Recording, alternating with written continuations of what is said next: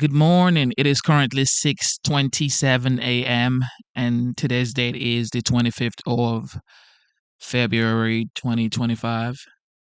How are you doing? Good morning. It is your boy Genesis.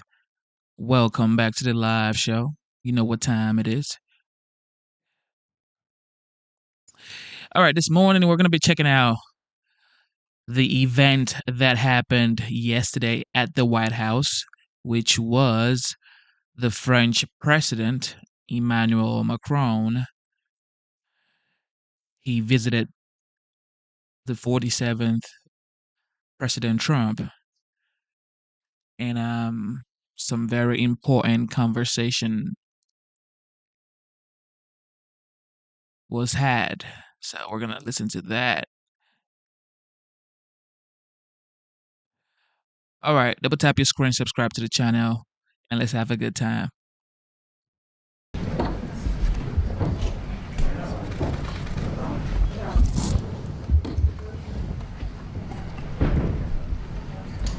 Well, thank you very much. We very much appreciate the attention. Today's a big day in that we had a G7 and President Macron, who's a very special man in my book. We were together. We did it together. And I think a lot of progress has been made. We've had some very good talks with Russia. We've had some very good talks with others, and we're trying to get the war ended with Russia and Ukraine, and I think we've come a long way in a short period of weeks. And the president's been very helpful also. And we're also talking about trade, various trade deals that we will be doing with France, and we'll be discussing a little bit further. Then we'll have a press conference later on. You can ask some questions. We'll be having a press conference in a little while. We're going to have lunch with the entire French staff, and we look forward to it. And again, the relationship's been very special with France and very special with this gentleman on my right. And we look forward to keeping that going for a long period of time. Thank you very much. Thank you. Thank you, Mr. President. Thank you. Thank you. No, thank you. I want to thank Mr. President for his hospitality. We had a good discussion this morning for the G7 here. Yeah. And for the third year of this war in Ukraine. And I think our common objective clearly is to build peace and a solid and long-standing peace. And this is what we will discuss, obviously, because I have great respect for the bravery and the resistance of Ukrainian people. And we do share the objective of peace, but we are very aware of the necessity to have guarantees and a solid peace in order to stabilize the situation.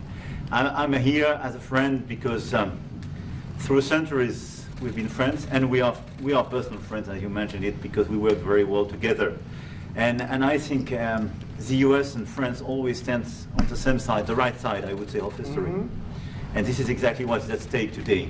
And this is a very important moment for Europe as well. And I'm here as well after discussions with all my colleagues to say that Europe is willing to step up, to be a stronger partner, to do more in defense and security for the continent, and as well to be a reliable partner and to be engaged on trade, economy, investment in a lot of topics. So I'm very excited by the discussion we will have, and obviously we will follow up.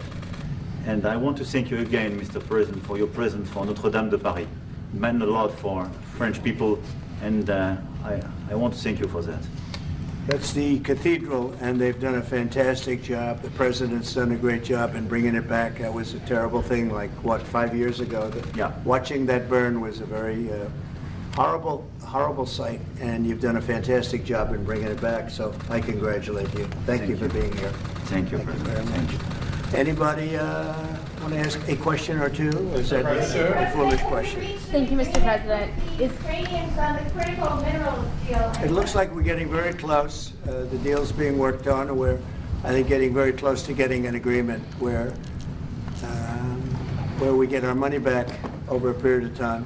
But it also gives us something where I think it's very beneficial to their economy, to them as a country.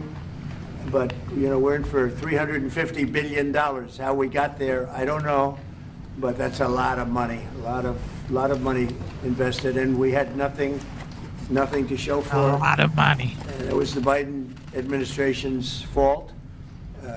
The Europeans are in for about $100 billion, and they do it as in the form of a loan. And the Europeans have been great on this issue. They understood it wasn't fair, and we were able to work something out. But with the Ukrainians, I think I can say that we're very close. Scott's around here someplace, and I think we can say that we're very, hi Scott, I think we're very close. Do you have something to say about that, Scott? We are very close. The Good. 1 yard line. All right, good. Mr. President. What? Would a minerals deal include a security guarantee for Ukraine? Well, it'll be, Europe is going to make sure that nothing happens. I don't think it's going to be much of a problem. I think once we settle, there's going to be no more war in Ukraine, and you're not going to have it's not going to be a very big problem. That's going to be the least of it.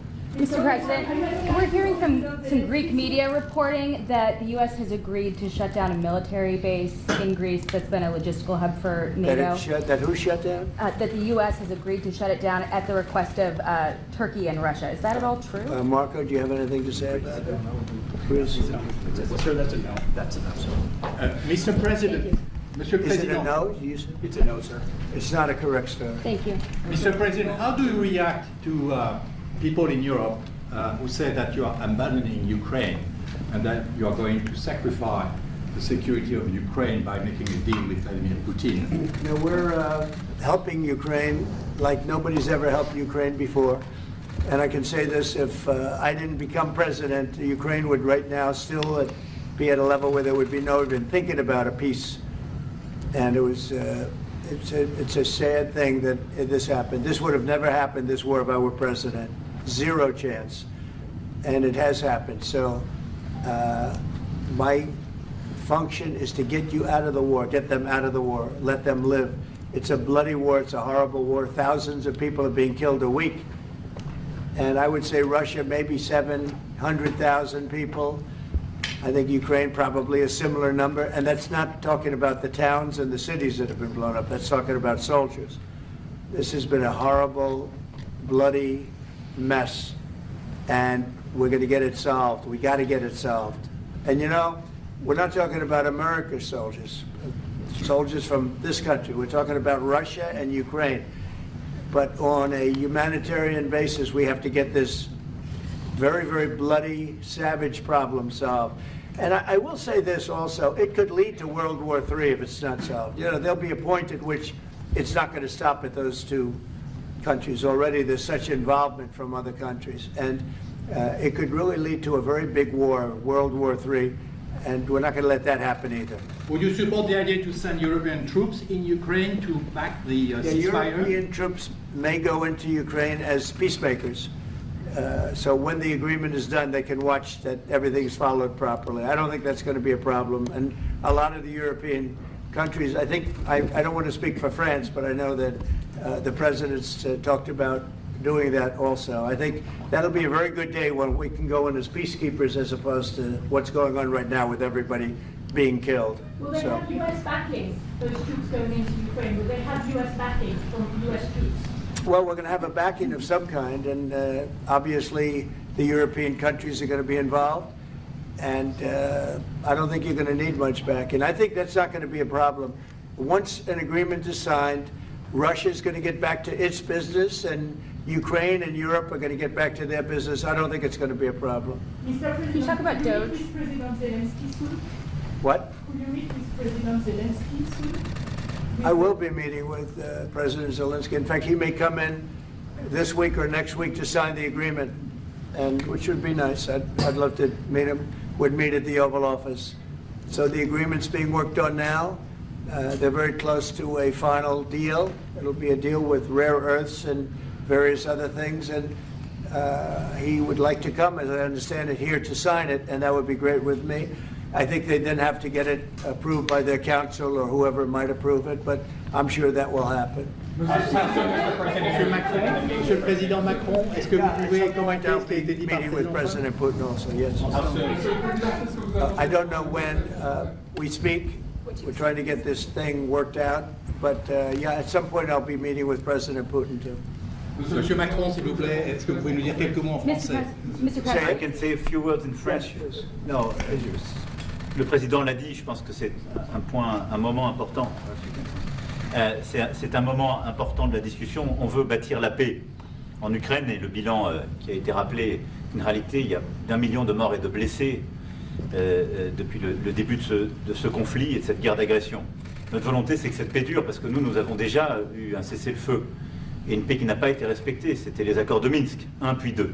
Et donc le corps de cette discussion, c'est de s'assurer d'abord qu'il y ait un cessez-le-feu, ensuite que les Ukrainiens soient impliqués. Et je pense que ce que vient de dire à l'instant le président Trump est très important, c'est-à-dire qu'il va rencontrer rapidement le président Zelensky pour signer cet accord sur les minerais critiques et les terres rares, et que c'est aussi un moyen d'avoir une implication américaine forte. Les Européens sont prêts à prendre leur charge sous des formes diverses, de soutien à l'armée ukrainienne, de présence y compris pour s'assurer que la paix soit durable. Et l'implication dans la durée des États-Unis d'Amérique à travers cet accord est une bonne chose. Et donc tout est encore à construire, et je ne veux pas préempter les discussions. Mais nous partageons le même objectif, et ce qu'on a discuté ce matin pendant 1 heure après la visioconférence ensemble, et ce qu'on va continuer de travailler, et sont pour moi des bonnes avancées. Et l'annonce de... Est-ce que l'intégrité territoriale de l'Ukraine est encore un objectif possible? Spoken about this just a moment ago. This is exactly what we want to do. We want to build peace with Ukraine. As President Trump mentioned, there are already 1 million dead and wounded in Ukraine since the war began. We had a ceasefire in the past that was not respected. This was under the Minsk Agreements 1 and 2. President Trump, as he said, will be meeting with President Zelensky to sign a deal on rare earths. And we are pleased to see this very strong American involvement. Europe, of course, also stands ready to support Ukraine in various ways, supporting its military. And we don't want to preempt any sort of discussions that are currently underway, but we do share the same objective of building this lasting peace. I just want to tell you a little story. So we were at the Eiffel Tower having dinner with your wonderful wife and with my wonderful wife, and we came out and he started speaking the French deal.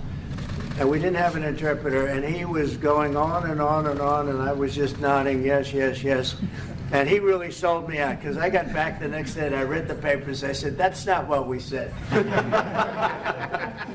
He's a smart customer, I will tell you that. Sure. How would you That was exactly what we agreed Mr. to. President, you called Zelensky a dictator. Would you use the same words regarding Putin? I don't use those words lightly. I think that we're going to see how it all works out. Let's see what happens. I think we have a chance of a really good settlement between various countries. And, you know, you're talking about Europe, and you're talking about Ukraine as part of that whole situation. The other side has a lot of support also. So let's see how it all works out. It might work out. Look, you can never make up lives. The one thing you can make up the money, but you can't make up the lives. A lot of lives lost. I think probably a lot more lives than people are talking about. It's been a rough war, but I think we're close to getting it solved. Question about Doge, sir. Do you think that Doge could benefit from more streamlined communications? There was that email telling employees to give 5 things that they've done last week. Agency heads then told people to ignore it, but You're Elon talking about Musk... the last email that was sent, where he wanted to know what you did this week. You know why he wanted that, by the way? I thought it was great. Because we have people that don't show up to work and nobody even knows if they work for the government. So by asking the question, tell us what you did this week, what he's doing is saying, are you actually working? And then if you don't answer, like you're sort of semi-fired or you're fired, because a lot of people are not answering because they don't even exist. They're trying to find, that's how badly various parts of our government were run by, and especially by this last group. So what they're doing is they're trying to find out who's working for the government. Are we paying other people that aren't working? And, you know, where's all that? Where's the money going? We have found hundreds of billions of dollars of fraud so far, and we've just started. We're actually going to Fort Knox to see if the gold is there, because maybe somebody stole the gold. Tons of gold. Some of the agencies... So I think it was actually... There was a lot of genius in sending it. We're trying to find out if people are working. And so we're sending a letter to people, please tell us what you did last week. If people don't respond, it's very possible that There is no such person, or they're not working. Some of the agency heads instructed their employees not to respond because they were waiting on further guidance, but Elon Musk's tweet said a failure to respond would be taken as a resignation, so there's been a disconnect in communications. Yeah. Are you concerned at all about Only, that? no. That was done in a friendly manner. Only things such as perhaps Marco at State Department, where they have very confidential things, or the FBI, where they're working on confidential things. And they don't mean that in any way combatively with Elon. They're just saying there are some people that you don't want to really have them tell you what they're working on last week. But other than that, I think everyone thought it was a pretty ingenious idea. We have to find out where these people are. Who are they? And we said, if you don't respond, we assume you're not around. And that holds, that stands. And you're not getting paid anymore, too. So, you know, we're doing a real job. And we just had a poll come out, I guess the Harvard poll, saying that it's massively popular what we're doing. So. Mr. President, do you still believe in NATO, in the alliance between Europe and America in NATO? Are you going to NATO go to the is summit in June? very much involved in this. When I first got elected at the very beginning, first term, I got hundreds of billions of dollars put into NATO. NATO had no money because they hadn't paid for years. And I said, look, if you don't pay, we're not going to be a part of NATO, we're not going to protect, we're not going to do what we're supposed to do. And we took in hundreds of billions of dollars into NATO. No, NATO is a good thing if it's done properly and if it's used properly. Mr. President, in these days you speak a lot about tariffs in Canada, in Mexico, and in Europe. I want to know what is your idea about Italy, if you want to make the same thing in Italy. What? Can you talk up a little louder? In these days... No, louder. Can you talk a little louder? You have a beautiful voice, but you're not... In these days you speak... Where are you from? Italy. From Italy? Oh, I love Italy. Go ahead. I want to know if you have the same idea with Italy about tariffs. Well, look, I love Italy, and Italy is a very important nation. We have a wonderful woman as your leader, and she was on the conversation today, one that we had, the G7. And no, I think Italy is doing very well. I think Italy's got very strong leadership with Georgia. Monsieur le Président, qu'est-ce que vous répondez au président Trump qui a dit que les Français et les Britanniques n'avaient pas... Any other questions over here? Yes, ma'am. Can you clarify what you meant in your truth today on the major economic development transactions between the U.S. and Russia? In more detail? With respect to what, Russia?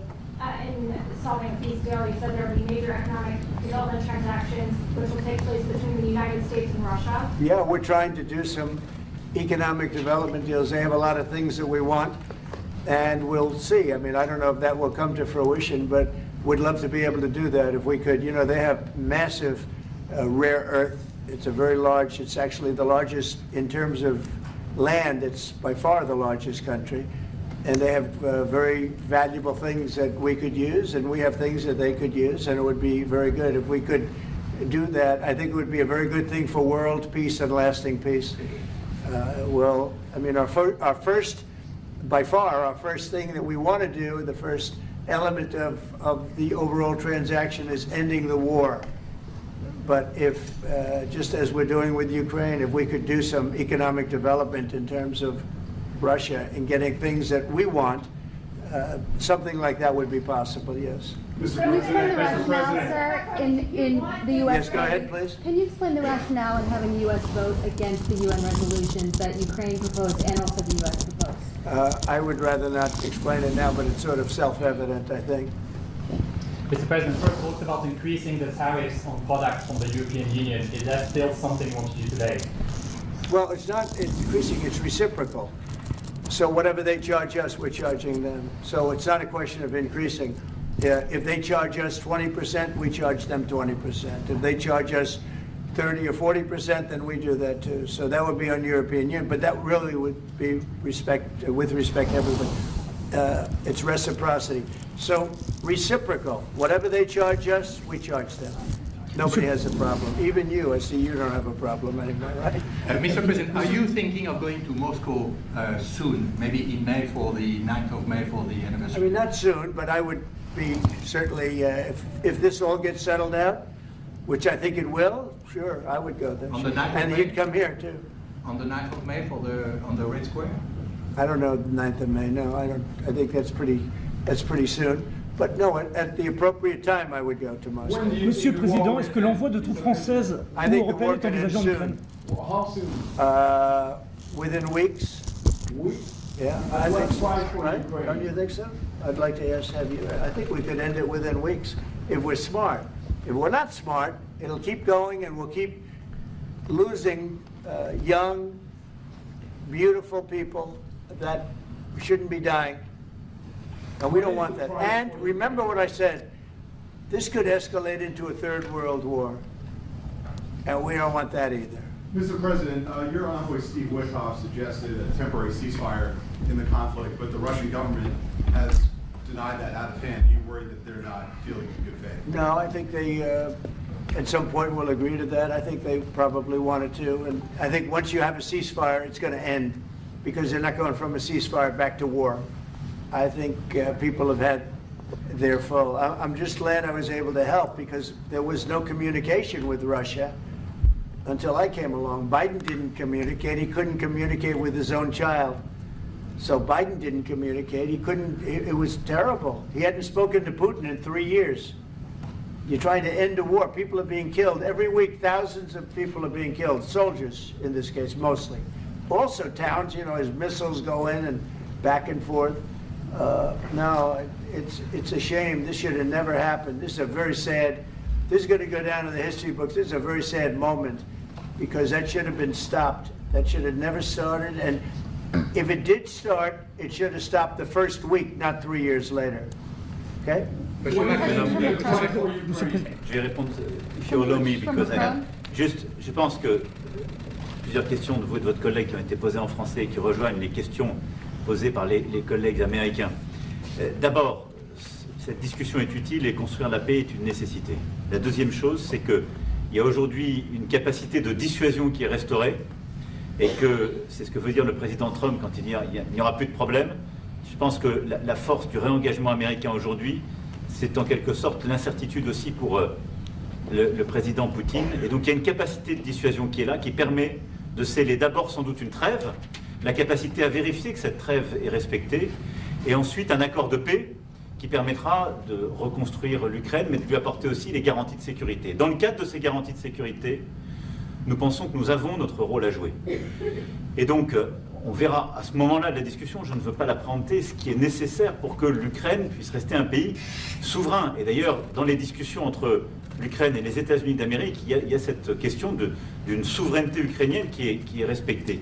Et donc, nous, ce que nous avons préparé en particulier avec nos partenaires britanniques, dans le cadre d'un travail très étroit qu'on a mené ces dernières semaines, et partagé avec tous les pays européens et alliés qui sont prêts à s'y joindre, c'est l'idée de dire on est prêt à apporter ces garanties de sécurité.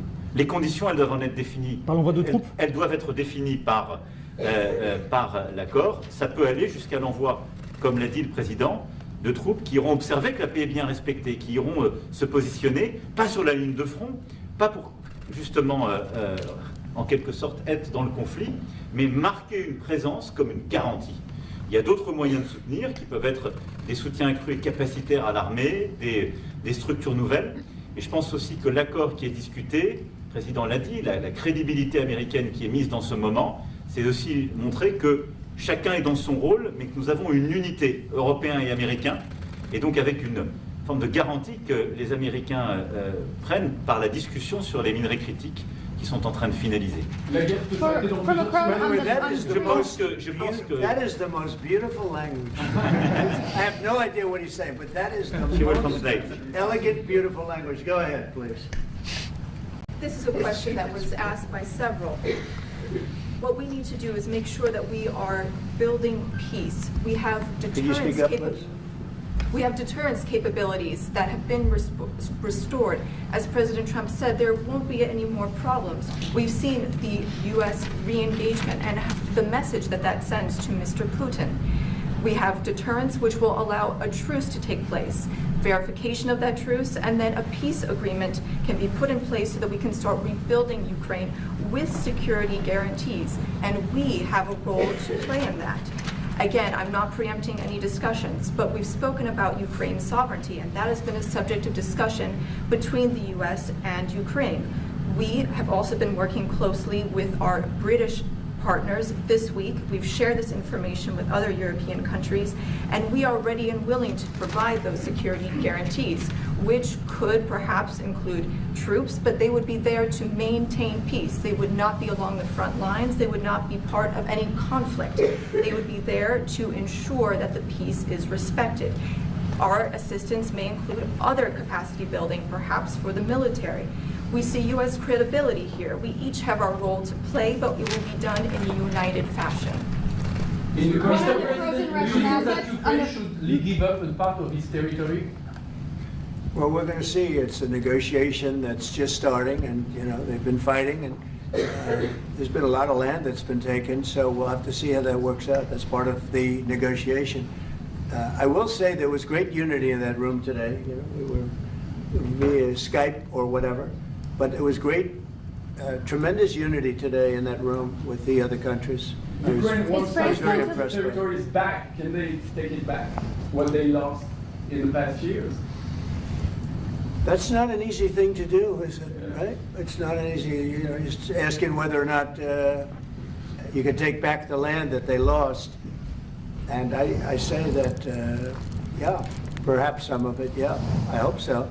But that's not an easy thing to do. But not as Macron on the frozen It's Russian going to be something we're talking about. Will you Mr. convince Macron, Vladimir on the Putin frozen- to accept the European troops as peacekeeper, would you think? Yeah, he will accept that. He will accept I've it? asked him that question. You talked to him? I've asked him that question. Is said France yes? going to lift the block on the Because 300 he's billion? not, look, if we do this deal, he's not looking for more war. He doesn't mind, but I've specifically asked him that question. He has no problem with it. Is France going to lift the block on the 300 billion in frozen Russian assets in Belgium? France has opposed unfreezing it to pay Ukraine and compensate the U.S. for its support. Is France going to lift its opposition to that? This is, we speak about frozen assets. We already used them to back precisely the loans negotiated at the G7. And it's part of the sanctions, so it will depend on the follow-up of the discussions. But clearly, we respect international law. It's just frozen assets now. You can take the proceeds of the frozen assets, but you cannot take the assets themselves because it's not respecting international law, and we want to respect international How law. is one different than the other? You can take the proceeds from it. How can you not take Because that? it's very different. You keep the assets, you take the proceeds because they are paralyzed in a certain way. You take the proceeds during the wartime, but you keep the assets, and it's part of the negotiation at the end of the war. Because, this war costed all of us a lot of money. And this is the responsibility of Russia, because the aggressor is Russia. Should the U.S. be compensated? So at the end of the day, this frozen asset should be part of the negotiation, all in all. Will France support the U.S. being compensated? I support the idea to have Ukraine first being compensated, because they are the one to have lose a lot of their fellow citizens and being destroyed by these attacks. Second, all of those who paid for could be compensated, but not by Ukraine, by Russia, because they were the one to aggress. Again, just so you understand, Europe is loaning the money to Ukraine. They get their money back. No, in fact, to be frank, we paid. We paid 60% of the total effort, and it was through, like the US, loans, guarantee, grants, and we provided real money, to be clear. We have 230 billion frozen assets in Europe, Russian assets, but this is not as a collateral of a loan, because this is not our belonging. So they are frozen. If at the end of the day, in the negotiation we will have with Russia, they're ready to give it to us, super. It will be loan at the end of the day, and Russia would have paid for that. If you This is my believe wish. that, it's okay with me. Mr. President, If they get their money back, we don't, and now we do. But, that's We will only fight fair. both. Mr. President, do you think Russia should be the one that pays everybody back? Are they the aggressors? Well, we're negotiating everything, and everything's on the table, and we'll see if we can get some land back, and we'll see about a lot of different things. And we're going to be making a little speech and say a few words. In a little while, we're going to have another meeting, a luncheon meeting, and we'll see you in about 2 hours. Okay? Thank you very much, everybody. Let's go. Thank you for tuning into the live show. You know what time it is. It is your boy Genesis. You just got to respect this man, everybody. You just have to. Of course, the French president, Emmanuel Macron, he did what he had to do. You know, he has to stand up for France and Europe. However, it's like, no, it's not gonna work this time. This is a different leadership that's in the White House and that the United States has now. America is back, everybody. All right, so we're gonna go to the next update, which is Trump and Macron. They held a press briefing at the White House.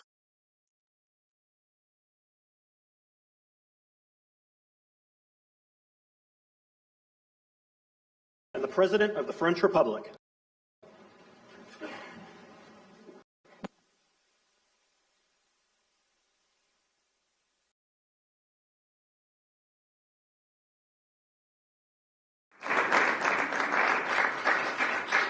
Well, thank you very much, everyone. Great honor to be here with my friend. I'm delighted to welcome President Macron back to the White House. We've been together quite often, but not that often in the White House. We honored the president.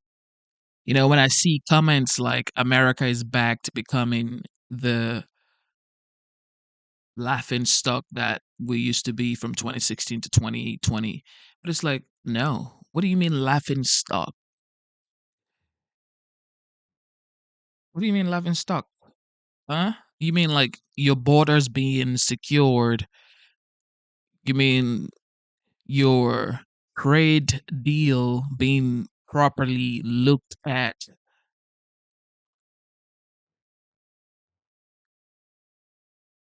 Wars being stopped around the world? Corruption in the government being brought out to light? How is that being a laughing stock? That's like being a hero, like a superhero. It's like Batman. President, First Lady of France, not so long ago. It was a beautiful evening, and we will not soon forget it. It was a beautiful day and evening, and many fond memories. I also want to thank Emmanuel for hosting me in Paris last December after a historic election win to witness the reopening of the spectacular Notre Dame Cathedral, where you did an outstanding job in bringing it back together. That was a sad day watching that burn. And 5 years later, you had it up, and it was, they say, more beautiful than it was before. So I think that's a great achievement. That was not easy. France is America's oldest ally. Our cherished partnership has been a force for freedom, prosperity, and peace from the very beginning. We're now working on some very interesting developments. One in particular, as you know, the war between Russia and Ukraine. In the American Revolution, French support helped us to seize our destiny as an independent nation. In the First and Second World Wars, our citizens shed blood together on the battlefields of Europe. And I'll never forget joining President Macron 6 years ago on the 75th anniversary of D-Day. That was some day.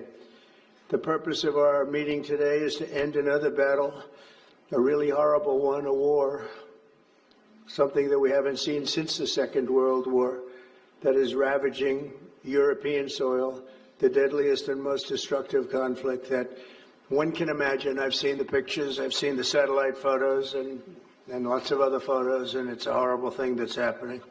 Thousands of people are dying a week. This very day is the third anniversary of the invasion of Ukraine, which would never have happened if I was president. That was not going to happen. The horrors of this gruesome and bloody war can scarcely be overestimated. Hundreds of thousands of people, Russians and Ukrainians in particular, have needlessly died. An entire generation of Ukrainians and Russian men has been decimated. 1,000-year-old cities have been turned into rubble. Those beautiful spires that you used to see there, they were most beautiful in the world, they say, are lying in heaps of rubble, blasted to smithereens. It's time to end this bloodletting and restore peace, and I think we're going to do it. We've had some great conversations, including with Russia. Since my return to the White House, we've made more progress toward that goal in 1 month than occurred in the past 3 years. And I've spoken with both President Putin and President Zelensky. And again, a lot of good things toward peace are happening, moving it, I think, pretty quickly. Last week, Secretary of State Marco Rubio, National Security Advisor Michael Waltz, and Special Envoy Steve Witkoff conducted successful talks in Saudi Arabia with the delegation from Russia, and I'd like to thank the Kingdom of Saudi Arabia and the King and Mohammed, great people. They're really working hard to get this done. Our focus is on achieving a ceasefire as soon as possible and ultimately a permanent peace. My meeting with President Macron today was another important step forward in that sphere, because he's been very much involved right from the beginning in trying to get it over with, and we're going to get it done. I believe that Emmanuel agrees with me on many of the most important issues. Chief among them is this is the right time. It may be the only time. You know, that's a very interesting and horrible situation, and that could evolve into a third world war. We're not going to let that happen. Should have never started, but it did. And what a mess, what a horrible, bloody mess. I'm also pleased that President Macron agrees that the cost and burden of securing the peace must be borne by the nations of Europe, not alone by the United States. And Europe must take that central role in assuring long-term security of Ukraine, which they want to do. And that's not a very big step. The big step is what's going to happen over the next few weeks. The United States has put up far more aid for Ukraine than any other nation. Hundreds of billions of dollars. We've spent more than 300 billion, and Europe has spent about 100 billion. That's a big difference, and at some point we should equalize. But hopefully we won't have to worry about that. We have other things happening that maybe take that out of the realm of necessity. And while we've given vast amounts of military aid and money in form of grants, much of Europe's contribution has been economic relief structured as loans, for which they'll be repaid. Like the Europeans, I believe that taxpayers in the United States also deserve to recoup the colossal amounts of money that we've sent. The previous administration never even thought of that. They didn't think of a lot of things, like why did they let it start in the first place? That is why we must have an agreement with Ukraine on critical minerals and rare earths and various other things as security. And I think that that's happening. I think we've made a lot of progress. I had a report just given to me before walking in that we've made, Emmanuel, a great deal of progress toward getting that. I've been elected by the American people to restore common sense to Washington and indeed to the world. And I believe strongly that it's in the best interest of the United States, the best interest in Europe, the best interest of Ukraine, and indeed the best interest of Russia to stop the killing now and bring the world to peace. My administration is making a decisive break with the foreign policy failures of the past administration and, frankly, the past. I ran against a very foolish foreign policy establishment, and their recklessness has led to the death of many, many people. Under our administration, we're forging a new path that promotes peace around the world. And when I left office for the first administration, first term, we had no wars, we had no problems. We didn't have October 7th with Israel. We didn't have Russia and Ukraine going at it. We didn't have the problems in other parts of the Middle East. We didn't have inflation. It was a whole different world. And you know what else we didn't have? Millions of people pouring through our borders, many of them criminals released from other nations and put right into our land, murderers and drug dealers, gangs. We didn't have any of that. It's a different time, but now we have it and we're fixing it. We'll fix it all up. We'll get it done as quickly as possible. And we've made a great deal of progress. People are saying it was the best month for a president in our country's history. I hope that's right, but I feel it's right. We've done a lot of things in a very short period of time, 4 weeks. As I've said before, it's my hope that My greatest legacy, however, will be as a peacemaker and a unifier. I want to bring peace, not war. I thank President Macron for joining us today in this urgent work we're doing. We have some wonderful people up front right here that have worked so hard. Steve Witkoff, thank you very much. Michael Waltz, thank you. Scott, thank you very much. And JD, thank you. They've really done a job. They worked very hard. It's a real passion to get this war ended. And I'd like to now we invite Emmanuel to say a few words, and then we'll take questions. And again, Emmanuel, it's a great honor to have you with us at the White House. Thank you very much, please. Thank you, Mr. President. Thank you, dear Donald. Ministers, ladies and gentlemen, mesdames et messieurs, je vais dire quelques mots en français. Ladies and gentlemen, I'll be saying a few words in French. Merci beaucoup, Monsieur le Président. Thank you very much, Mr. President, dear Donald, for your hospitality and for this visit. As you mentioned, we have had the opportunity to meet over the past few years. Since your first term, we've been able to discuss matters in Paris and also here at the White House, and it has always been a great joy to do that, and I would like to commend you. And thank you, Mr. President, for extending this friendship to France and taking part in the ceremony at Notre Dame that you mentioned before. It was a great honor for the French people to reopen the cathedral to the rest of the world, and your presence was a testament to that friendship. As the President said, this friendship dates back to the Revolutionary War, since the beginning of the United States, and whenever we've needed to, we've been able to come together and be on the right side. We've been able to be united to defend peace and sovereignty, namely in the two world wars that marked the 20th century, from Lafayette to Pershing and to the many Americans who landed on Omaha Beach. And we spoke earlier before, and you mentioned that one of those gentlemen was able to visit you here, one of the veterans. This is part of history, which puts us in the world that we are in today. And as the President just said, there are many challenges in this world. And over the past few days, we have one main objective, which is the geopolitical situation. Mr. President, I really wish to thank you for making changes to your schedule to meet with us so quickly. I think we've made very substantive steps forward during our discussions, and this is a major step in what we're experiencing today. We had a video conference with all of the G7 leaders, which was an opportunity for us to discuss this matter 3 days after the Russian war in Ukraine, and to express our support for President Zelensky to the Ukrainian people, but also to speak and share about our desire for a lasting peace. This is what we have spoken about very forcibly over the past few weeks.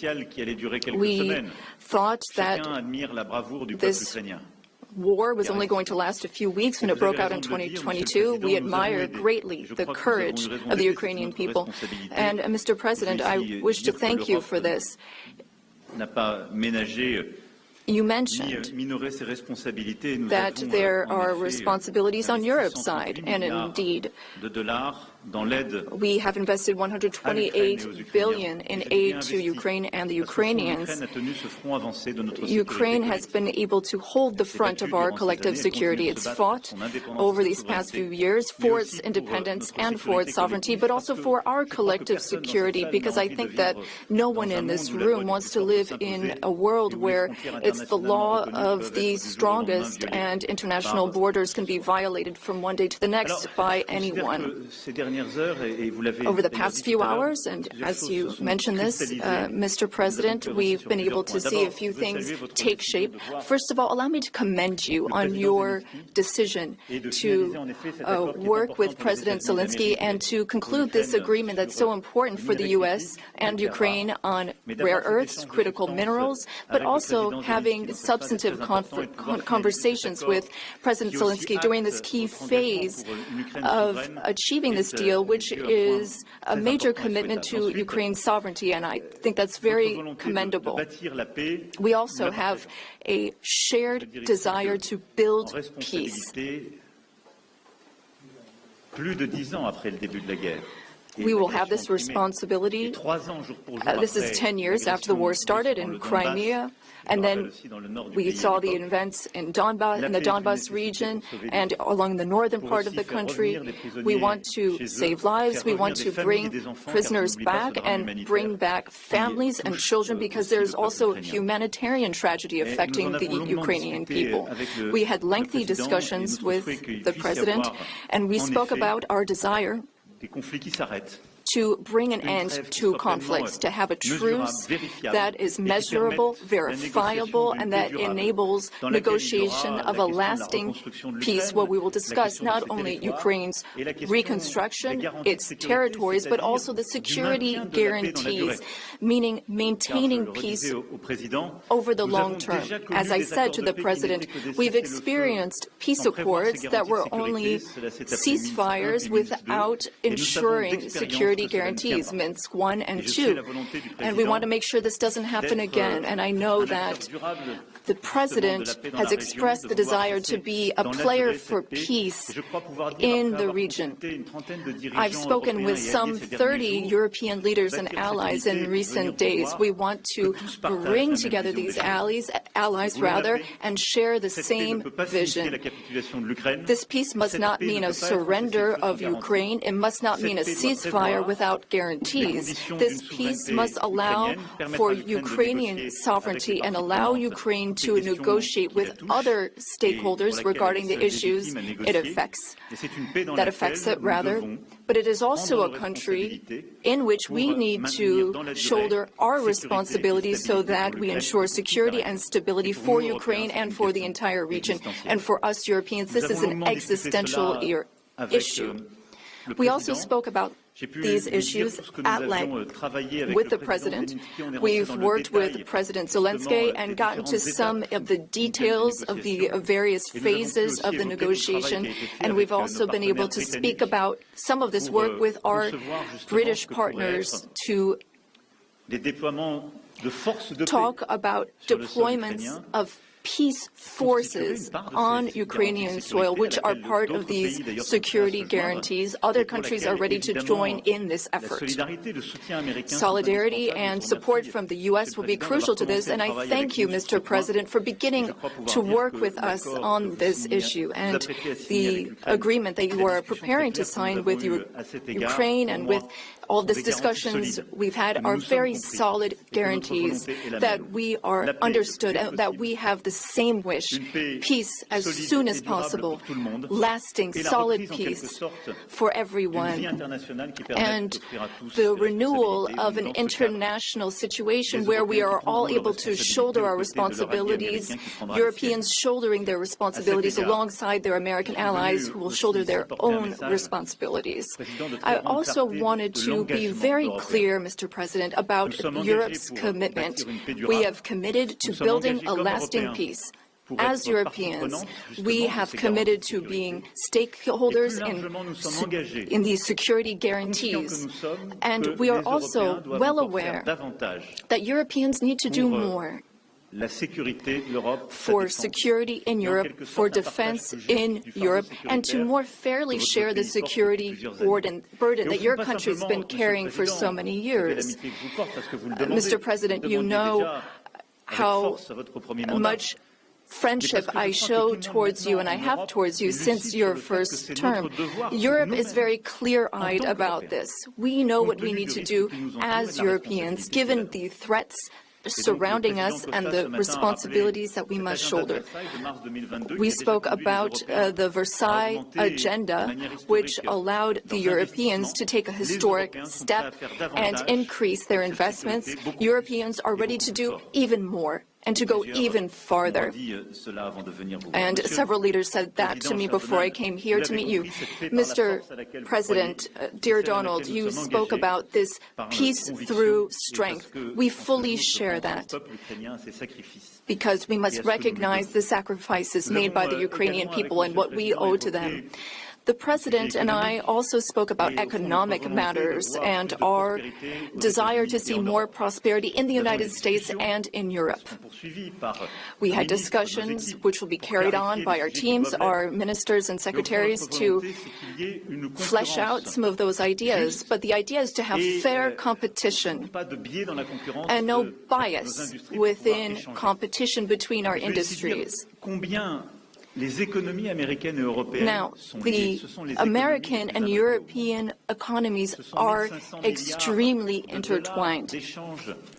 Some 1.5 billion in trade, trillion rather,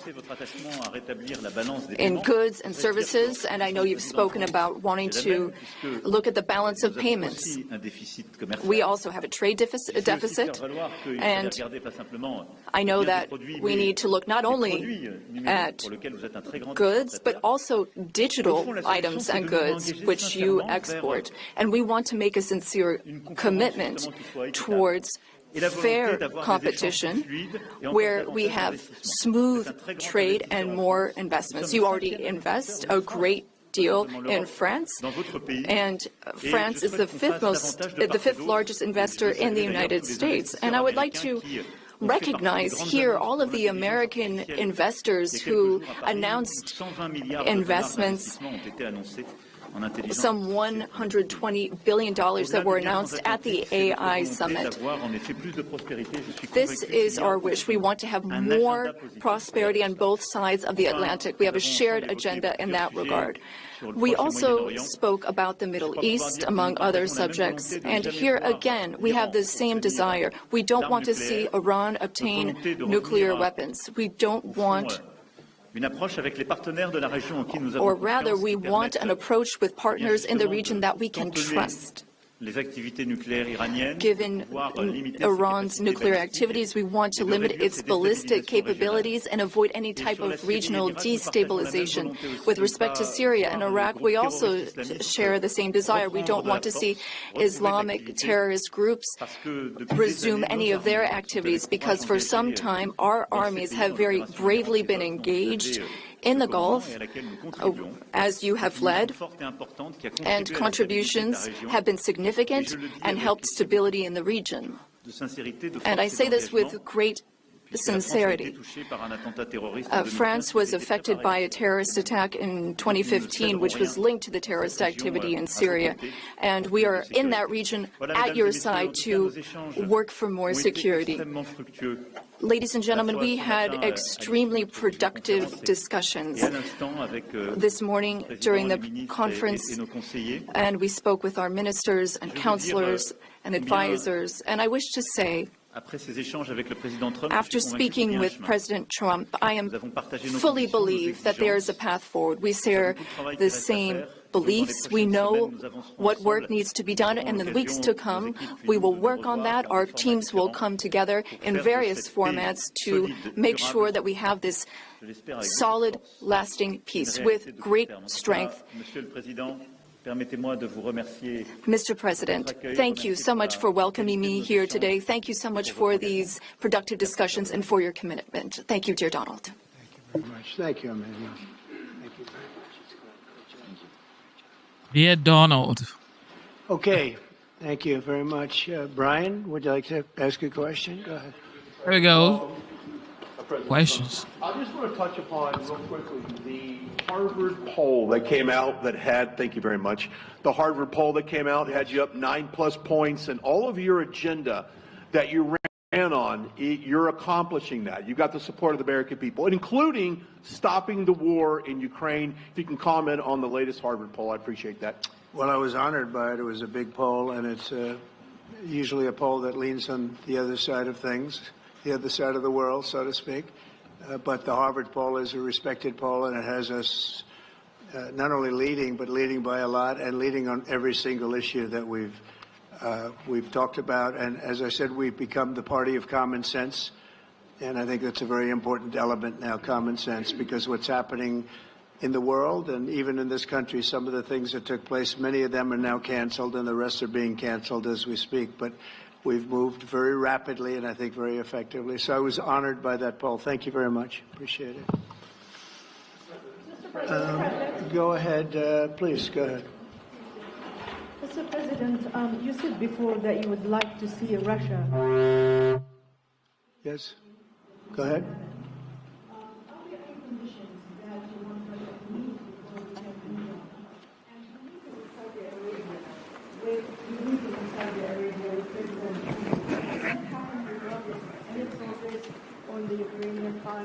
Yeah, I think the meeting in Saudi Arabia was a fantastic one. We met with the Crown Prince, who's a fantastic young guy. He's young, but with great imagination and tremendously respected all over the world. And he goes right to the king, and the king is incredible. Gotten to be friends with both of them very much, and they want to see this ended, and they're going all out to make sure that it is ended. I think Russia, likewise, I've spoken to President Putin, and my people are dealing with him constantly, and his people in particular. And they want to do something. I mean, that's what I do. I do deals. My whole life is deals. That's all I know is deals. And I know when somebody wants to make it and when somebody doesn't. I will say this, before I came here, there was no communication with Russia whatsoever. And Russia wasn't answering calls. They were not talking to anybody. They wouldn't talk to anybody. And people sort of accepted that as being that they want to go forward and just keep going without stop. But when I got here, one of the first calls I made was to President Putin, and we were treated with great respect, and they want to end this war.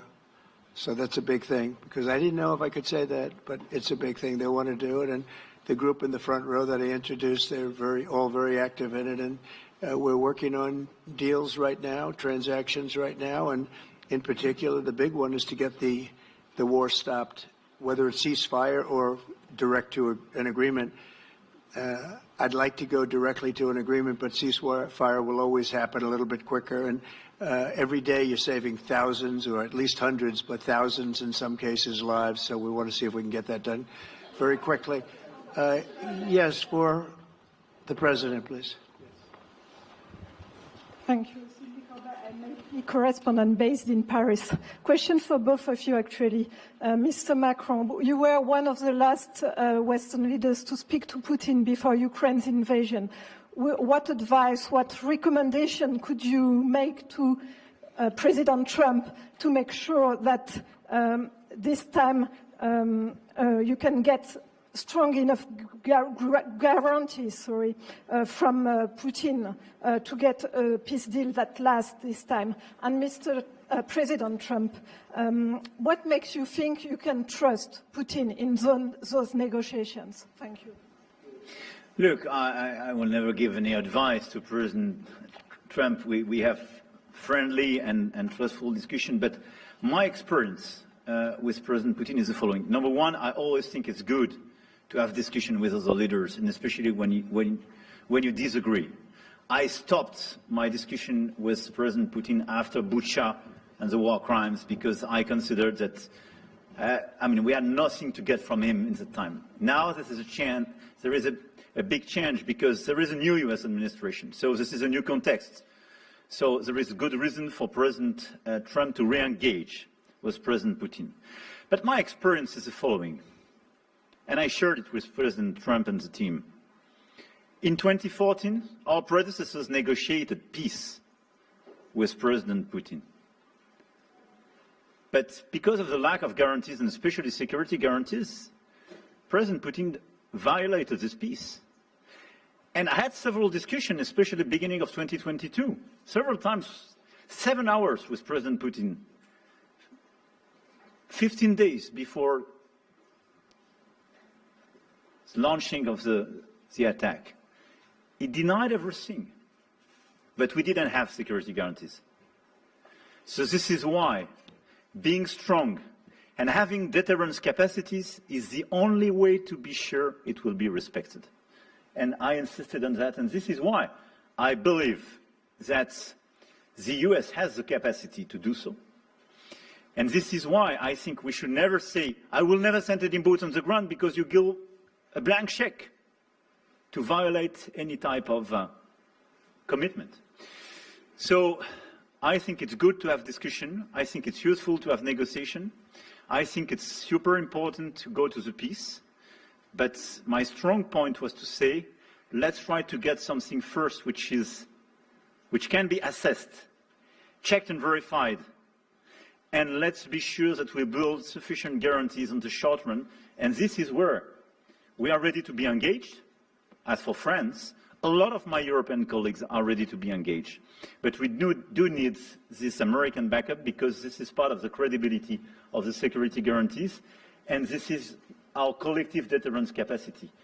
And I have the feeling that the President has this capacity. I think it's very much to the benefit of Russia to make a deal. And I feel that we'll do that. It is what it is. Again, it's a war that should have never been started. It's a war that would not have been started if I were president. But it did start, and it's at a terrible level where cities are burned down and shot down to the ground. It looks like demolition sites, a whole big pile of demolition sites. And we got to get it stopped. Too many people, too much agony. The whole culture is destroyed when you rip down some of those ancient, really ancient or near ancient buildings. It's so sad to see, but I think it's very much to the benefit of this tremendous distrust on both sides. That's why it's good that I'm coming in now, but I think it's to the very much benefit of Russia to make a deal and to go on with leading Russia in a very positive way. That's what you have to do. But I really believe that he wants to make a deal. Maybe wrong, but I believe he wants to make a deal. Yeah, go ahead, please. Next week, there's a key deadline for your Canada and Mexico tariffs.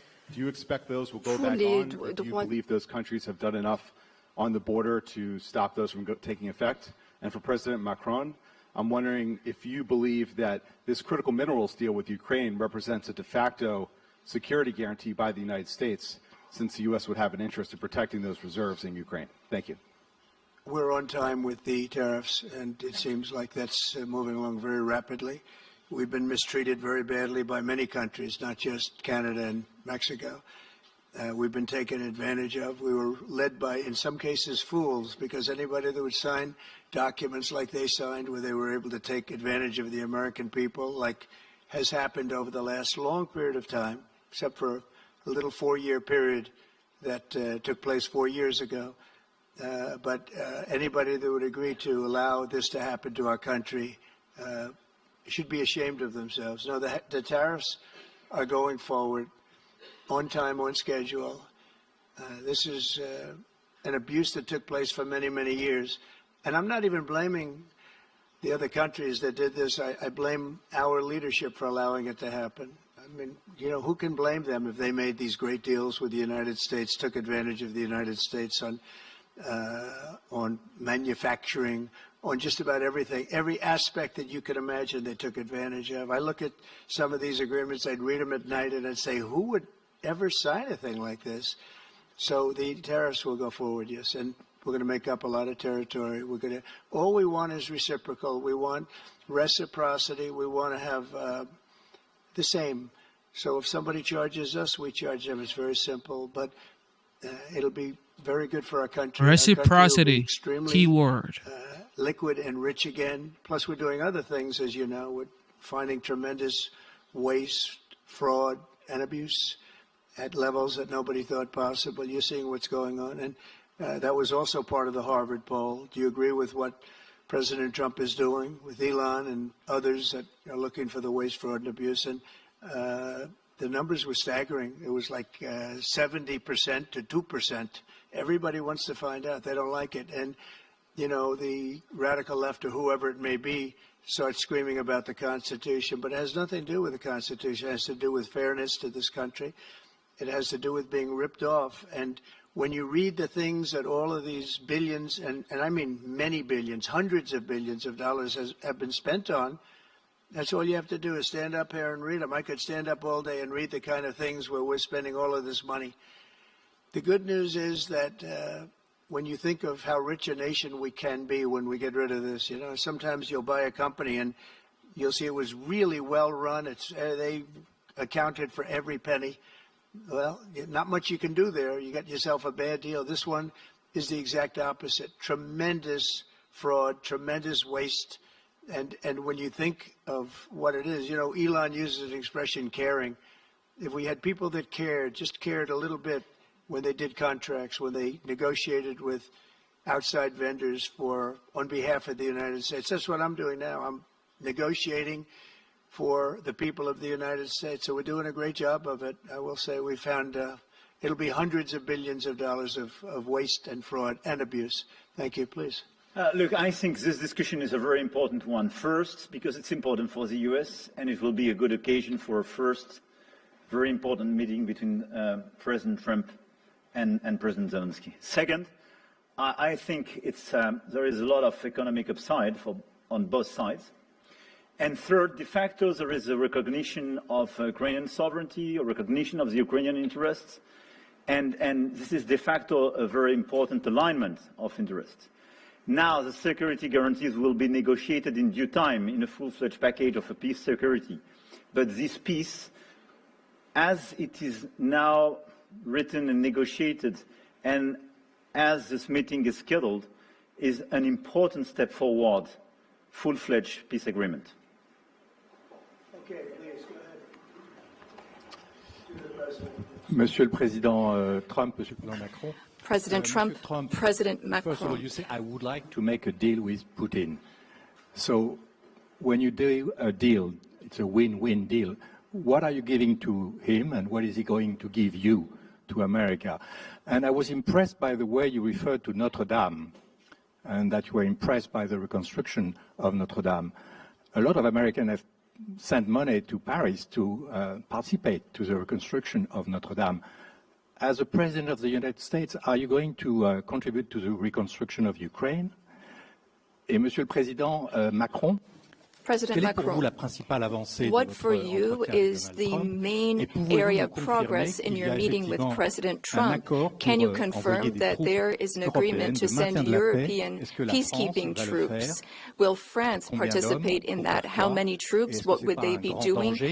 Would this represent a great danger to send French and European troops to Ukraine? Well, I guess it's a little strange question because you ask whether or not we're going to, on behalf of the United States, contribute to Ukraine. I mean, we're in there for about $350 billion. I think that's a pretty big contribution. I do appreciate the first part of your question, however, because I think they've done an incredible job with the Cathedral of Notre Dame. I think the president has done. I know he headed it up, and I know how hard he worked, and it took a period of time, but really not a long period of time considering what that was, so delicate, so beautiful. And I was there, and I saw the work, and I'm very good at construction. I know good construction. I know bad construction. They did a beautiful job, and this man has to be given a lot of credit for that. It's an incredible cathedral. Most people thought it couldn't be saved, and if it was, it would have to be built in a different form, and we didn't want to see a different form. We wanted to see the same form that you built. So I just want to congratulate you. That was an amazing job. I don't think you've gotten enough credit for it. Someday you will. Someday you will. Thank you, Donald. Merci beaucoup. Thank you very much. To go back to your question, today's discussion showed several areas of progress. First, we have been working a great deal with President Zelensky to have a proposal that's acceptable to Ukraine. President Trump has confirmed that he will be meeting with President Zelensky very soon to finalize the agreement on critical minerals and rare earths and to speak together about that matter. That's a very important step forward. The second thing is that during our discussions, we were able to go into some of the details about the proposal that we have just made. to have a truce, a peace, and be able to measure that, and then structure our discussions on that basis. France and several other European countries, along with Ukraine, are hard at work to build this lasting peace with very specific points, including security guarantees, the territories that belong to Ukraine, the issue of reconstruction, the economy, and critical minerals. We've been able to go into the details of those proposals. The third area of progress, which really mark a turning point, is the fact that we were able to talk about the details of the security guarantees. And the President has shown this over the past few days, and he said so a moment ago. We want peace. He wants peace. We want peace swiftly, but we don't want an agreement that is weak. The fact that there are Europeans that are ready to engage, to provide for these security guarantees. And now there's a clear American message that the U.S., as an ally, is ready to provide that solidarity for that approach. That's a turning point, in my view. And that is one of the great areas of progress that we've made during this trip and during this discussion. When it comes to troops, in the past, a year ago specifically, we saw a reason to talk about sending troops for strategic regions.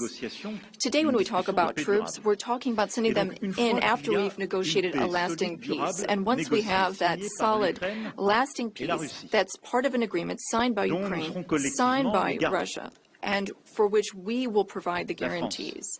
Then at that point, and recently France has worked with the UK to provide its contributions. We've worked on plans, we've worked with our militaries, not to go to the front lines, not to go into occupied territories, but as a show of support to show that we have a negotiated peace signed by both sides, and that is a peace we will preserve.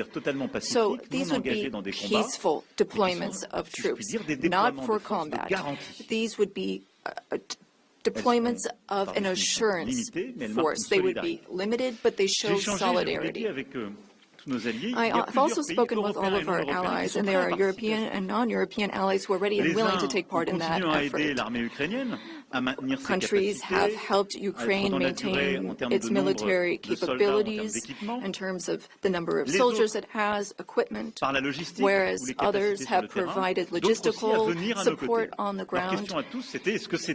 The question is whether or in what form the U.S. will contribute, and during our discussions, and during the discussions with Russia, we've understood that this would be acceptable to Russia, and that's a very important area of progress, and that means that in this context, the Europeans will shoulder their part of the burden, their share of the burden.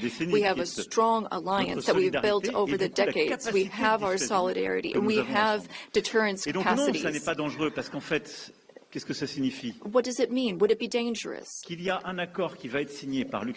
there is an agreement signed by Ukraine and Russia, thanks to the efforts of President Trump, and if we provide the guarantees and Russia violates the agreement, then it would be in conflict with everyone who is engaged in the peace process. And that is a change. That was something we did not see in the past. That's not what we saw in 2014. So that is the real change that we're marking. We have this deterrence capacity on the American side. We have the capacity for engagement on the European side, and that's something we're going to continue working on together. It's not dangerous, but it's credible. It's less dangerous than things that could happen in the long term. And I think this is what we need to do to ensure security. And I say this very clearly. We're also talking about security for Europeans. I've been saying this for weeks now. If we do not guarantee the security of this territory within Europe, then how can we guarantee our own security for one and all? We live just 1,500 kilometers from Ukraine, and the Germans and Polish are even closer. So our collective security is important. We need to answer this call. for Europeans to be more engaged, and Americans will be there still in solidarity. Europeans are working for their collective security, but I really think this was a turning point today in our discussions. Emmanuel, thank you very much. Great job, and it's been wonderful being with you. Say hello to your beautiful wife, and we will see you again soon. We'll be speaking often. We'll get this thing worked out. We're going to get it done. So important, and great job. Thank you.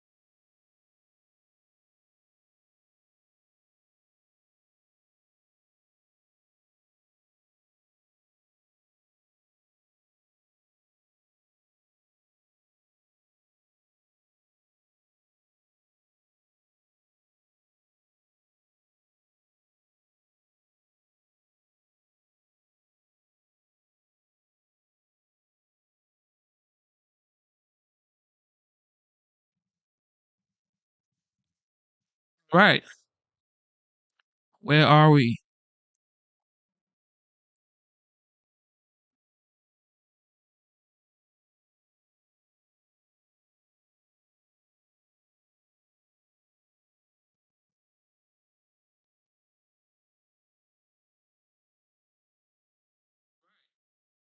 Hey, welcome to Hannity. And tonight, President Trump's effort to secure your border is working. On Saturday, border crossings, they dropped to their lowest level in 15 years. Department of Homeland Security Secretary Kristi Noem brings us the very latest in just a moment. Also, it is official. Vivek Ramaswamy, he has now launched his campaign for governor in the great state of Ohio, the Buckeye State. You don't want to miss out our interview with him coming up. But first, President Trump continues to work at record-breaking speed. He's showing no signs of slowing down at all. Earlier today, he hosted French President Emmanuel 100%. Macron for a meeting at the White House where the two addressed a number of topics and also expressed optimism about resolving the war between Russia and Ukraine. Let's take a look. I've been elected by the American people to restore common sense to Washington and indeed to the world. And I believe strongly that it's in the best interest of the United States, the best interest in Europe, the best interest of Ukraine, and indeed the best interest of Russia to stop the killing now and bring the world to peace. When I got here, one of the first calls I made was to President Putin, and we were treated with great respect, and they want to end this war. So that's a big thing. I will be meeting with President Zelensky. In fact, he may come in this week or next week to sign the agreement, and which would be nice. I'd love to meet him. Would meet at the Oval Office. So the agreement's being worked on now. They're very close to a final deal. It'll be a deal with rare earths and various other things. All right, President Trump also continues to score big wins on the economy. Remember, the left, the media mob spent months and months and months spewing doom and gloom predictions about Donald Trump and his proposed tariffs, which are now reciprocal tariffs. They tariff us. OK, we'll tariff you back. What arena do you want to play in? Well, guess what? In response to President Trump's proposed tariffs this morning, a huge announcement from Apple. A historic $500 billion investment in U.S. manufacturing and innovation. The CEO of Apple. And what do you guys think about that, though? The $500 billion in investment by Tim Cook of Apple in America for the next 4 years. I think that's really smart of the commander-in-chief, Trump, to be able to pull up the fact that everybody wants to do business with the United States. Now, every company, Apple is an American company for sure. However, it's like they were investing $500 billion in the United States, but now they want to. Why? Because there's someone who knows about business in the White House who will support whatever venture they're trying to build. Tim Cook says when it comes to regulations and stuff like that, you need an administration who supports growth. Bullish on the future of American innovation. This one deal is expected to create tens of thousands of new jobs and a new manufacturing plant in Texas. God bless Texas. Now, let me say this, by the way, on the issue of tariffs in Canada.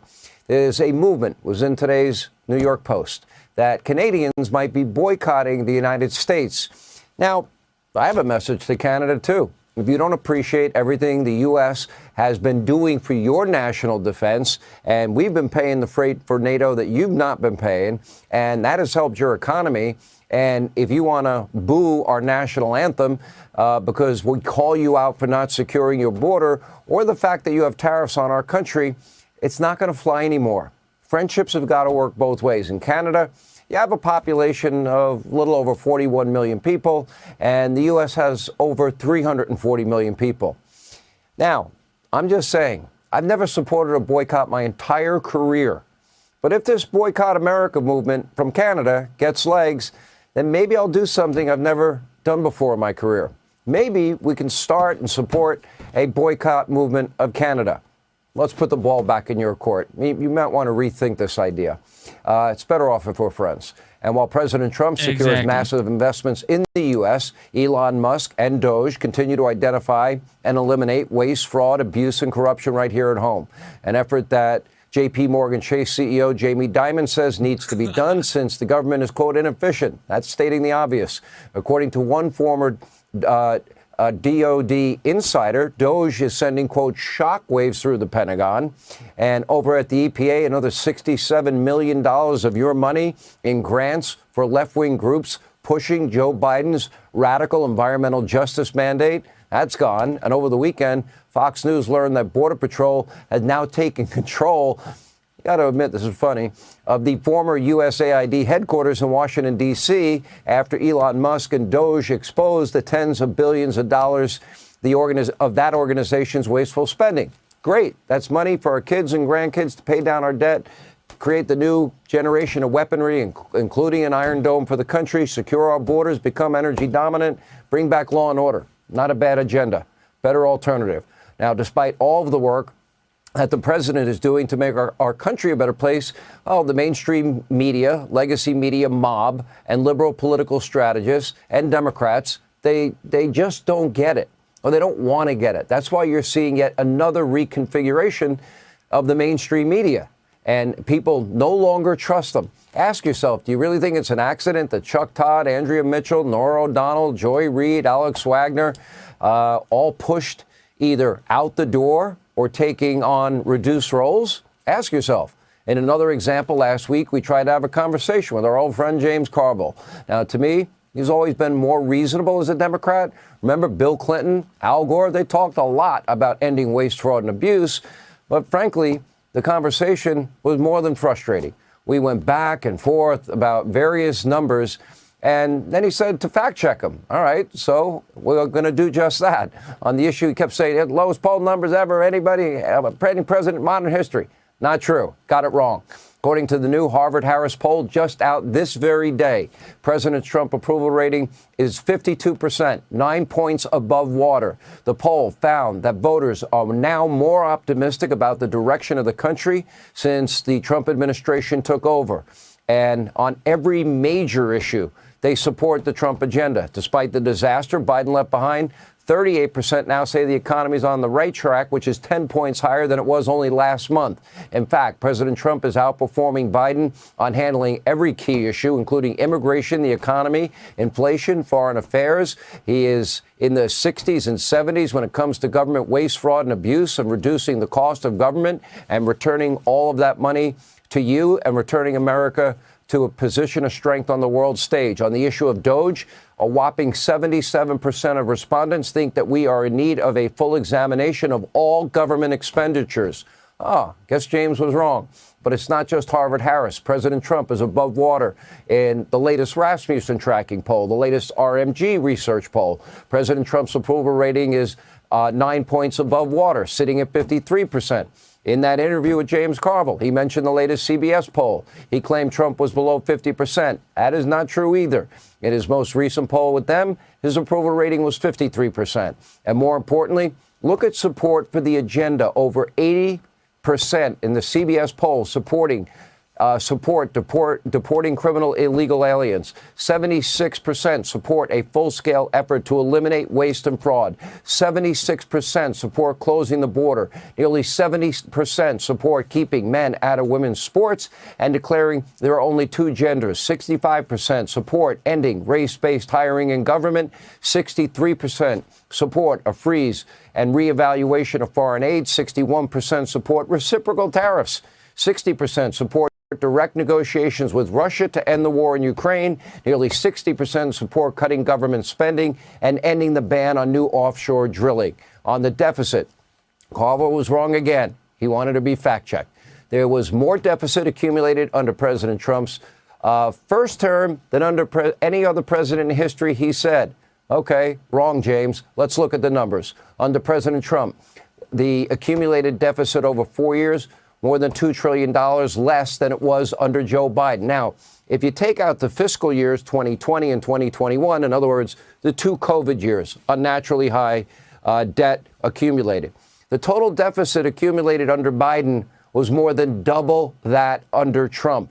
James Carville also talked about USAID and downplayed the tens of billions of dollars of waste in that organization, all for radical left-wing causes and what it would do.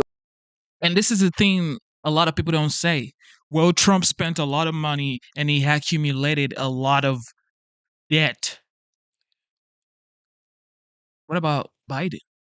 What about the Biden-Harris administration? They racked up a lot of debt too, and they sure made everything expensive, I'll tell you that much, and made the border a no-go area. But DOGE's work is extended far beyond just USAID. They've terminated nearly $900 million in contracts, over $100 million in DEI training grants at the Department of Education, $250 million in climate and DEI projects, and much more. And they're just getting started.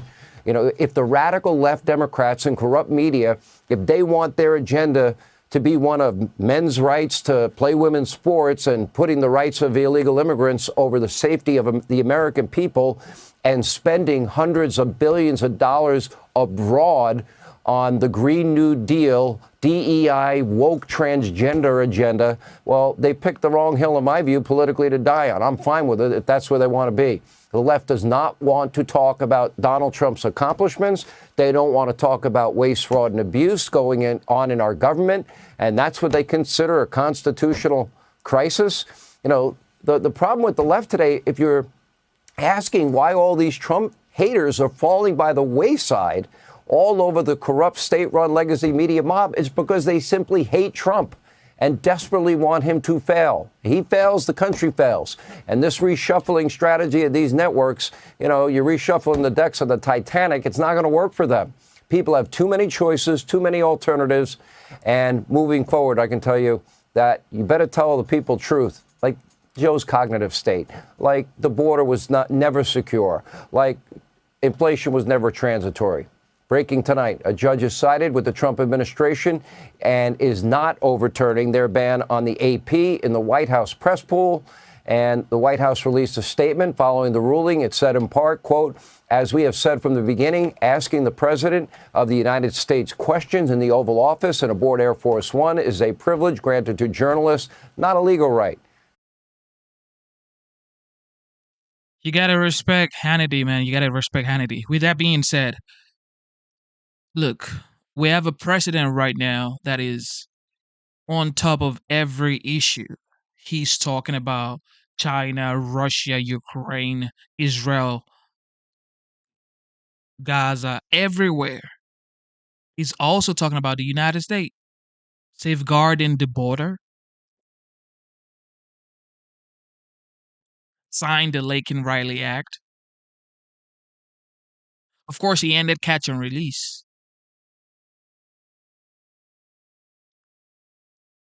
Which he ended before, and then, of course,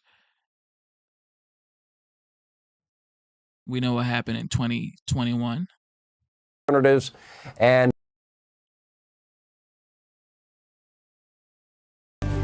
welcome to Hannity. And tonight, President Trump's effort to secure your border is working. On Saturday, border crossings, they dropped to their lowest level in 15 years. Department of Homeland Security Secretary Kristi Noem brings us the very latest in just a moment. Also, it is official. Vivek Ramaswamy, he has now launched his campaign for governor in the great state of Ohio, the Buckeye State. You don't want to miss out our interview. What do you guys think about Vivek running for Ohio governor? I think Vivek has always been a star, okay? I knew that from the gate. When I heard him the first time speak, I knew this. I said, this man right here is going to go far when he ran against Trump. And I'm like, you know, when Trump became the 47th president of the United States, and he said he wanted Elon Musk and Vivek Ramaswamy to run the Department of Government Efficiency, which is DOGE. And in my mind, I'm thinking like, and I said it here too, I said, Vivek should be doing something much more comprehensive than DOGE, which I'm not saying DOGE is in like, you know, a proper, serious job, which it is, you know, making sure the government is efficient is a very, hard work to do. However, being the governor of Ohio is different from just having to audit the government. You know what I mean? So it's different. And this is what I always wished for Vivek, and I'm glad he's doing this. I'm almost sure he's going to win. With him coming up. But first, President Trump continues to work at record-breaking speed. He's showing no signs of slowing down at all. Earlier today, he hosted French President Emmanuel Macron for a meeting at the White House where the two addressed a number of topics and also expressed optimism about resolving the war between Russia and Ukraine. Let's take a look. I've been elected by the American people to restore common sense to Washington and indeed to the world. And I believe strongly that it's in the best interest of the United States, the best interest in Europe, the best interest of Ukraine, and indeed the best interest of Russia to stop the killing now and bring the world to peace. When I got here, one of the first calls I made was to President Putin, and we were treated with great respect, and they want to end this war. So that's a big thing. I will be meeting with President Zelensky. In fact, he may come in this week or next week to sign the agreement, and which would be nice. I'd love to meet him. Would meet at the Oval Office. So the agreement's being worked on now. They're very close to a final deal. It'll be a deal with rare earths and various other things. All right, President Trump also continues to score big wins on the economy. Remember, the left, the media mob spent months and months and months spewing doom and gloom predictions about Donald Trump and his proposed tariffs, which are now reciprocal tariffs. They tariff us. OK, we'll tariff you back. What arena do you want to play in? Well, guess what? In response to President Trump's proposed tariffs this morning, a huge announcement from Apple. A historic $500 billion investment in U.S. manufacturing and innovation. The CEO of Apple, Tim Cook, says he is bullish on the future of American innovation. This one deal is expected to create tens of thousands of new jobs and a new manufacturing plant in Texas. God bless Texas. Now, let me say this, by the way, on the issue of tariffs in Canada. There's a movement, was in today's New York Post, that Canadians might be boycotting the United States. Now, I have a message to Canada, too. If you don't appreciate everything the U.S. has been doing for your national defense, and we've been paying the freight for NATO that you've not been paying, and that has helped your economy, and if you want to boo our national anthem because we call you out for not securing your border, or the fact that you have tariffs on our country, it's not going to fly anymore. Friendships have got to work both ways. In Canada, you have a population of a little over 41 million people, and the U.S. has over 340 million people. Now, I'm just saying, I've never supported a boycott my entire career. But if this Boycott America movement from Canada gets legs, then maybe I'll do something I've never done before in my career. Maybe we can start and support a boycott movement of Canada.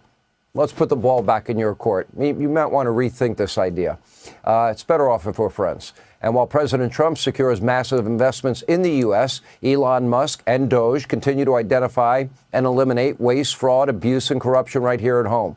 An effort that J.P. Morgan Chase CEO Jamie Dimon says needs to be done since the government is, quote, inefficient. That's stating the obvious. We already seen this one. Elon Musk is going wild with Doge. Right.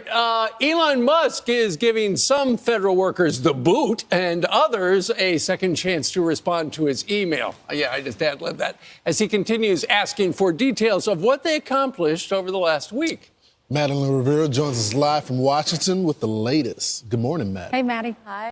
Hey guys, good morning. Yeah, there's a lot of confusion regarding this directive. Elon Musk says while there is a second chance to respond, failure to answer again will result in termination this time. But the Office of Personnel Management says agencies will be the ones to review responses and evaluate non-responses. They look into whether employees were on excused leave yesterday or whether they had access to their email over the weekend. The OPM also says agency heads can exclude some workers from this expectation at their discretion, given that they provide reasons for exclusions. And finally, the OPM says it is up to the agency's leadership to determine what actions are taken. Some agencies, like the FBI and the Department of Defense, for instance, have told employees not to respond to the OPM email, saying they'll be doing their own reviews. But others, like the Transportation Secretary, saying that their department is going to be following this directive from Musk. But President Trump says the different orders don't necessarily mean a division between the Trump administration and Musk, and he's defending Musk's order. Listen here. So what they're doing is they're trying to find out who's working for the government.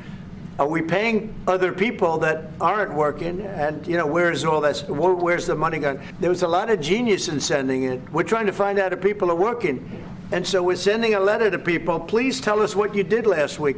If people don't respond, it's very possible that there is no such person or they're not working.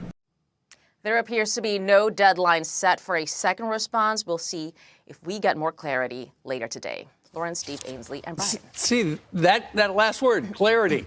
Yeah. There hasn't been a lot of that. Madeline, so for the federal employees who are watching right now, what are they supposed to do?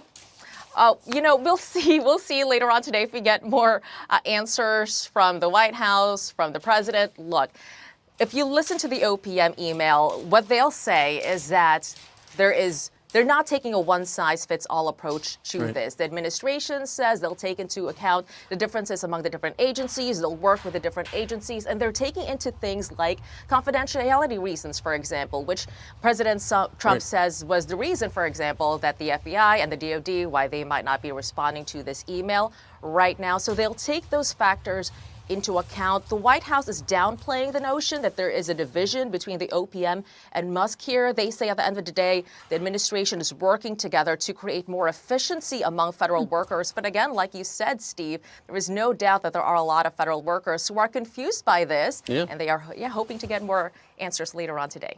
All right, Madeline. Thank you very much. Well, Elon posted, he said the email request was utterly trivial, as the standard for passing the test was to type some words and press send. Yet so many failed even that inane test, urged on in some cases by their managers. Have you ever witnessed such incompetence and contempt for how your taxes are being spent? Makes old Twitter look good. Didn't think that was possible. The problem is the federal workers are getting these mixed messages, and it seems to be a turf war by some of the agency leaders, the new agency leaders, and Elon Musk. Now, Donald Trump said yesterday, look, all we're trying to do is make sure these people are actually working, that there are actual people, like the Social Security sending out checks to people that are 140 years old. Well, that doesn't exist. So If people are being accountable for the job that they're being hired to do in the civilian world, why wouldn't we do the same thing for federal workers? What is so bad that people don't want to comply with what Musk is talking about? He's basically saying, Americans, you pay taxes and you pay this federal workers salaries and wages and whatever. They should be like they should be able to account for what they do. They should be able to be accountable. Like, what is so bad in that?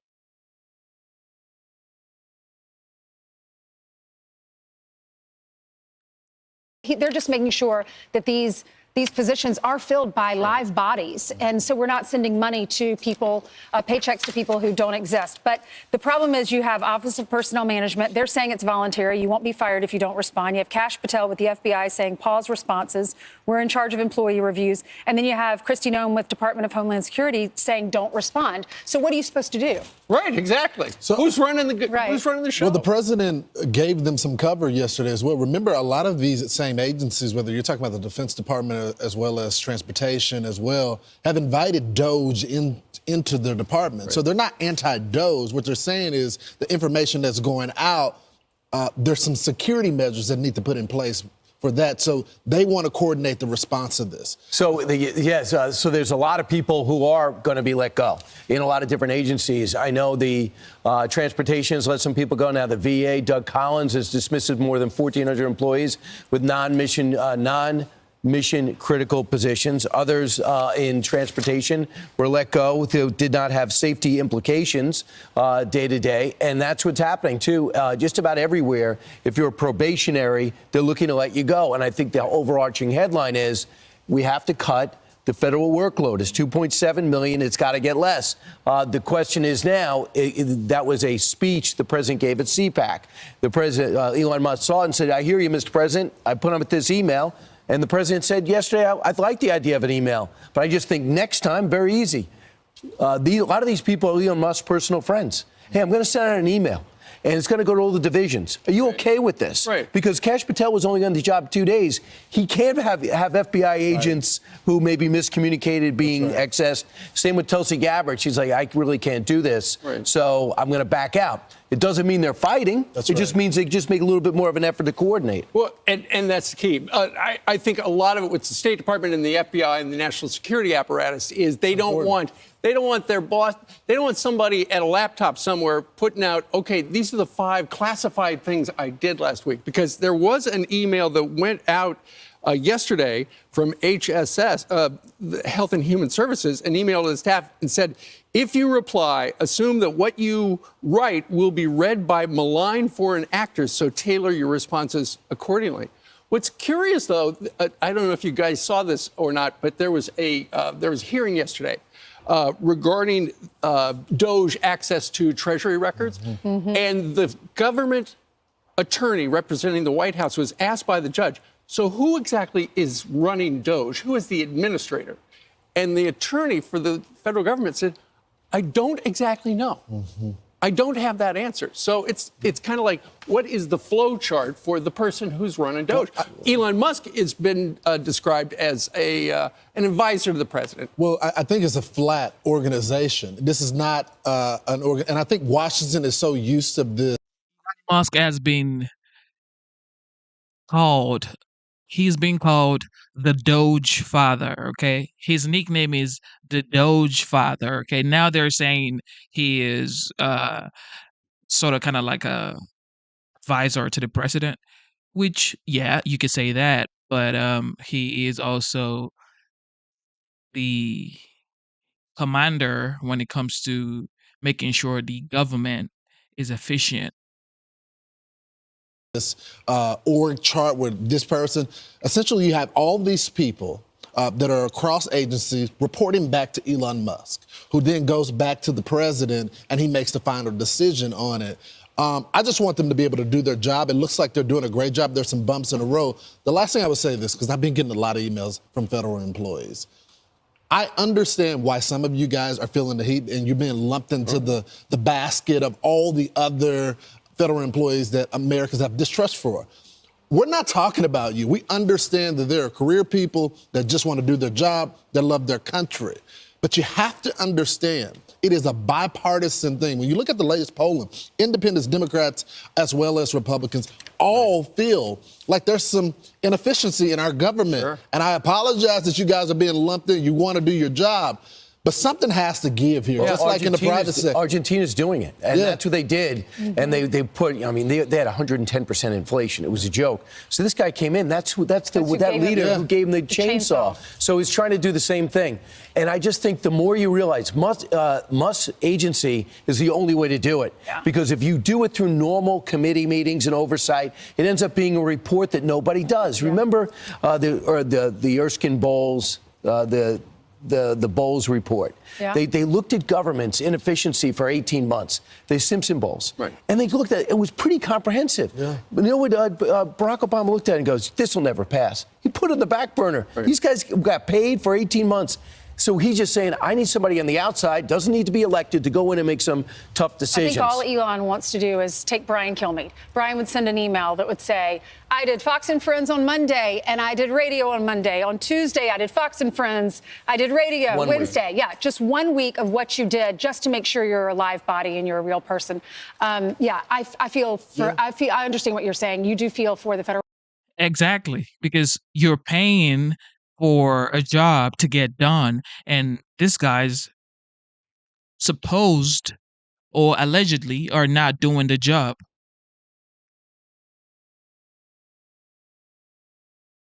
And then we have too much waste in the government.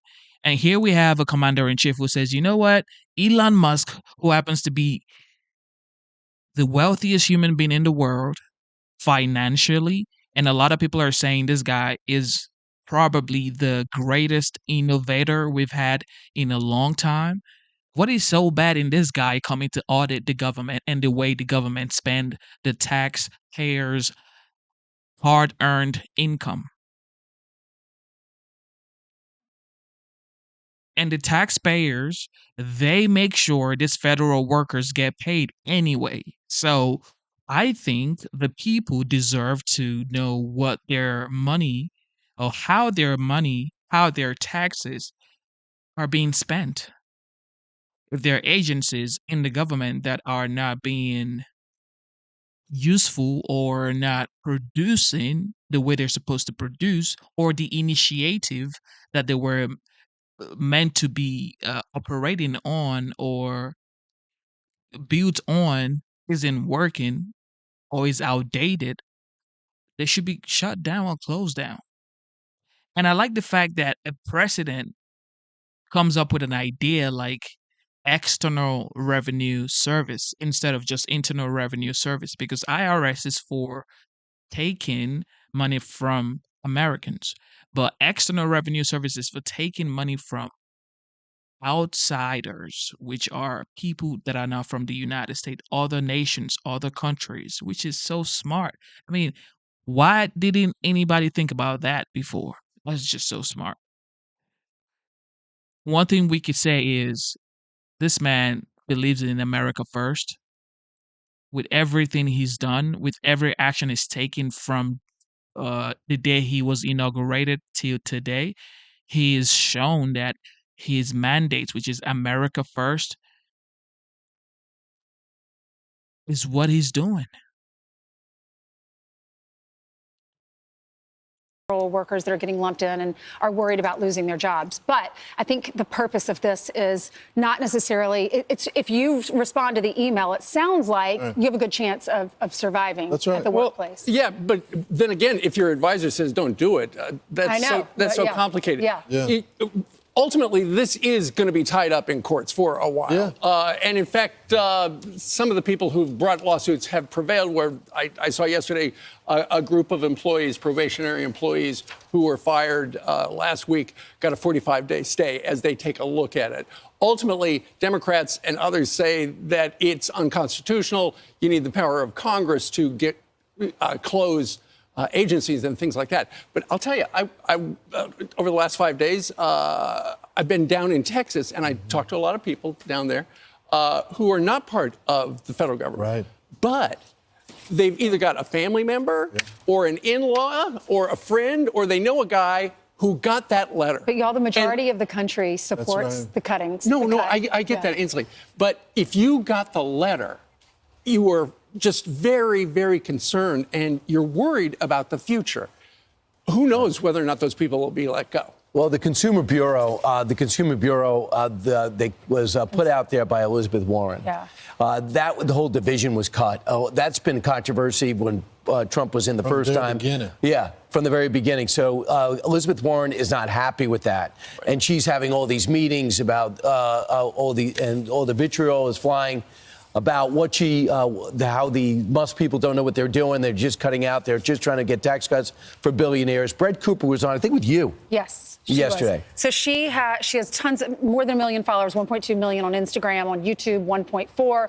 When she had a think about the fact that all these people are asking about is, or asking for is, send us an email stating what you did last week. You're getting paid regardless. You've been getting paid for a long time. Guaranteed. Because if you work for the federal government, regardless of what's going on in the United States, you're going to get paid. In 2020, when everybody was shutting down, the private citizen, civilian, normal corporation, normal businesses were shutting down, the government kept on functioning and federal workers kept on getting paid. So you're going to get paid regardless. If you keep, if you work for the federal government, you're going to get paid regardless. So it is only right for you to actually do your job consistently.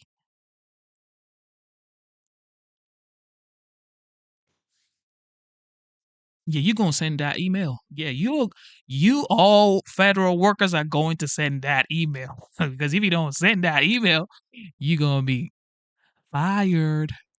Joe, her podcast, 8 million, 9 million people would listen to it. So she was on with us. She's a Gen Zer. She's young. She's in her early 20s, and she's become very successful. She was a COVID student in college. When she graduated, didn't know what she was going to do. Started working for PragerU, and then her career just built because so many people like what she's saying. She's a conservative. She said she voted for Trump, and she said this is why more young people voted for Trump than Kamala.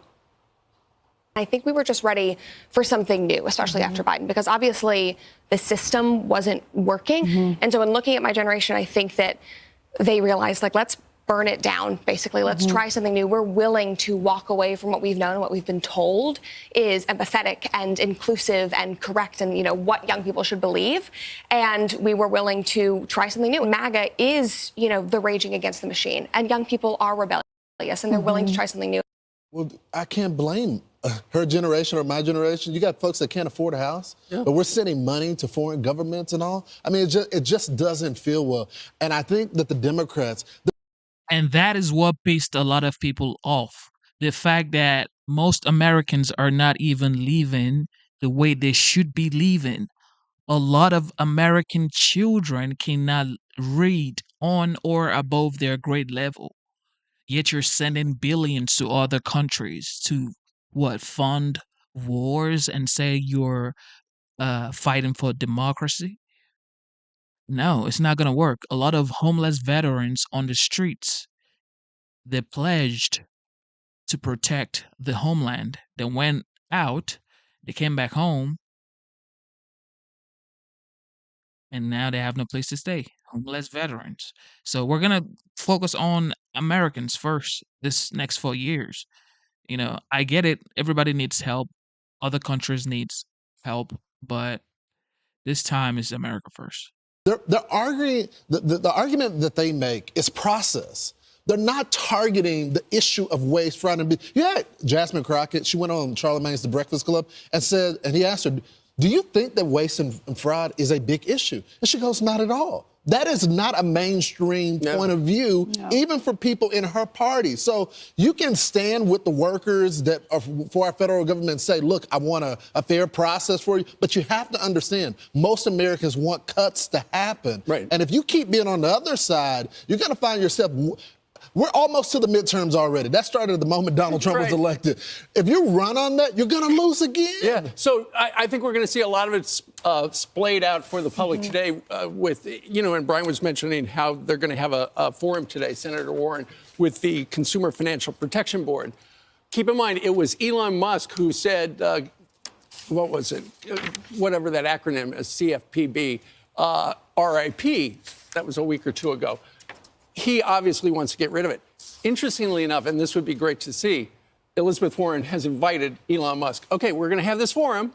You come on here and explain how people are going to be protected from unscrupulous lenders if this goes away. So it would be great to see that happen. 71% of students ages 18 to 25 support Doge, and 62% found a strong majority of all Americans support Doge efforts to reduce waste, fraud, and People abuse. like The truth is, Americans support this whole trimming of fat and unnecessary wasteful spending that Doge is finding out about the federal government. Americans support it. And it's true because most Americans would rather have those wasteful spending cut off and use it for something much more important for Americans.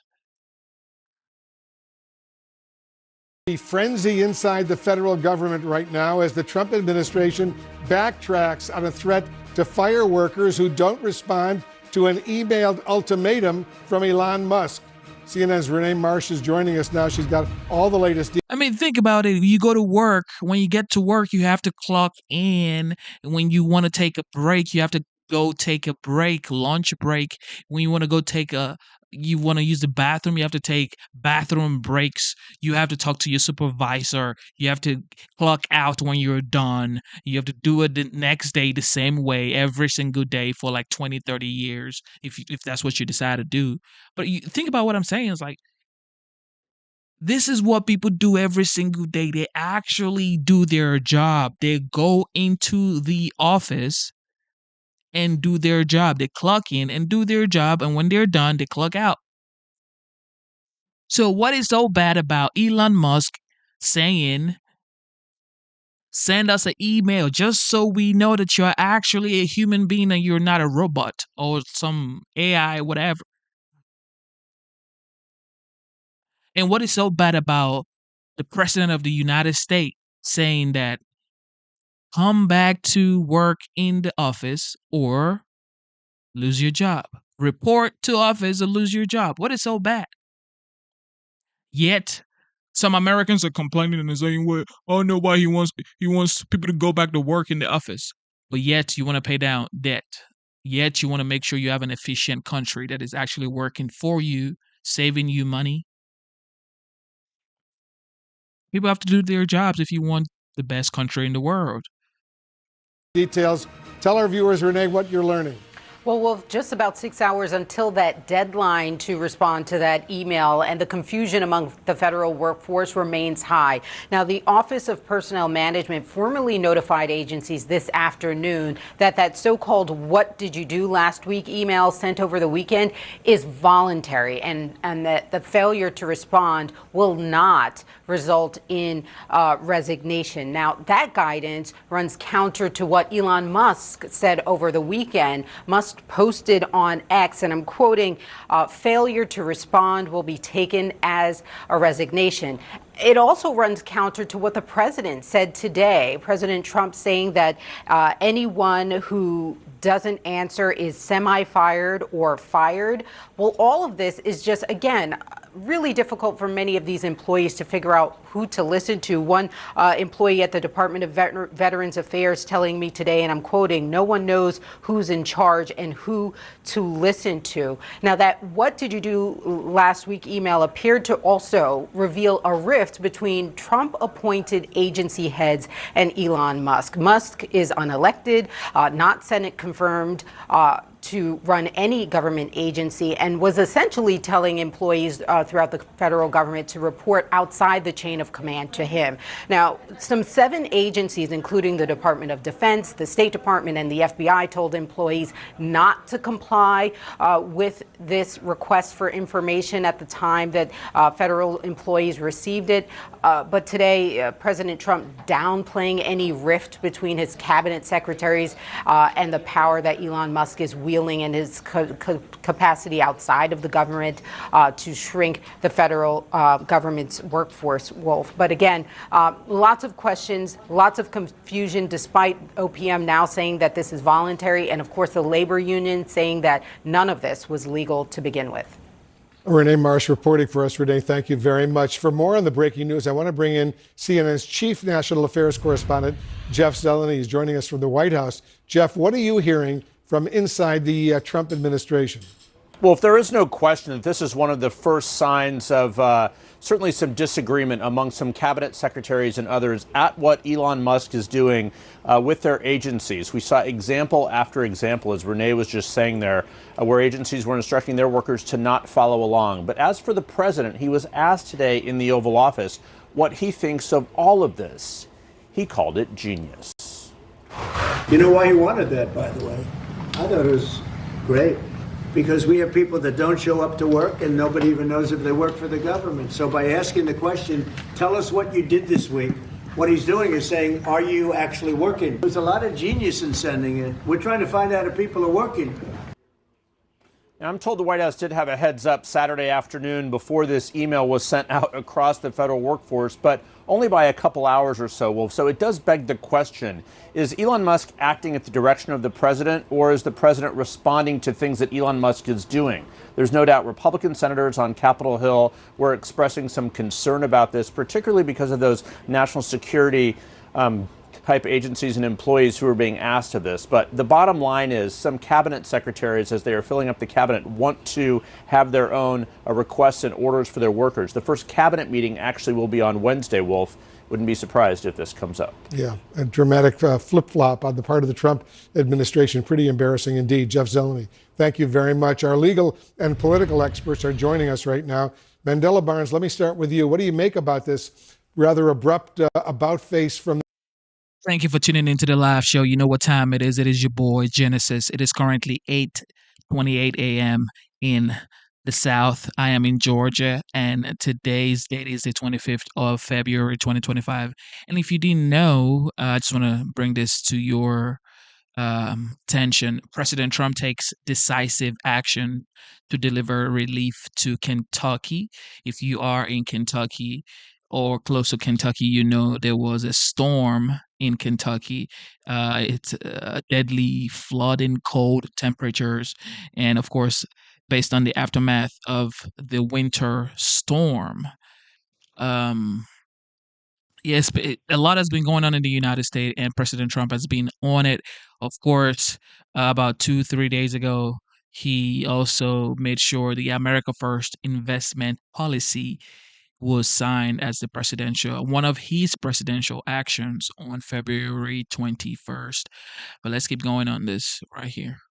The Office of Personnel Management that runs counter to the threat of termination from Elon Musk.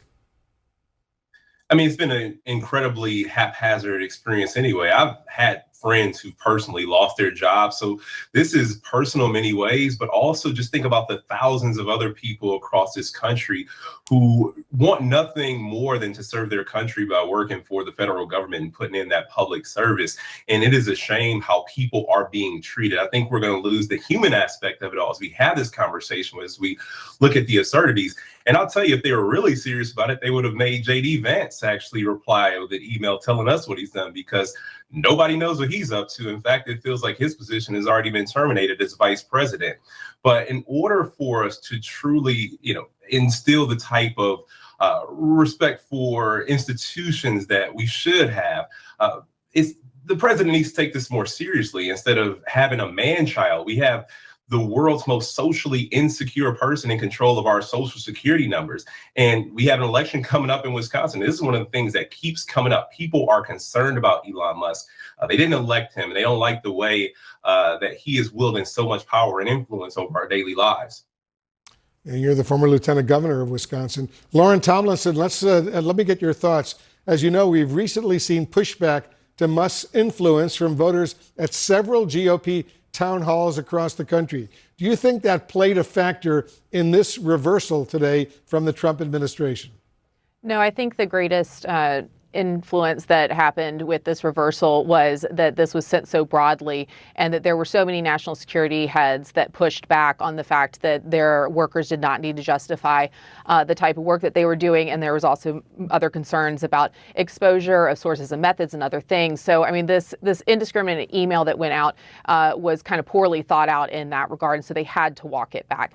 Now, I will say, though, to your other point, there's been recent polling, Harvard-Harris being the most recent, that Americans very broadly support DOJ's efforts to find waste and abuse within the federal government, that there is almost 80% of Americans support reducing the size of government, reducing our spending. And so I do think that the White House knows that it is a winner here to continue to focus on reducing the size of our federal government, to reduce our spending, to reduce our debt, and get that under control. It's just the manner in which that Elon Musk stepped out this week, I think, had to be walked back because it was irresponsible. Ellie Honig is with us as well, our legal analyst. You were a federal employee for several years, Ellie, as all of us know. How would you respond to an email like this and the confusion, lots of confusion that clearly followed? Well, that's exactly what I would have felt, Wolf, confusion. When I was at DOJ, if I had gotten an email like this, my first thought would have been, who the heck is OPM, the Office of Personnel Management, basically the HR managers for the government, to make a substantive demand of me to fill them in? That is actually the basis of the lawsuit that's been filed to try to block this. My next thought would have been, I'm not putting information about a sensitive criminal investigation that I may have opened last week in an email to the Office of Personnel Management. Nobody asked you to put a sensitive criminal investigation in the report. It's just a basic update. What did you do last week? Jesus. Well, who trained these folks? Why is it so hard to just say briefly what you got done last week? Nobody wants the details.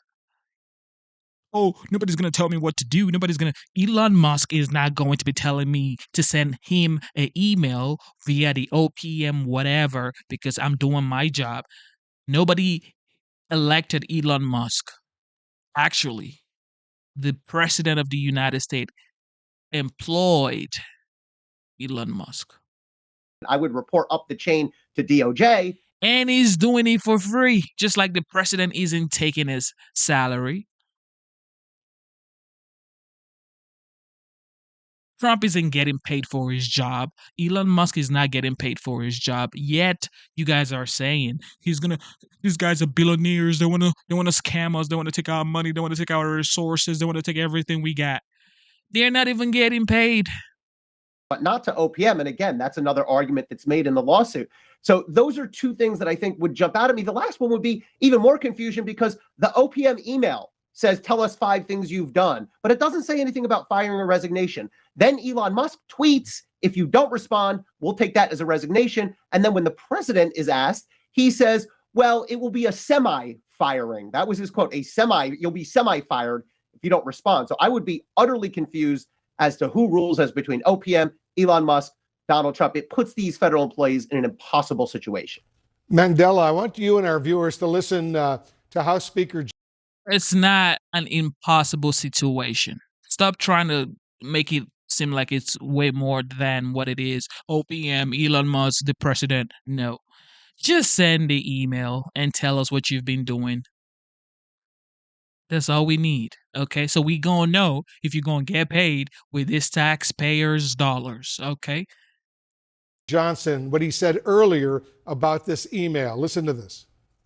In the private sector, where most of us come from, it is not unusual for you to have to fill out weekly reports routine reports on what you're accomplishing, what you're doing. I don't think it's a crazy concept, but Elon is going to do what Elon does in Doge.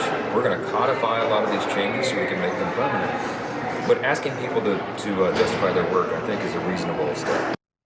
He says asking people to justify their work is a reasonable step. Mandela, what do you think?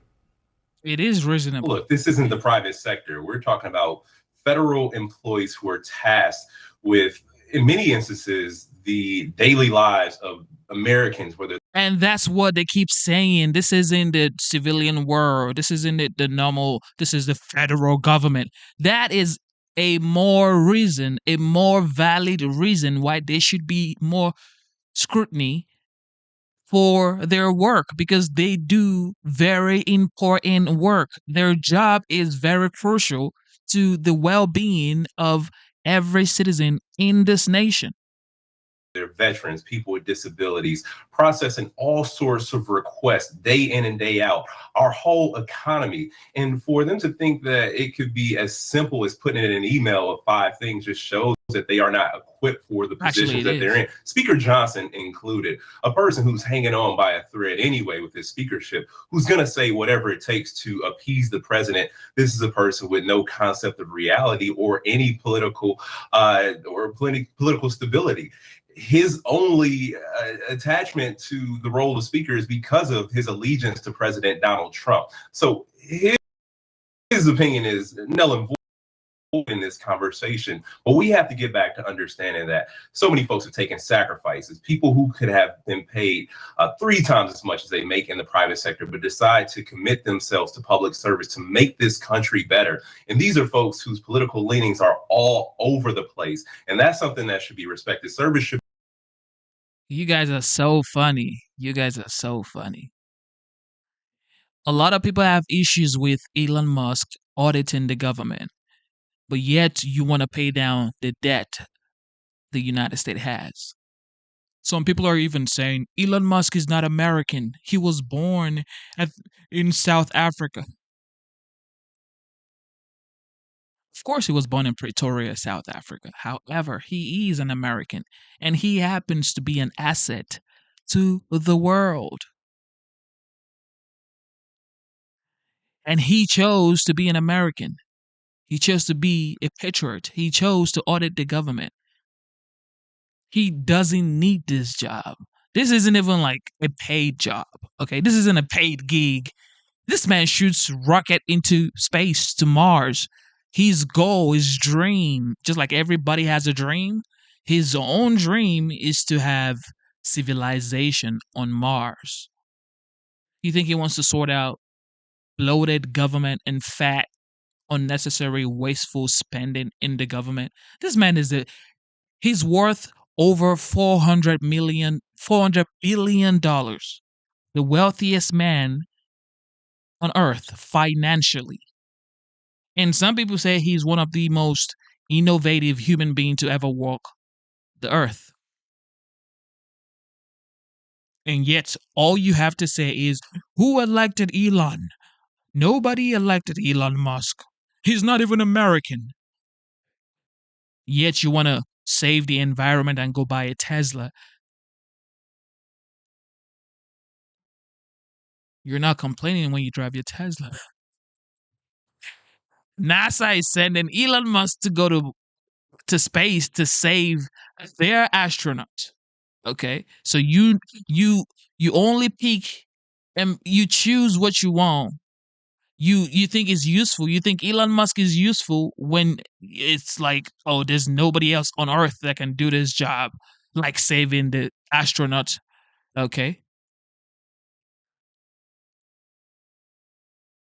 The United States government employed Elon Musk, consulted Elon Musk to save these astronauts from Mars.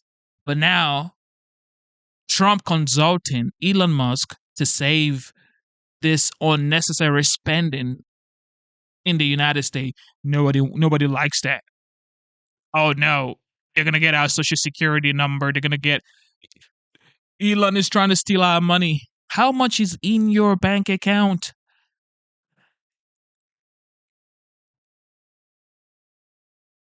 Elon is still he's gonna steal my financial update. What you got in your bank account, bro? All right, the mainstream media mob won't report on it, so I guess that's our job. Promises made, promises kept. President Trump has been in office just over a month, and the border is being sealed shut. Today, the Department of Homeland Security Secretary Kristi Noem announced that Border Patrol encountered only 200 illegals at the southern border on Saturday. That would be the lowest number of a single day in terms of apprehension in over 15 years. Also tonight, New York City Mayor Eric Adams announced the Roosevelt Hotel migrant shelter. They are going to close that in coming months after hosting tens of thousands of illegals throughout the Biden years. And the Trump administration is reportedly considering bringing back Title 42, which will again allow for the deportation of illegals on the basis of threats to public health. DHS is also no longer allowing illegals to use the CBP One app, the Biden app, to board flights without ID unless those flights are leaving the United States. And the message that the border is closed is being heard so clearly by would-be illegals right now that, according to the AP, they are literally turning around and making one of the most, dramatic and dangerous parts of the journey north in reverse, because they know they won't be allowed in when they get here. Promises made, promises kept. Here now with the latest. Secretary of the Department of Homeland Security, Kristi Noem, is with us. Let's start with the good news. Tell us about Saturday. Well, it's fantastic news, Sean, and a lot of fantastic news because of President Trump.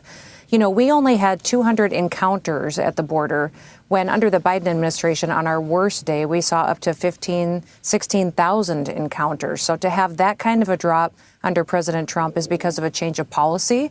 It's because of telling the world to stay away. If you want to come to this country illegally, you will be stopped because America comes first. And it's because of President Trump, the fact that he is so firm and so confident, and he wants to uphold the law, and he follows through with consequences if people don't. So setting that record, the lowest number in 15 years, is remarkable.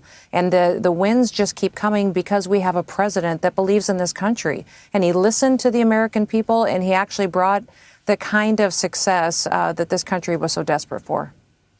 You're also getting help. Your former state, South Dakota, Louisiana, Georgia, my home state of Florida, they are now enacting mandates that local law enforcement cooperate with federal authorities to identify and detain illegal immigrants in the U.S. And the new attorney general down here in Florida is working with Governor DeSantis on top of Pam Bondi on the federal level, going after states like Illinois and New York, and I'm sure many other states to follow. That's got to help your job, I would assume. Oh, absolutely. When you telegraph and have the kind of partnerships that we have at the state and the local levels, it's incredible what you see for results. People know that when they break the law, what the law is, and that there will be consequences, and that not just in these local cities that have been so proactive to protect their citizens, but also at the state level, we've seen incredible leadership out of governors and attorney generals who have stepped up and gone above and beyond to say, we listen to our people. We recognize that our communities need to be safe, that we've got kids and grandkids in this country that need a future, and that we're going to work and be proactive to go after these criminals. Remember, because they're so strong, Sean, we won't have to deal with families like Lake and Riley's, like Jocelyn's family, that won't lose their children with no leadership that hasn't listened and enforced the law. The scales of justice have been balanced again. We're not putting illegals above Americans. Now we recognize that every single person needs to be treated equally and equally under the law. Are we finding, do you have an update? Are we finding any of the people that are responsible for tipping off these gang members or cartel members that are in the country illegally and hence putting ICE officials' lives in jeopardy because they lose the element of surprise. Any update in terms of who's been tipping them off? Absolutely, Sean. I have found some leakers. We are continuing to get more. They will be fired. There will be consequences. And remember, when they leak information to the press in order to blow an op, they are putting law enforcement lives in jeopardy. They are risking their lives and putting their families in the position where they'll have to live without those individuals any further. So you bet we have used every tactic that we have. If you remember, we talked just last week about how I'm using polygraphs to go after and to really interview these folks. Because we are a national security agency, I have that tool I can use. Also looking at their emails, looking at their communications. And it's amazing how these bureaucrats. Christie is just on another level. Like, she's using polygraphs and she's using everything she has going on to make sure she secures the border. Man, I'm glad I voted for Trump, yo. Have an agenda to stop the work that we're doing to bring safety to America, how they will sell each other down the river if it's just to protect themselves. So don't worry, I am doing everything to find these leakers and to get rid of them so that we can do our work and our law enforcement officers and agents can do it safely. Isn't that a crime? If you're tipping off gang members about a potential ICE raid and putting their lives in jeopardy, I've got to imagine that's a violation of some code somewhere. Absolutely. And when they are breaking the law, we are prosecuting and holding them accountable to it. So, we're not here to play games. This is about America. And any law enforcement officer that serves and partners not only with the Department of Homeland Security, but partners with us, listen, we respect you. We honor the work that you do. We will take care of your family. We will take care of you. And we'll go after those that threaten your lives by leaking this type of information. Yeah. What do you make of Eric Adams? Now, in fairness to Mayor Adams, in the beginning, he was very sanctuary city, welcome to New York. And, okay, Texas and Florida started sending illegals up to New York. Then they got overwhelmed. And then he began to see the crime go up and the costs go up. And they were overwhelmed. And he evolved in his position before the election. And now the Roosevelt Hotel is planned to be shut down. And he's cooperating, isn't he? He is cooperating. He has been in communication with us. You know, the night before I went to New York and was involved in some of those operations that happened, we talked several times on the phone. So he's wonderful to visit with, but also I need him to take stronger action, too. The Roosevelt Hotel is going to be emptied out, and I'm thankful for that. That has been a haven. Not just for individuals that are here illegally, but for dangerous criminals. So the fact that that's going to be closed is a great and remarkable announcement by the mayor. But it's because of action that we took and President Trump took to stop paying the bill for people that are here illegally and to house them for this city. So we're going to keep taking. We're going to keep taking. That's right. You take the money away, and it's amazing how quickly that these shelters and sanctuaries will be closed down. We're doing this to sanctuary cities too. If you want to protect criminal activity, well, the federal government dollars are going to stop, too. All right. Last question. Will Title 42 be brought back? Well, I believe that's something President Trump is considering, and that is a measure. He said he's going to use every tool in the toolbox. So that could be one of them. All right. I'm here for it. I'm here for it. Title 42. On this, the third anniversary of Russia's invasion of Ukraine, we watched in New York this morning as the United States at the United Nations stood firmly on the same side as the Kremlin against a resolution calling out Moscow's aggression and demanding an immediate withdrawal of Russian troops. At the same time, in Washington and the East Room at the White House, we watched as a delicate new reality of American relations with European allies was on full display as President Trump welcomed French President Emmanuel Macron, and the attempts to be friendly were juxtaposed by an extraordinary moment in the Oval Office when the French president fact-checked the U.S. president in real time. Again, just so you understand, Europe is loaning the money to Ukraine. They get their money back. No, in fact, to be frank, we paid 60% of the total effort, and it was through, like the U.S., loans, guarantee, grants, and we provided real money, to be clear. We have 230 billion frozen assets in Europe, Russian assets, but this is not as a collateral of a loan because this is not our belonging. So they are frozen. If at the end of the day in the negotiation we will have with Russia, they're ready to give it to us, Ukraine is super. in Europe. It will be loan at the end of the day and Russia would have paid for that. If you This is my believe wish. that, it's okay with me. Mr. If President, they get their money back, we don't, and now we do. But, you know, that's We will only fight fair. both. My next source has represented the U.S. at the United Nations and also been in the room with Trump and Putin at the same time when he was the national security advisor. The former ambassador, John Bolton, joins me now. And Ambassador, I mean, you could see Trump's face in that moment as the French president was saying that they're not getting paid back for the money that they provided to Ukraine. He also said, though, next to him, that made a point of saying Russia is the aggressor. What did you make of that exchange?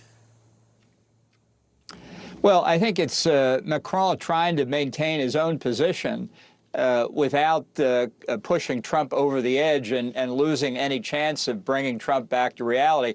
I don't think that Macron will succeed. Keir Starmer, the Prime Minister of Great Britain, is coming this week as well. I don't think he'll succeed. I think we are now close to as close to Russia as an ally we've ever been in a hostile environment. It's a huge embarrassment. But I think most significant of all is that vote in the UN today was a clear marker. We are on the path out of NATO.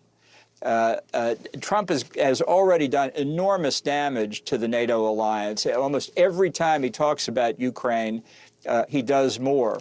But that vote, with all of our allies on one side supporting Ukraine and condemning Russia's unprovoked aggression against Ukraine, with us on the side of Russia and North Korea and countries like that, that shows the NATO alliance is badly split already. And it's at this point, you take too many more steps like that, the actual withdrawal is just a formality.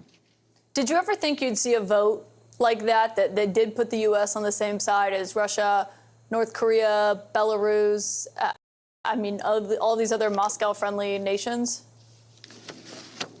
Well, there are a lot of strange votes at the United Nations that I've participated in. It wasn't so much the vote itself as the fact we are aligned with what has always been NATO's principal threat.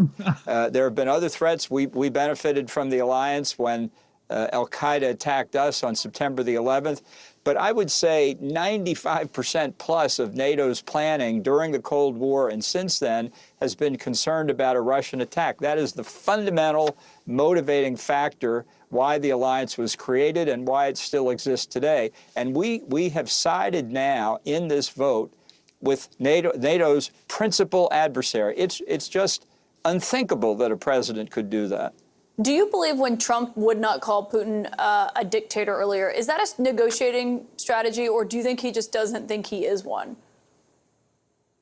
Look, Trump's defenders say everything he says is a negotiating strategy, including when he says A and the next day says not A. It's all just a negotiating strategy. I think it's an indication his mind is full of mush, and he says whatever comes into it. He believes Vladimir Putin is his friend. And, you know, you don't call your friends dictators. He doesn't like Volodymyr Zelensky. He hasn't liked him since the perfect phone call of the summer of 2018. Oh my God, this folks, God, Lord Jesus. We just had it 4 years that the president, the 46th president of the United States, Joe Biden, had zero dialogue with an aggressor like Putin invading our ally. All we did was send billions to our ally, which was Ukraine, which is Ukraine, but we wouldn't have a conversation with the aggressor. But yet, we're protecting our ally from the aggressor. It is your job as an ally to have a conversation with whoever is oppressing your friend or your ally and say, you know what? I get it. You think they should not be joining NATO. What can we do to make sure this ends here now? That's all Joe Biden had to do.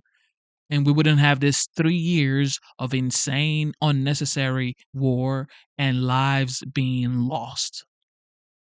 So it's no sweat off his back to go ahead and call Zelensky a dictator. This is somebody who is not fit to be president. He can't tell America's friends from its enemies.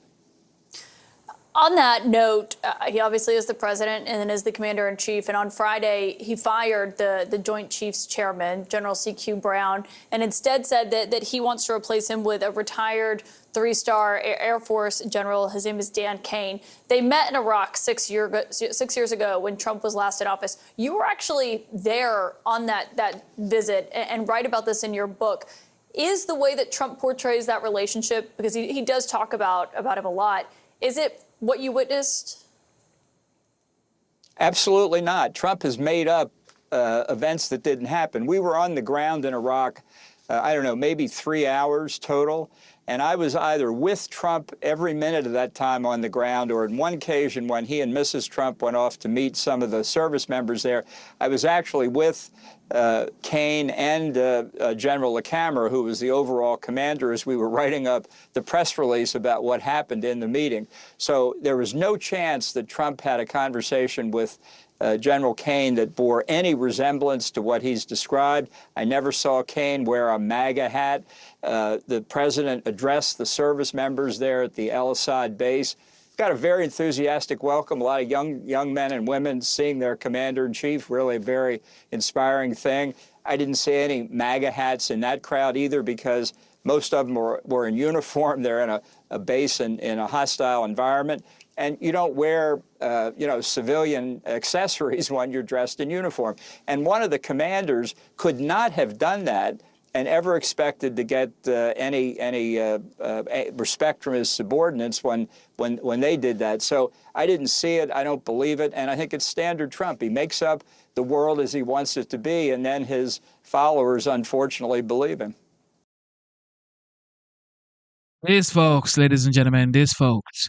So I see somebody in the chat saying that members there at the Ukraine isn't got a very enthusiastic welcome. A lot of young. Ukraine isn't America's ally. How is Ukraine not America's ally? The United States established diplomatic relations with Ukraine in 1991. Okay. Following its independence from the Soviet Union, which everybody knows the Soviet Union is Russia as of today. The United States attaches great importance to the success of Ukraine's transition to a modern democratic state with a flourishing market economy. So, ladies and gentlemen, Ukraine is an ally to the United States. So why wouldn't you talk to the aggressor, oppressing, attacking, trying to demolish your ally? Oh, I'm not going to talk to him. He is a war criminal. But you're going to send billions to your ally to defend themselves from this war criminal? Why don't you just talk to this war criminal and say, you know what? I get it. I don't like you. You're a bully. You're a war criminal. But this got to stop right here. We don't want war. We want peace. Easy. Adult. Okay, it's called adulting. Adulthood. Pardoned, excused, welcomed back into polite society, and he goes chasing people down the hallway to say things like that. People who were injured seriously on January 6th. I don't support the Proud Boys. I don't support what he did. And I think he's a hypocrite for saying what he said at his sentencing, where he basically praised those same officers. When he was being sentenced, the day he was getting sentenced, he actually came out and said these were American heroes, right? Yeah. But that was clearly a lie. But that makes him a hypocrite. You know who else is a hypocrite? It's Democrats who look at this thing, which was tame in comparison to what we see in America's big cities all the time. When police officers what we're not going to do is do a false equivalency between January 6th and someone that was convicted of seditious conspiracy. Joe, you know that there could have been a period at the end of the first there could have been a period at the end of the first part of your sentence. There's actually no reason to create another scenario about this. It's I'm either, not. I mean, comparing it's apples to apples. I agree. Democrats with you. only care about the yeah, assaults Joe, on police when it happened on January 6th in front of the U.S. Capitol. If it happened on you don't March 25th have to make a comparison between that Gramercy and something Park, completely no one cares. random. The Democrats don't give a fiddler's fart when it happens night Hold after on. night Okay, let's not use that word on the air. This was a conference that was happening this weekend. It was about freedom of speech. It was a conference where these 4 cops were. So you get protesters at conference. When you speak, you get protesters. I've gotten protesters before too. First of all, this is a guy who now feels that he is untouchable, right? He's got the president of the United States who's got his back and who pardons him no matter what he does. So he can go out and he can do this. This is also a guy who wants to increase his Twitter likes and increase his Twitter followers and have a higher profile and sell merchandise. And so he wants to create a moment. Just 1 second, because I just feel like this needs to be said. This is what's wrong with our politics, is that we can't just say it's wrong for a guy who participated in an attack on the Capitol to taunt the police officer who was viciously attacked on that day. Just tasered to the point right, where he almost lost his life and just let it go. Right. I don't understand why in our politics we have to take that and then say, well, some other random incident over here is also bad, and so therefore nothing matters. Hypocrisy should be called out on both sides. Joe, hang on a second. You can just say it's wrong and leave it there. Why can't you just say that? But hypocrisy should be called out on both sides. Just a second. So if you saw somebody, let's call it a Black Lives Matter protester who assaulted a police officer, then go to where that police officer was of his own volition and harass that person, you would say, well, but I didn't say that. I said what he did was bad. I said what he did was bad. That's bad, but it's also bad that Enrique Tarrio did this. Right, then you made a false equivalency. There is no fault. No, you got your chance, and I'm going to have mine right now about this. For the law enforcement officers who lost their careers, who almost lost their lives, who protected those ungrateful bastards that day that are now pardoned, like Enrique Tarrio, who was convicted of seditious conspiracy. He's the traitor. And anyone who defends what they did or tries to make a false equivalency, actually, they are traitors to this country and our Constitution, and every law enforcement officer that puts on the badge that defends our democracy. How dare you and anyone else that tries to make a false equivalency with people like the January 6 rioters who were pardoned by the same president you want us to have confidence in his judgment? He pardoned seditious conspiracy traitors. So just a point of fact. Joe, just a point of fact, okay? There is no equivalency. These folks don't even have anything to say, because if your president, the 46th, Joe Biden, pardoned his son, Hunter Biden, y'all forgot Hunter Biden? Hunter Biden was pardoned last year, Thanksgiving. Okay, Thanksgiving gifts. So, of course, I don't even know how the Democrats or the Democrat voters has been doing this last 4 years. How have you guys been, Democrats? You have a president pardon his son after he said he wasn't going to do it. And now you guys are saying, well, Trump is pardoning the J6 members. One of the things that he was convicted of was planning to try to overthrow the government. Like, that is actually substantively a different thing than even just random city crime. Why can't you acknowledge that? Don't you think that it's bad? It's worse to try to overthrow the government than it is to just do random. And how many Black Lives Matter were convicted of seditious conspiracy? I got to stand up for Joe here, because Zero. that's not what he was arguing. He's making an equivalency between those two things. It's not a false equivalency. He was saying that if you're against somebody who attacks police officers here, you should think more broadly about that. I think it's an interesting point. Okay, I think everybody agrees with that. And so, but why I think you're trying to paint one attack day. on a cop here as somehow better or worse than an attack on a cop there. But look, I'm just saying, but I haven't had a chance a person on this yet. who was pardoned for trying to overthrow the United States government and for facilitating the attack of many police officers, that was a display that was a terrible, disgusting moment. And you should just be able to say that and call it a day. Yeah, I haven't gotten to talk on this yet. I don't like this. I hate this. Which this? This video that we just played. I don't like this coming up to this guy in the hallway. I don't like these public confrontations.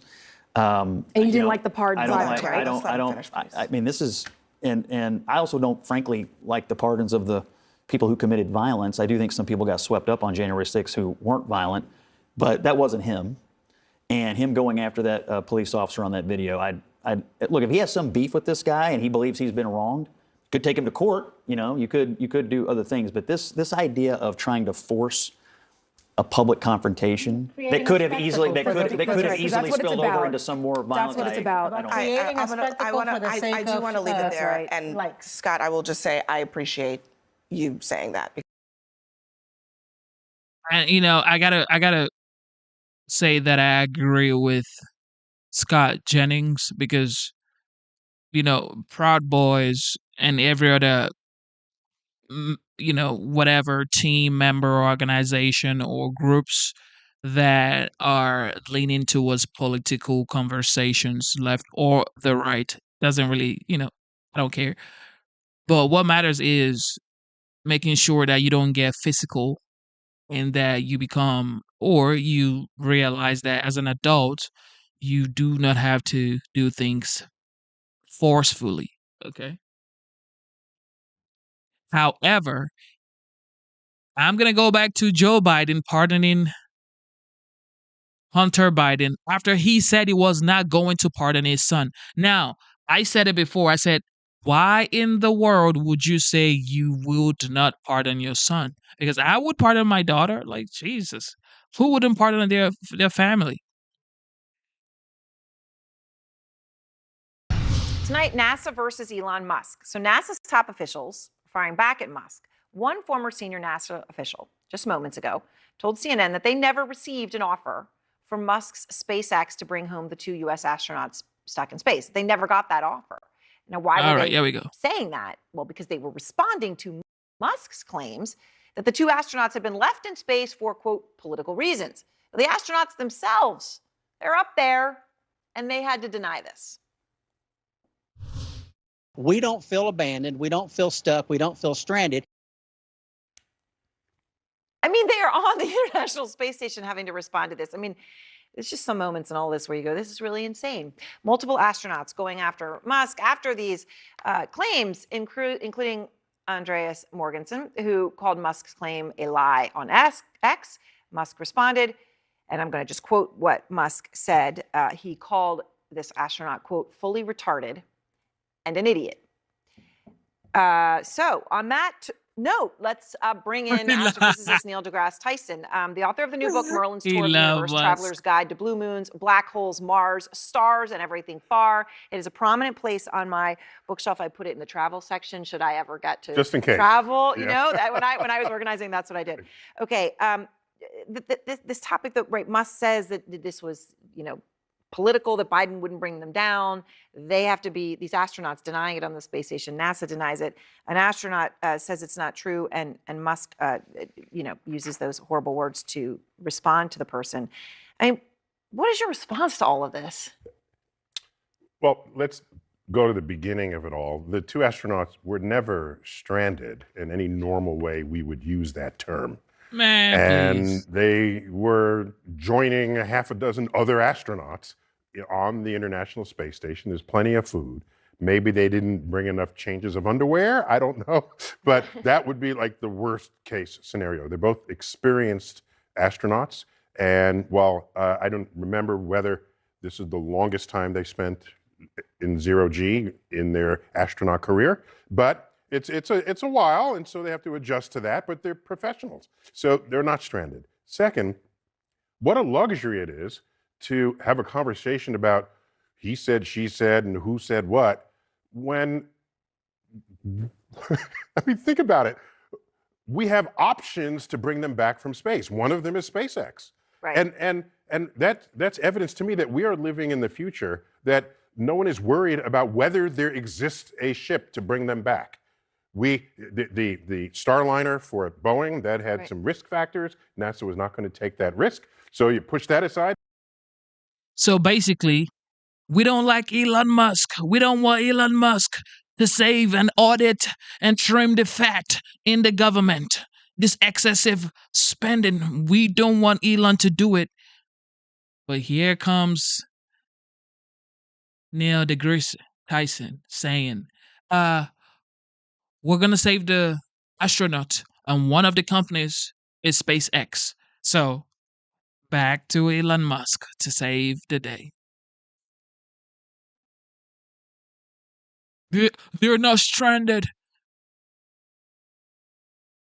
The astronauts are not stranded. Who told you that? Who's up next? There's SpaceX. I'm good with that. And the rest of this is just distraction. Yeah, it is. I mean, it is unfortunate. I say, you read it and you think about people reading it and people using such words, especially people who have achieved so much and you run SpaceX, you have all of the things that someone has to speak like that.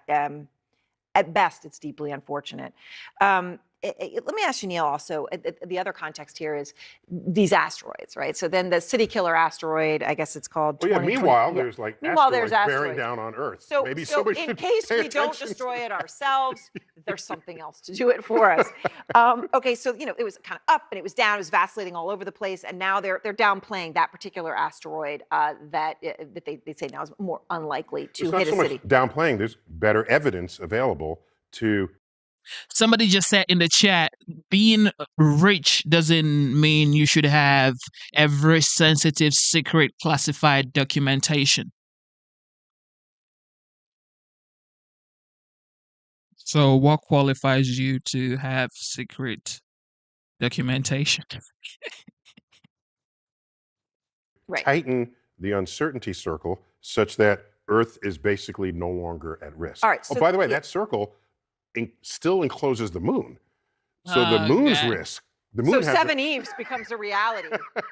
It's a Neil Stephenson book I enjoyed. Right, you break up the moon and the pieces start coming down. Yeah. But I know asteroids are a very serious thing, and there's only so much ability, and I think this is what this brought to bear, to see them within the time frame that one could do anything about it. Yes, that's a perfectly stated concern. And so we have some telescopes coming online very shortly that specialize in the discovery of very dim asteroids. And these are the ones that can sneak up on us and not give us much time to react, either to deflect it, which NASA has been building that kind of technology. They had a mission, the DART mission, Double Asteroid Redirect Test, just a couple of years ago, successfully altered the path of an asteroid. This was not known whether that would work because the structural integrity of asteroids is not well understood. You can push on one piece, that might break off and leave the rest in place. Yeah. We don't know this. So the more of these kinds of missions that we launch, the safer we might feel going forward when one of these gets discovered that could be headed towards Earth. Yeah. All right. So now let me ask you also about these executive orders, the DEI orders that are now, at first I think people felt maybe in some of the government agencies, okay, it's just rhetoric. Call it whatever you want to call it, continue with it. It now appears that that's not the case, right? This is not rhetoric, this is reality. Look at NASA, for example, the web pages that would talk about the diversity of the space program. Just to say, look at how diverse our program is. This is something that we are proud of. Look at the 404 warning you get now. It's gone. Programs promoting diversity and inclusion, even, Black History Month, or Black astronauts, women astronauts, minority. Man, bro, these folks are liars. They just had a celebration for Black History Month, we're still in it, February. But Trump had a celebration for Black History Month in the White House, where he had, of course, beneficiary of the First Step Act, the African American woman who he released, now being named his pardon czar. They're not going to talk about that. They're not going to talk about the great work he's doing for the African American community. No, they're not. Talking about Black History Month is over. The director of HUD is Black.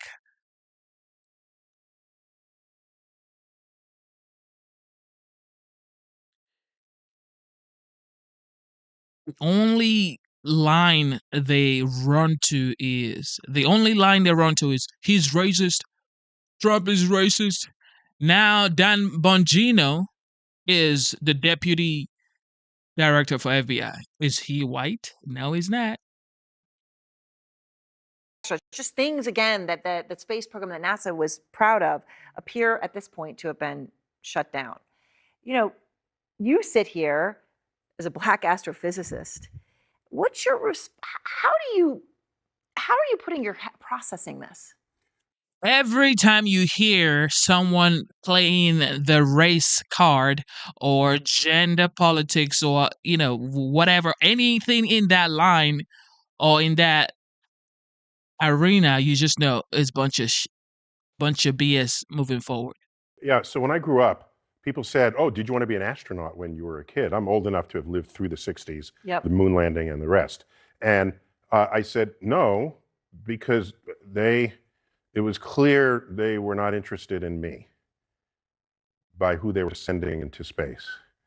So you saw the lack of color. As a child, I knew this.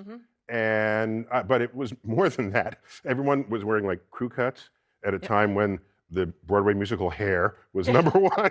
So there was some mismatches between who we were sending in space and what culture was doing. I still valued that we were going into space, but I didn't feel like I was a part of that. And with DEI, so I always viewed that as a way to encourage. First of all, this is 2025, and I would always go back to this point. When people start talking about race, culture, gender, I would remove culture, but race, gender, I don't like talking about it, but you know, just for the sake of conversation. The 44th president of the United States looked like me, okay? Talking about diversity, equity, inclusion. What does that actually say? Does that mean that if you and I have the experience, the performance, the quality to actually deliver on the job, and you happen to be Caucasian and I happen to be, you know, what I am, and we go to an interview to get a job, and we both have the same quality to get this job, okay?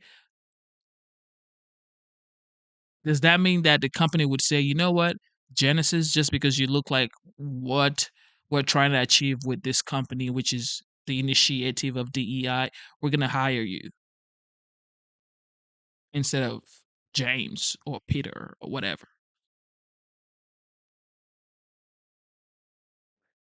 So are we going to be called DEI hire, or are we going to just be hired based on competence or just based on merit?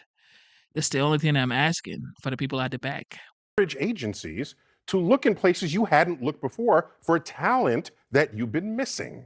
And so if we're going to stop that, and you think every person who's the right, who's correct for a job is white male, that's I don't know what that means. And to fire a 4-star Air Force general with an advanced degree in aerospace engineering, replace him with someone that doesn't mean your degrees don't mean you won't get fired. It would be 3-star general. It would be the first 3-star general as head of the Joint Chiefs of Staff ever. That seems like, man, nobody care about your stars and your degrees and all that stuff. If you do not deliver, if you do not perform, if you're not doing your job like you were employed to do, you gonna get fired with your Harvard certificate and your 6.54 stars. You're gonna get fired.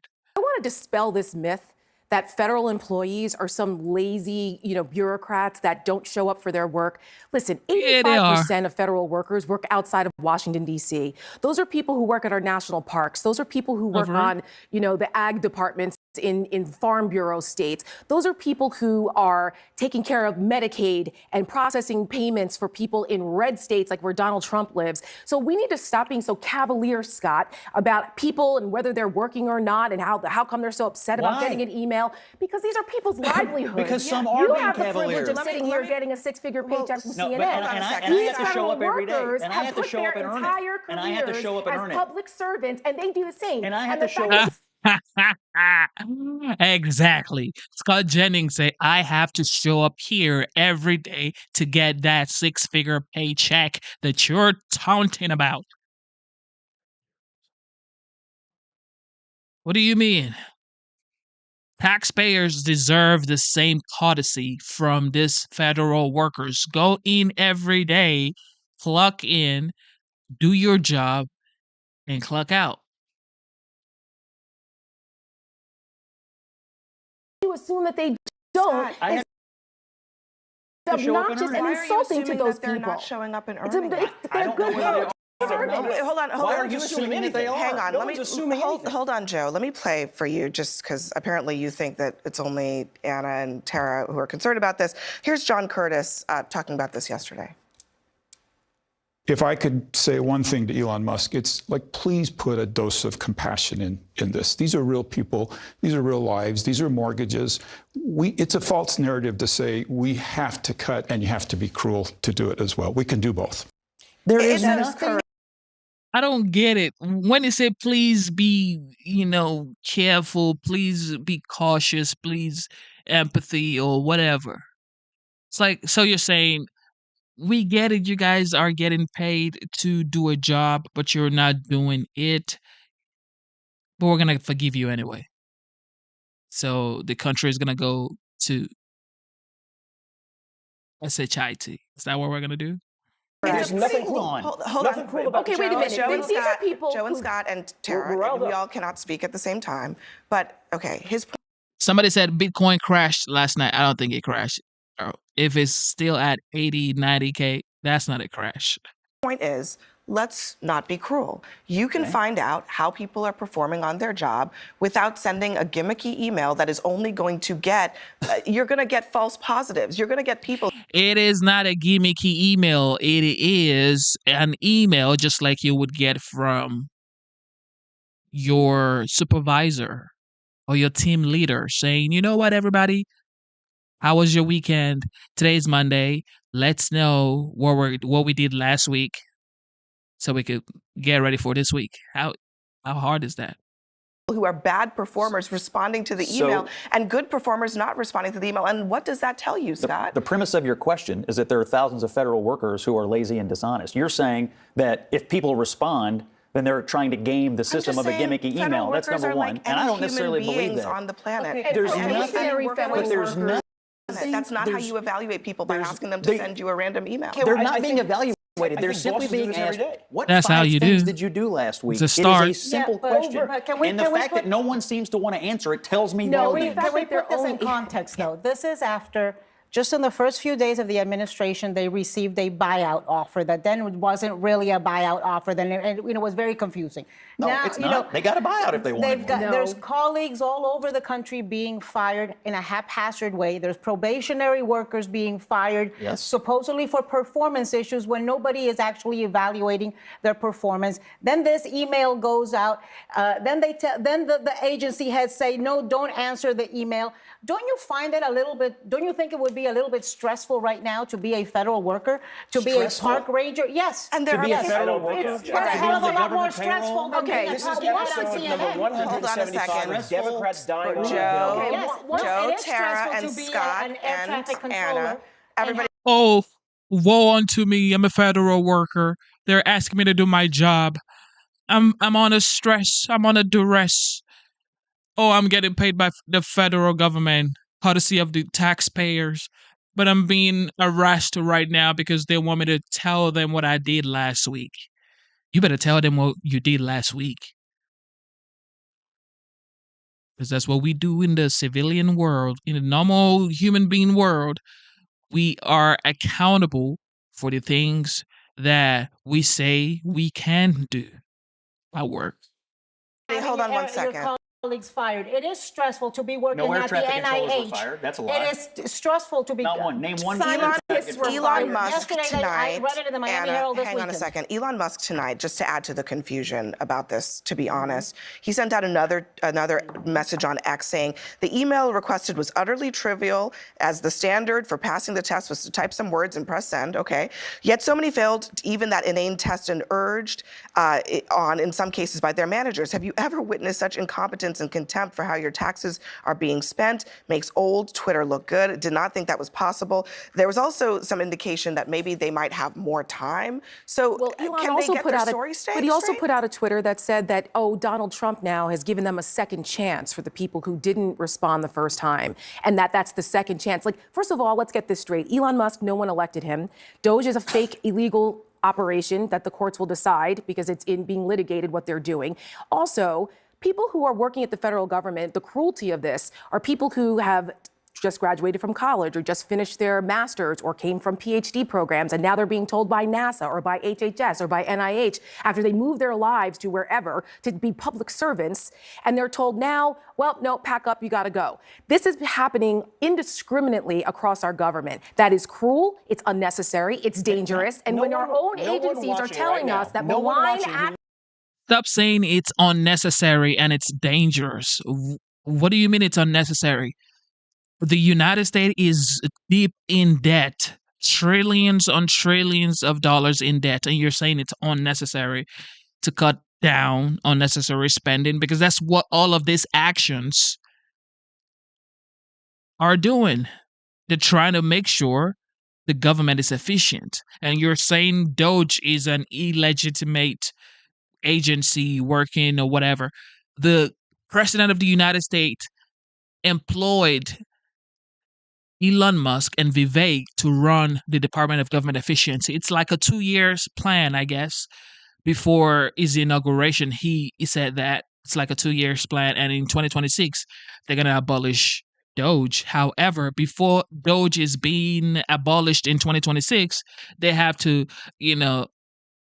sort of kind of like show the United States that this is what we've been able to save, and this is how we've helped to minimize unnecessary spending in the government. That's what Doge is about. It's not something that is supposed to be forever. Doge is a 2 years plan. And this is how the government should work. There should be agencies that would just be established for like 2 years to 4 years time period to accomplish a goal. And when the goal is accomplished, that body should be closed down, should be shut down. You don't have to spend unnecessary money just to keep that agency open. And then now that agency would be established for years and years and years, money being spent on those agencies that may not necessarily be producing any results moving forward. Lives in the Are we real just world, ignoring that thinks part? it's cruel to Malign get an email actors? from your boss asking, hey, what did you accomplish? Elon Musk is not their no one boss. thinks that's cruel. He works for the president. No one thinks that's cruel. He is. Does if he's he? appointed Or does by the the president president, work for him? he is their I boss. wonder who- There's who- $271 billion Joe, you of said federal spending. no one, but that's not the case, okay? Here's Lisa Murkowski, also a Republican senator. She says he should get to know each department and agency, she's talking about Elon, and learn about the jobs he's trying to cut. Our public workforce deserves to be treated with dignity and respect for the unheralded jobs they perform. The absurd weekend email to justify their existence wasn't it. We deserve a better accounting of the $271 billion we spend in a federal payroll. Totally if agree. someone cannot answer a simple that's what email, Congress is saying, for. hey, Actually, are you Joe, alive? That's Here. Congress's job. I actually think you're 100% correct about that. There should be an accounting, but that's not this. That's Congress's Why? job. That's This the is a start. inspector No, it's general's not. job that It's they not. fired. It's Elon Musk's How does job. No, this it's tell not. you He doesn't- anything about what's going on with the government? Can I? Again, Elon Musk this knows is- nothing this about how was- the government runs. What is it telling you, The Joe? argument that this was gimmicky What is it telling you is about where the okay. money is Yes, being this spent? was gimmicky. It's saying who is actually coming in. Lee Zeldin just required his workforce to come in on Fridays and Mondays. That's not what something we're that talking about hasn't. here. But my point is that's something that hasn't even been thought of in years. And You just acknowledged it was gimmicky by Elon Musk, like him going out on the CPAC stage with a chainsaw, gimmicky jumping in the around sense like that it's a like funny a way of saying buffoon. who's even When people's reading their lives are on the emails. line here, their Who's even reading their livelihoods. emails? All right, hold on, I think Scott. I think one other point, and this is the push and pull of when a Republican is the president. there's an attempt, when a Republican's in the White House, Donald Trump or any other Republican, to argue that these federal agencies, federal workers, the bureaucracy, sort of can act independently or autonomously from the political leadership of the country. And that's what's happening here. That's why everyone is melting down. That's why the lady came on CNN today. They don't want to answer the email because they don't want to answer to the president. And the message from Trump and Musk is we have political leaders in this country and you got to answer to it. I'm not following you. Are you you Yes. suggesting that it's only when Republicans Yes. are president that 100%. agencies Yes. express independence? Yes, Well, you know that correct. that's not true. No, I know it is 100% true that the bureaucracy is not aligned with, mostly not aligned with Republicans. For a reason. There are career civil servants who work with one president among and Democrats and another, and do Republican so for presidents, the Constitution there- and the love of country. Hold on a second. Among Democrats and Republican presidents, there are certain agencies that are statutorily independent from politics. That's the same whether it's Republican or Democrat. You're saying that the bureaucracy is as responsive to Republican or Trump priorities as Democratic? Is that what I said? No, it's not. You're saying that bias doesn't exist, and I disagree. Scott, let me just repeat what I said. There are certain agencies, regardless of the president, that are statutorily independent from politics because they deal with things that pertain to the American public, and there needs to be continuity, Like what? regardless of who The the Federal president is. Reserve, the Federal Postal Reserve, Commission. the Security and Exchange Commission. Right. There are plenty of agencies that are like that. But an email doesn't jeopardize hang on, continuity of government. And there are many federal employees that are civil servants, meaning that they don't come in because of partisan politics. That's there to protect you as a conservative and Tara as a liberal. I'm sorry, I think it's there that's- to protect I think- both of you. Yeah. I get it. On to the next.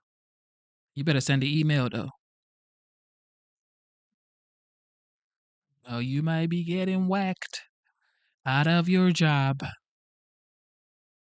For the federal government, and you can't answer that by midnight, you might be getting doged. This weekend, every D.C. bureaucrat got this message in their inbox. Please reply to this email with 5 bullets of what you accomplished last week, with a deadline. And if you don't answer, that's kind of your answer. I thought it was great because we have people that don't show up to work and nobody even knows if they work for the government. So by asking the question, tell us what you did this week, what he's doing is saying, are you actually working? And then if you don't answer, like you're sort of semi-fired or you're fired, because a lot of people are not answering because they don't even exist. I can tell you what I did last week. Worked on a federal holiday, plugged Dana's new book, pushed Doge dividend checks, you're welcome, shut down Jessica on the 5, politely, and sold some Fox merch. Cha-ching. Now, I came up with that in 5 minutes. If I had 48 hours like those federal workers do, it would have been even better. But when I was putting together the list, I was inspired. And now I've asked the entire primetime team to send me their 5 bullet points on what they accomplished last week. And the deadline's at 6 a.m. tomorrow.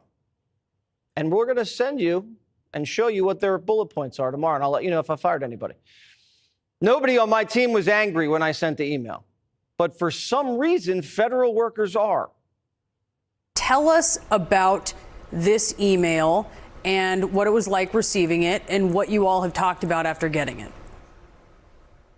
Sure. I got this email Saturday afternoon, about 3 p.m., and I felt absolutely infuriated getting this email with a demand within 48 hours to provide a response on what I did within the last week or face termination. This is clearly an attempt from Elon Musk to harass and bully and intimidate the federal workforce. Putting together a list of accomplishments. No, it's not an attempt to bully you, okay? Or to make you feel inferior. He's not trying to bully you. He's only trying to make sure that you're doing your job. And he's not asking you to tell him what you did in your private time. No, he's saying, what did you do on the job last week? How is that hard? That should be, oh, cool, fine. I'm going to send it right now. I sent an email to ABC Co. in Alaska. We sent this over there. We ordered some items. We secured this, and then we did a renovation in the office. 5 easy stuff. But no. But you want to keep getting paid. You want these taxpayers' dollars to keep paying your salaries, but you do not want to explain and be accountable to the taxpayers. Yeah, it's over. Was maybe the most work some of these bureaucrats did all year.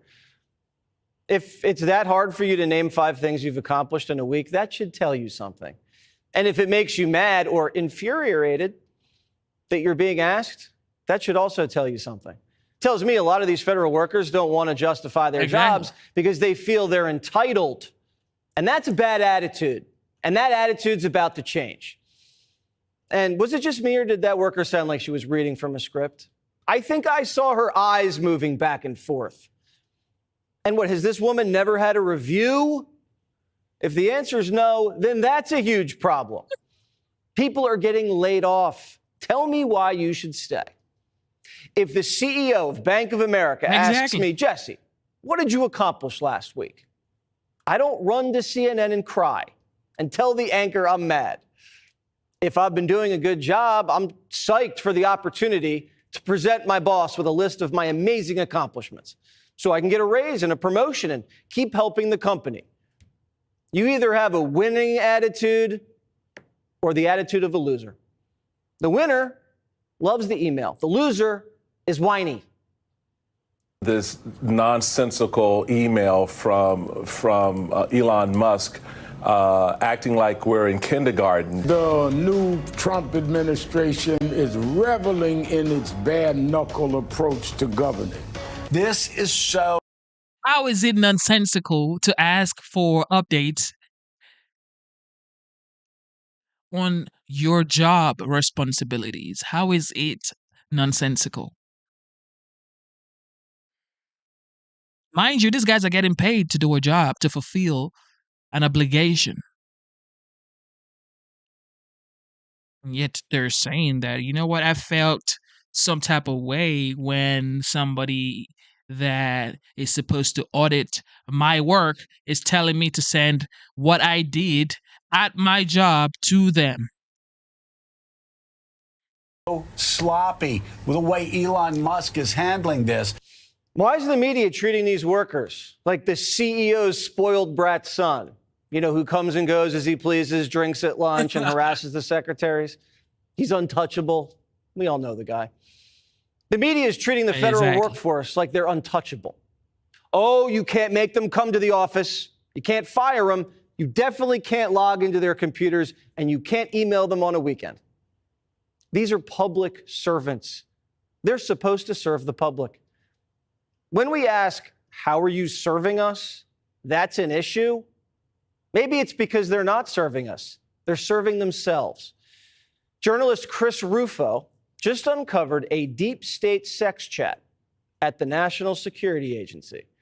Chat logs show intel officials were using a chat room to share their fetishes and kinks and brag about getting sex changes. And it goes back 2 years. A transgender sex chat while they were on the clock. When you think about it, this was a taxpayer-funded transgender sex chat. Here's a taste, viewer warning. This one guy had just had his manhood surgically removed. One of the weirdest things that gives me euphoria is when I pee. I don't have to push anything down to make sure it aims right. Here's another. Getting my blank zapped by a laser was shocking. Fine, I'll just do one more. This one guy's talking about how excited he is that the bulge is gone and he can wear bikinis after his sex change surgeries. I know. And these are intel officials. These people are in charge of guarding the nation's deepest secrets and spying on our enemies. How mentally tough are these people if they're having doctors chop off their body parts and then celebrating it on a work computer? Do you know how easy it is to blackmail somebody like that? Do you know how China or Russia or the Iranians, what they would do if they got their hands on this? First, they'd laugh, but then they'd compromise every single one of these reckless agents. Elon asked, "What did you accomplish at work last week?" "I sexted with my colleagues about pouring hot wax on my nipples." This is what happens when 96% of the federal workforce works from home. They're having sex change surgeries while they're working from home, and their bosses don't even know about it. I bet we paid for those sex change surgeries. And then they're all in the group chat all day. "Hey, how was your operation?" "Mine was great. Still a little sore, but now I can live my own truth."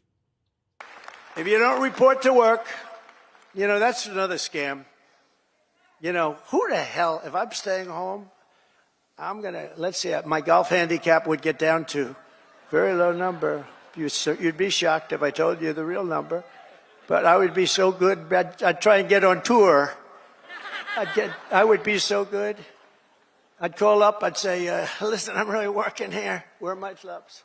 Where are my clubs?" The Senate's even being put to work. Majority Leader Thune is making senators work late into the night. And ready? They're working on Fridays now. Gosh. Yeah. And no surprise, senators are already complaining. They want to go home. Democrat Senator Mark Kelly, also a pilot, says he used to rent a plane and fly himself home every Friday. Alas, he's barely flown on that plane this year. He says, unless I want to do it on the weekend, and that's if I get back on the weekend. We're $36 trillion in debt because of guys like that. And they're complaining they have to work on a Friday. Not even a summer Friday, a Friday in February. USAID's been emptied out. 2,000 workers were just fired. Right. This is what I voted for, y'all. This is what I voted for. To uproot the total BS in the government, to cut the unnecessary spending, to secure the border, to stop the funding of wars, okay? We don't want kids and pregnant women and fathers and mothers to keep dying in Ukraine or any part of the world. You know what I mean? So it is America first, America first, then all other allies, okay? So no wars, great economy, safe borders, and just prosperity. This is all we want, y'all. And maybe abolish income taxes and maybe cancel IRS and make sure the external revenue service keeps doing what it's supposed to do. Taking the buyout while you had the chance. It does make sense, though. They didn't want to leave because the gravy train was just too thick and tasty. For Haiti alone, USAID doled out $2 billion in contracts. Guess how much of that money actually went to Haiti? 2%. Only 2% of the $2 billion went to where it was supposed to. Half of it went to all of these aid groups based around D.C. Scams. You can't give it to Haiti directly. They'd just steal the money. So we're going to give it to all of our liberal friends who won't steal the money, and then they'll give it to Haiti. But they didn't. Are liberals just stealing from poor black people and calling it compassion? A New York Post report says the Red Cross raised $500 million for Haiti. And that money was supposed to build homes for 130,000 people. They built 6. $500 million to build 6 homes in Haiti, where home is not really Mar-a-Lago. And here's a juicy one for you. Meet Latricia Adams. She was an advisor to the Biden White House. How she got that job, I have no idea. The Free Beacon reports that while she was working as a White House advisor, our friend Latricia applied for a contract. And not just any contract, a $20 million contract. This $20 million contract was for environmental justice. And right before Biden leaves office, he gives this $20 million contract to Latricia. Her group, Young, Gifted, and Green, got the $20 million, more like Young, Grifted, and Green. Does Latricia have any background in environmental science? No, not really. 10 years ago, Latricia was a high school Spanish teacher. She has a bachelor's in Spanish. She's based in Memphis, Tennessee, not the greenest city. And you know what Biden does? Biden audits Pete Hegseth. This lady, Latricia, screaming for an audit. We used to prosecute graft at the Department of Justice. I guess we don't anymore. Latricia can just walk out of the White House with $20 million. What did Latricia do with the $20 million? Well, we went to their website. The only thing they did last year was the Black Maternal and Environmental Health Day. They started a holiday. It's April 4th. These people look really legit. This is exactly why Trump wants to go visit Fort Knox. We have found hundreds of billions of dollars of fraud so far, and we've just started. We're actually going to Fort Knox to see if the gold is there, because maybe somebody stole the gold. Tons of gold. Finding waste, fraud, and abuse isn't even that hard. You can save money with a stroke of a pen. ODNI itself is a pretty small organization compared to most other elements, but even in that small organization, getting rid of DEI saved American taxpayers roughly $20 million, literally with the stroke of President Trump's pen. Not even Nancy Pelosi's Doge-proof. According to reports, Trump's looking to sell off the 18-story Nancy Pelosi federal building in San Francisco. The building's empty because HHS told its employees not to work there anymore because it's too dangerous. Pelosi's building surrounded by homeless, needles, and prostitutes. It's about time America had a house cleaning. The fraudsters, liars, cheaters, globalists, and deep state bureaucrats are being sent packing. The illegal alien criminals are being sent home. We're draining the swamp and we're restoring government by the people, for the people. Okay, of course, Elon Musk has been sued for the email he sent to federal workers. Let's check it out.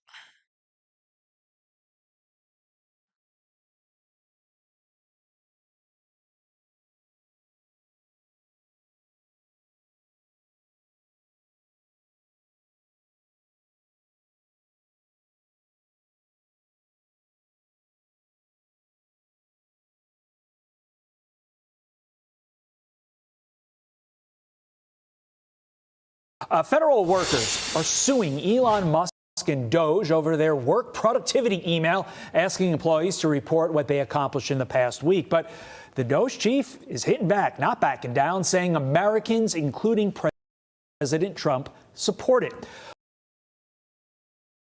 Former federal prosecutor Katie Cherkasky joins me now and asks for that doubling down. Elon Musk posting on X, quote, subject to the discretion of the president, they will be given another chance. This was posted yesterday. Failure to respond a second time will result in termination. Katie, nobody loves the idea more than me of making these federal workers account for the money that we pay them as taxpayers. And I think their entitlement to say, why do I have to account to you? I don't need to tell you what I do is astounding. But that said, legally, can they be fired for not responding? Well, I absolutely agree with you. I think that this is the most fundamental question. What exactly are you doing with all of this taxpayer money and these jobs that some people seem to think that they're entitled to without any sort of accountability? I've worked many years within the federal government, and I can tell you personally that this is something that I personally would also want to know as the head of the executive department. I think big picture that President Trump will prevail on much of these Doge lawsuits. There are some questions that may make their way up to the Supreme Court to kind of explain the outer perimeter of the executive power, but much of this falls well within the discretion of the executive branch, and President Trump promised that he would cut down on the extensive waste within the federal government, and these are the big picture questions that need to be answered. Yeah, I think the court's going to ultimately decide, or have to decide, look, what is the official request for this information? Is it the email from OPM? Or is it the tweet from Elon Musk? I don't think a tweet is legally binding, but, you know, let's see what the courts say. Here's more from Donald Trump defending Elon Musk. There was a lot of genius in sending it. We're trying to find out if people are working. And so we're sending a letter to people. Please tell us what you did last week. If people don't respond, it's very possible that there is no such person or they're not working. Aside from all the noise that we just talked about in the first question, I think this is the brilliance of this move.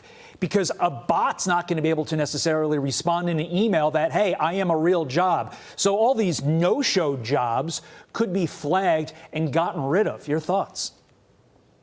Well, that's exactly the point here. I think it's very important at a basic level to ensure that people are doing their job and that they're being productive, because there's many examples that people could cite endlessly about how long it takes to get any answers from some of these federal employees. Now, that's not to say that there's not very great people that work for the federal government, and certainly they should be able to demonstrate that and should be able to show why they are vital to continue in those positions. But barring that, I think there's a big question about the necessity for some of these positions to continue if people are even doing them in the first place. Well, the pushback continues in all aspects. A federal judge in Washington saying DOJ may be unconstitutional, writing, based on the limited record I have before me, I have some concerns about the constitutionality of the structure and operation. I understand she has the caveat there about the limited record, but Katie, if the president hired a consulting firm to do literally the exact same thing that DOJ is doing, wouldn't that be okay? Because that consulting firm, that outside group,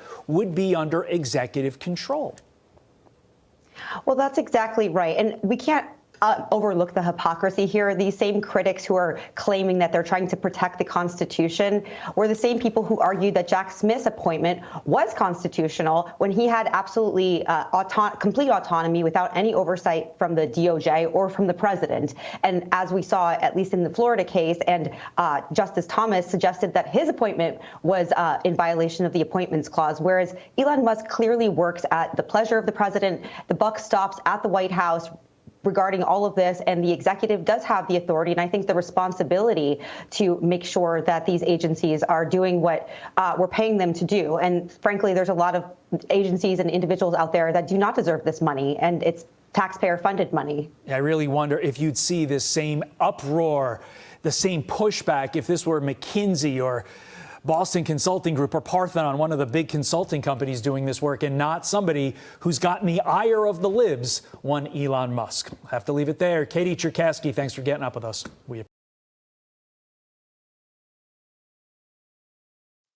Thank you for tuning in to the live show. You know what time it is. Thank you for tuning in to the live stream. Double tap your screen, subscribe to the channel, join the memberships for the channel. It is $4.99. Join the membership, support the channel. Elon Musk is catching all the fires, catching all the heat, and it's like, does he need all this heat? Tesla shares dropping. People are, going back and forth and not liking him like they used to. But newly sworn in FBI. He's doing a job, okay? He's doing a job.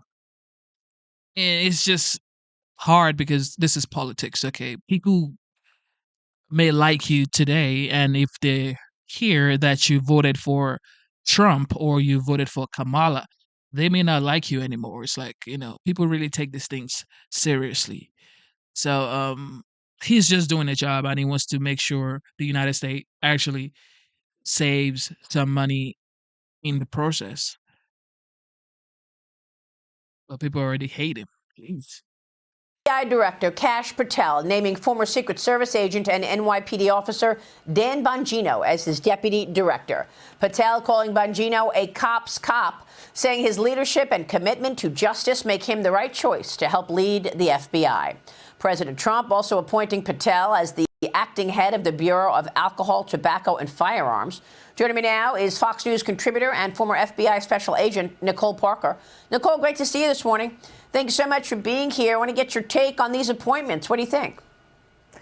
Wow, this is a very exciting time for the FBI. And, Kash, I love that he is finally the permanent director of the FBI. They are craving true leadership over there. The organization has been flailing for far too long, and I am just very excited to see his solid leadership step in. I think that a lot of the agents, there just hasn't been someone directing this ship. And when Wray came in, right off the heels of, Operation Crossfire Hurricane, the Russia collusion hoax, there wasn't a lot of accountability at the FBI. A lot of agents didn't feel that he really held many individuals accountable, and he had a chance to come in and really make changes at the Bureau, and we as agents really didn't see that. And so I think a lot of the solid, good agents are embracing the opportunity for Kash to come in and to set things right and to hold those accountable that have really derailed the organization. Those that are solid FBI agents, they embrace Kash and his arrival. people, those that have derailed the agency are absolutely terrified. But I do think that there needs to be accountability and, tangible consequences. But at the same time, Kash is all about letting the good cops be good cops. And that is what the agency needs. Get back to fighting crime. And another thing I really love about his mission, transparency. Americans want to know what in the world is going on at the FBI. And he is saying we are going to have full transparency, because for far too long, people have said, ongoing investigation, we can't talk about that, or, we can't discuss that. Americans want to know what's happening at the FBI. Kash has promised that, and I think it's going to be a very good move for the agency. Well, I mean, you lived it, and I lived it in a small sense during the whole Russia collusion lie that was made up, and, the FBI saw that there was no evidence of it, and yet they still tried to set up President Trump and Michael Flynn and so many others. Pam Bondi was sworn in as the 87th U.S. Attorney General earlier this month. And one of the key reasons and one of the key items on her agenda is to take politics out of the FBI. Walk us through what you experienced. What I experienced was back in 2016 is really when I saw it happening. I was on the Violent Crime Fugitive Task Force. I came to the FBI as a result of the 9/11 terrorist attacks, and I just really wanted to uphold the Constitution and help keep Americans safe. I first noticed it when Jim Comey said that no reasonable prosecutor would charge Hillary Clinton. I thought that was absolutely astounding, because there seemed to be it almost is as if he was reading off an indictment, and then he said no reasonable prosecutor would charge that. That had agents' jaws on the ground. And then we went right into the Russia collusion hoax. All of it just seemed very alarming to me. But again, I was down in the Miami division. I continued to work my violent crime cases, and I tried to just ignore it. But it became so overwhelming, Maria. And then when this new administration came in, I worked under the Biden administration for about a year and a half. And the emphasis on January 6th and Capitol violence, I had never seen the FBI so focused on going after misdemeanors. It was absolutely astonishing. I never believe in violence. I believe that those that were actually destructive should be held accountable. But that's not what the FBI was doing. And it seemed to be one politically motivated case after another. And then I was in the Miami division when the raid at Mar-a-Lago occurred. I was not there. I was not even aware that it was going on the day that it occurred. But it just seemed that the FBI was going very hard after Republicans, conservatives, Trump supporters, and at the same time, turning a blind eye to those on the opposite end of the political spectrum. Democrats, liberals, progressives. The FBI did virtually nothing in the summer of 2020. There was virtually no response. But then January 6th happens, and they go full force. And for me, Maria, it was a very personal issue in the end, because my friend was killed. Executing a search warrant in Sunrise, Florida for a child predator. They did not send SWAT for her. But I watched over and over, they sent SWAT for January 6th misdemeanors, but not for the most violent offenders. And now my friend is dead. So it was a number of factors that I took into consideration to walk away. But I'm telling you, watching it now, this is an exciting time. I am extremely, looking forward to the reforms that are going to happen. But it is going to take time, because this destruction at the FBI did not happen overnight. And the reforms are not going to happen overnight either. But I am confident that under the leadership of Kash Patel, under Bongino and others that they will bring on, that the FBI will be made great again. The trust of the FBI is at an all-time low, understandably. But I do believe that trust is going to come back. Well, right now they're doing cuts. I mean, the DOJ agency is looking to cut waste at the FBI. They're looking at streamlining operations, restoring trust in the Bureau. And supporters say it's smart to eliminate the politicization and ensure taxpayer dollars are being spent well. What do you think should be cut? I mean, you have experience there. Where is the waste? So again, my previous background prior to joining the FBI, I actually worked at Merrill Lynch. I worked at a multi-billion-dollar hedge fund. I worked in the private sector. And when I came to the FBI to serve our country as a result of 9/11, I was astonished to see how much waste was going on. And I just remember looking around thinking this would never fly in the private sector. It just wouldn't. I was surprised that it seemed at times that about 20% of the agents were doing 90% of the work. And I thought, what is everyone else here doing? And how are they collecting a paycheck when there are many individuals not doing much at all? I found that quite alarming.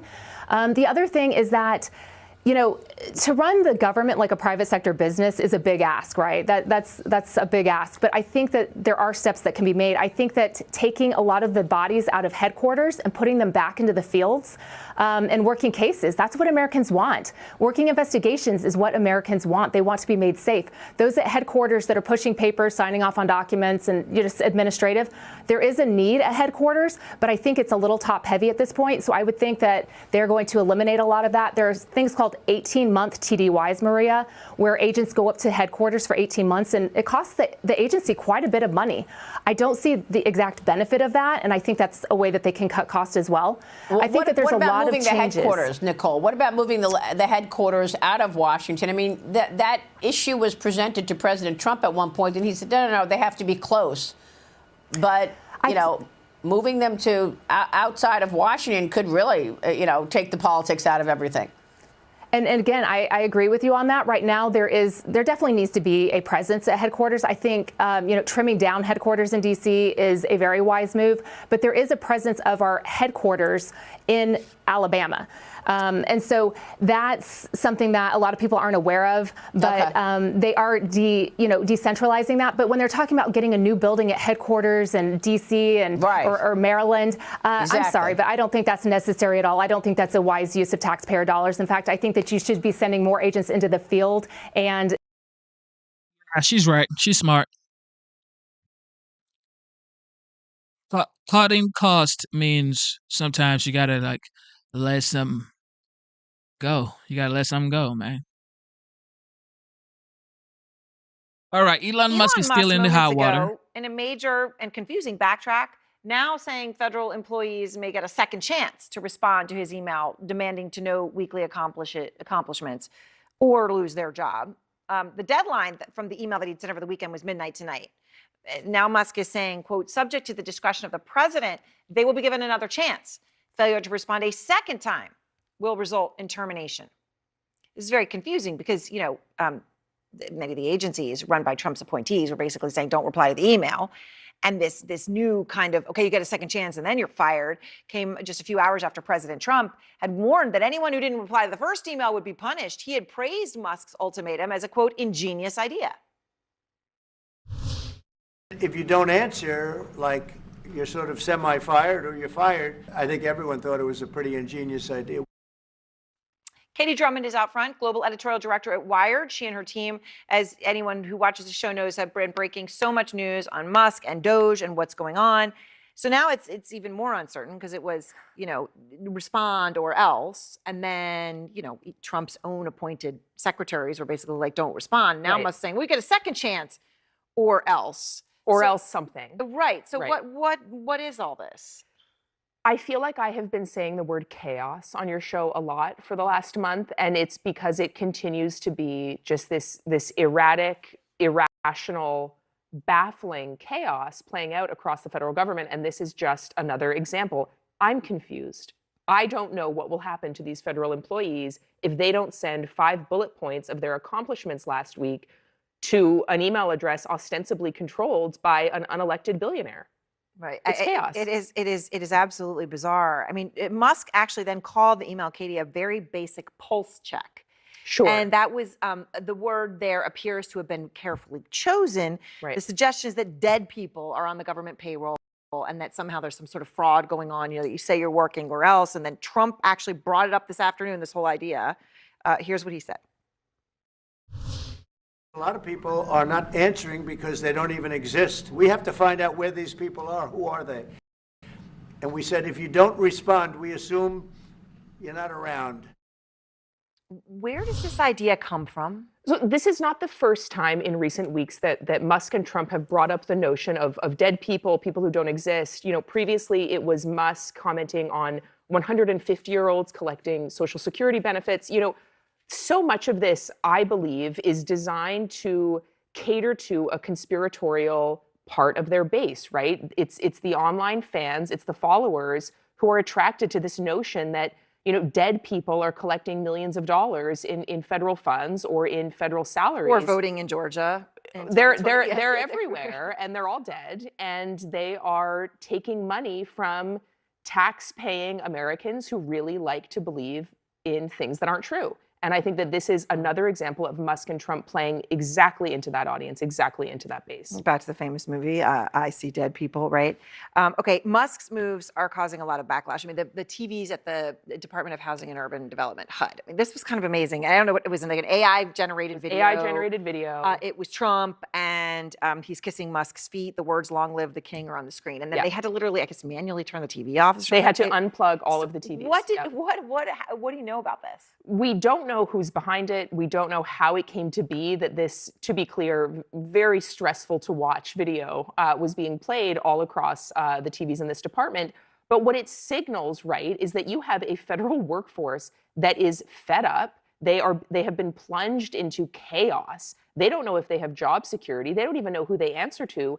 And it appears as though at least some of them are making their displeasure known, from what we can tell with a very provocative video that somehow ended up on a lot of TVs in at least one federal agency today. Provocative may be the word choice of the day. I don't know where to laugh or be absolutely disgusted. I can't in good faith tell people to watch the video.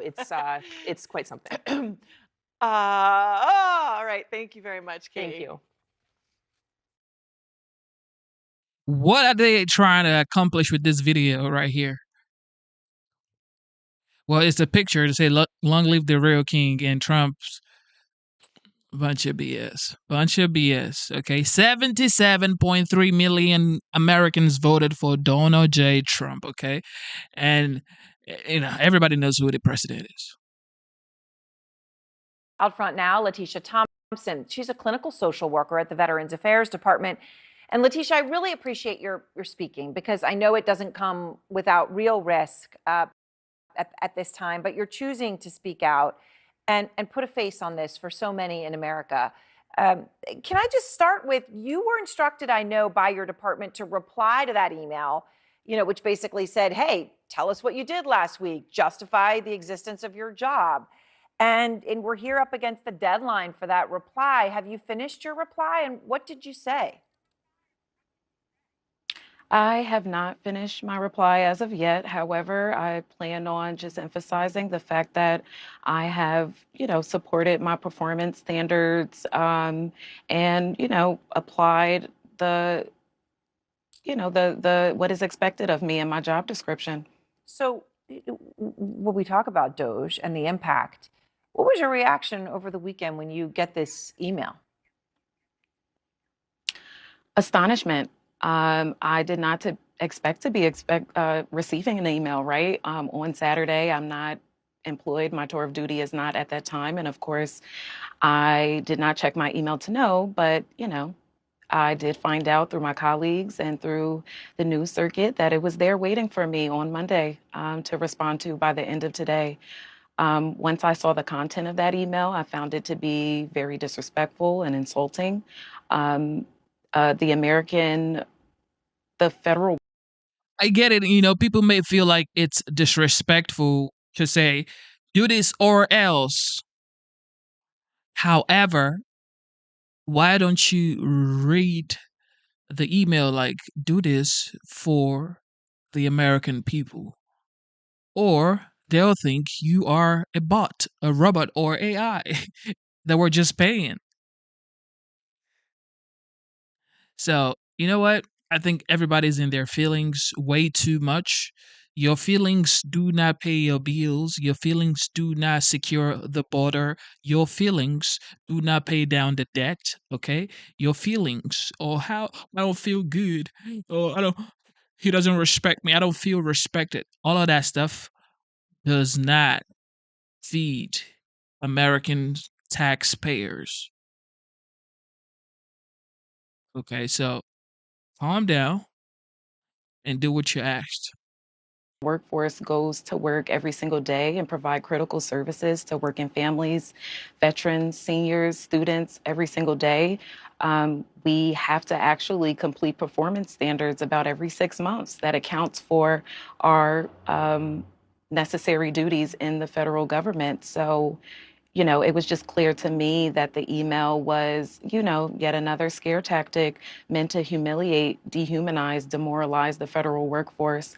And in fact, we want to go to work every day. We, are accountable to the American public and not to a billionaire. So President Trump praised the idea of Elon Musk, right? This idea to send the emails. Here's what he said. What he's doing is saying, are you actually working? And then if you don't answer, like you're sort of semi-fired or you're fired. And now, we did then learn that agencies were saying, well, that's voluntary for you to respond to the actual email itself. But then President Trump also posted a meme which was mocking. It showed a character of SpongeBob SquarePants.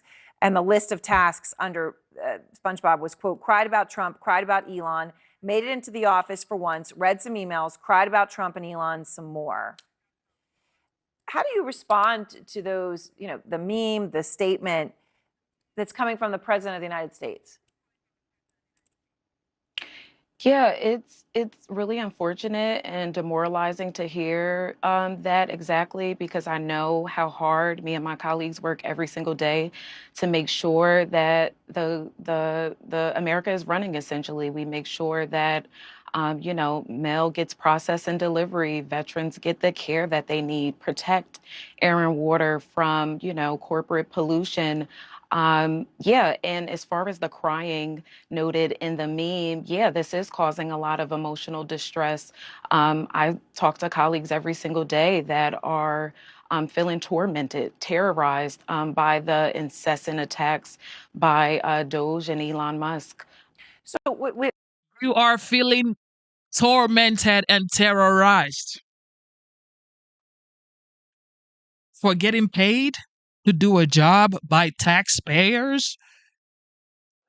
Oh, we make sure the mails are being sorted out and delivered. We make sure the veterans get their severance package. Because you get paid to do it. Jesus. Why are we so soft? Like, soft. Swifties. Like, softies. What are you doing? Oh, we feel terrible. We feel tormented for asking us to do our job.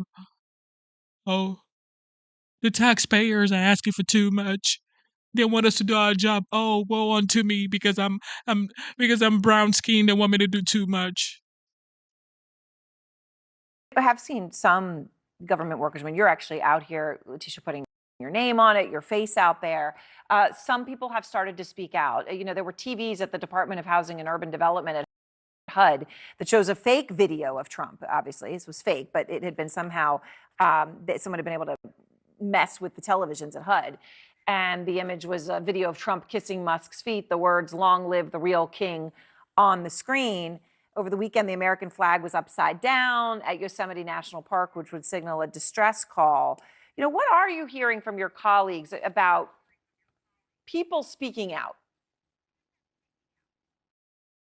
Yeah, I think, everybody does have a good understanding of how demoralizing, stressful, intimidating, humiliating all of this is. And luckily, there are folks like myself who understand what is truly at risk here. We're talking about essential and vital services being entirely removed, depleted if Elon Musk is successful. Well, Letitia, thank you so much. We really appreciate you taking the time and being willing to speak out tonight. Thank you. Thank you, Letitia. Thank you so much for your job, for doing what you do and getting paid to do it. But don't forget to send your email, Letitia. All right. Peter Doocy, what we got? Senior White House correspondent Peter Doocy joins us with the detail. Good morning, Peter.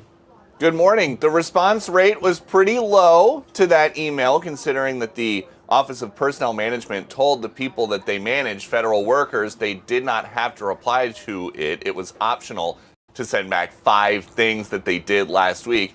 And so now Elon Musk is saying the email request was utterly trivial, as the standard for passing the test was to type some words and press send. Yet, so many failed even that inane test, urged on in some cases by their managers. Have you ever witnessed such incompetence and contempt for how your taxes are being spent? Makes old Twitter look good. Didn't think that was possible. And so this is what's coming next. Musk says Subject to the discretion of the president, they, federal workers, will be given another chance. Failure to respond a second time will result in termination. And Musk and President Trump are alleging that federal payrolls are not as they seem. So what they're doing is they're trying to find out who's working for the government. Are we paying other people that aren't working? And, where's all that? Where's the money gone? There was a lot of genius in sending it. We're trying to find out if people are working. And so we're sending a letter to people. Please tell us what you did last week. If people don't respond, it's very possible that there is no such person or they're not working. The DOGE team is claiming they've now cut $65 billion in programs and duplicate payments, but to reach their lofty goal of $1 trillion cut, they're going to have to shrink the federal workforce more because not enough people took the buyout offer. So that is what this is all about. Back to you. So, Peter, given the fact that Elon Musk is saying you got to do this, and it went out to all the employees, and then various agency heads have said, yeah, don't listen to that. You don't have to do it. Is this a power struggle? What's going on? It seems like this is something that Elon Musk has had success with and liked doing at his companies, and we just never really had a window into the way that he managed. This is the way that he manages. And even though when they go to a court hearing and a judge asks the Justice Department representing the White House, who's in charge of DOGE? And they don't say Elon Musk, they say, we don't actually know.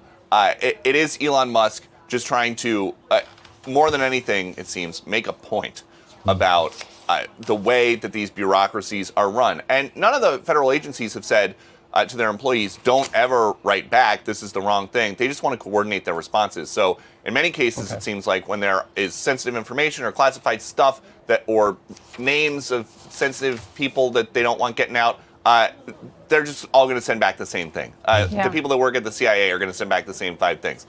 Same at FBI, same at DNI. Stuff that it seems like that's where this is going. Yeah. Okay. Thank you, Peter. The president said it's really just to make sure there's a body in that position, that it's not just a paycheck is going to a girlfriend of a guy who has passed away or something like that. So he just wants to make sure there's a warm body in that chair. And that's why he said, Elon said, just write something back. Like, yeah, but where's the chair? Is the chair at home? No, they're all back in the office. By mid-March. Didn't they have to go yesterday, Monday? Because remember, Kelly Loeffler, we're going to interview her. Right. She was in the office last Friday saying, look at all these empty desks. They'll all be filled on Monday. I think the mandate was everybody's got to be back by mid-March. And it varies, as we have seen, it varies from agency to agency. No matter when they're coming back, I think the question is, isn't it kind of egregious that we don't know where some of the employees are and we don't know if someone is working? I mean, a private business would never be able to function this way. Every penny matters. But when you have a blank check, being the federal government, they don't care. And so you may have some people that are dead. You may have some people that just aren't working on anything. No matter what the reason is, we got to figure out who these people are and if they're alive or not. And I think this is a great strategy to doing it. You know what I would like? I would like to see if some of the DOGE workers, maybe they have a press conference.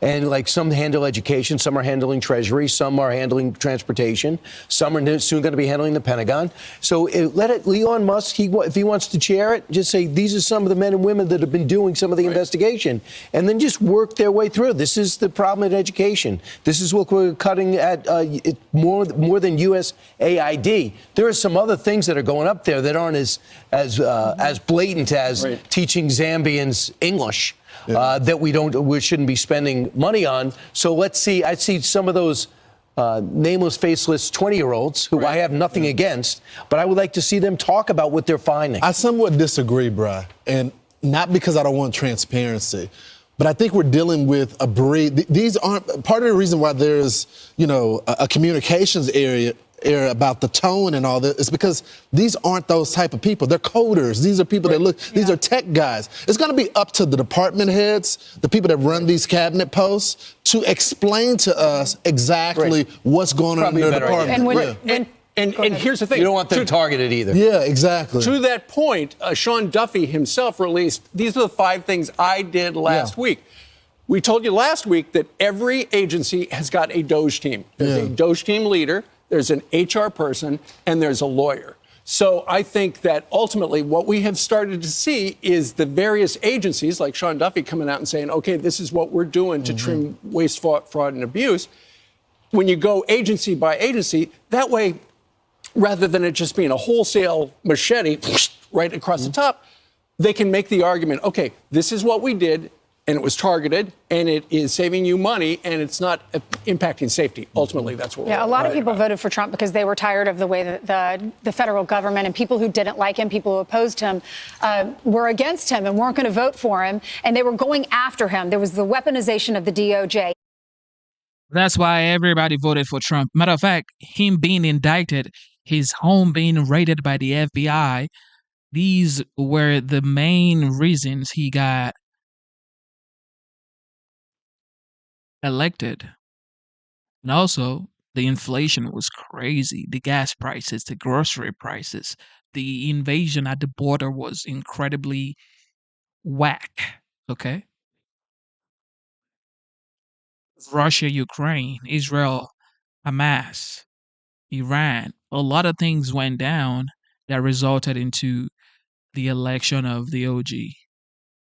And now we have the golden era upon us. So enjoy it, okay? Just enjoy the greatness that you're experiencing right now. It's going to take a while, but here's Don Bongino, the deputy director for FBI. Of course, CNN has something to say. President Trump just tapped a very unconventional choice for a key post over at the FBI. Dan Bongino, the former Secret Service agent turned right-wing media personality, will serve as deputy director.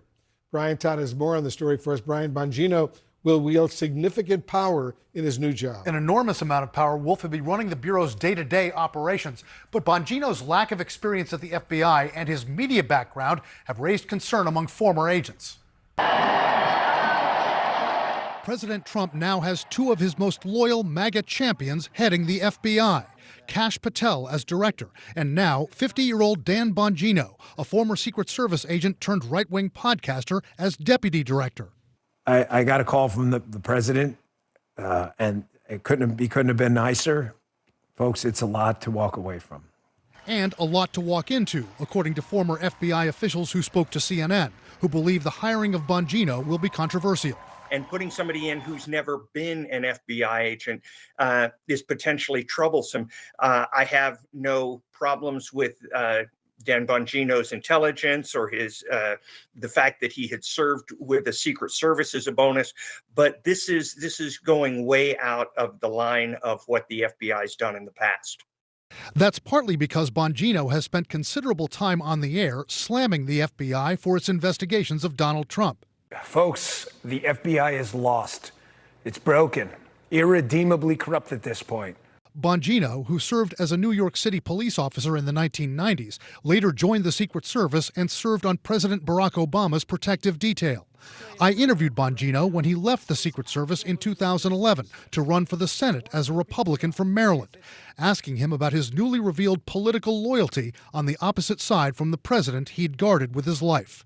I want to say personally that I have enormous respect for him, but I just disagree with the ideology. It's a simple ideological play, that's it. The country's going on the wrong path.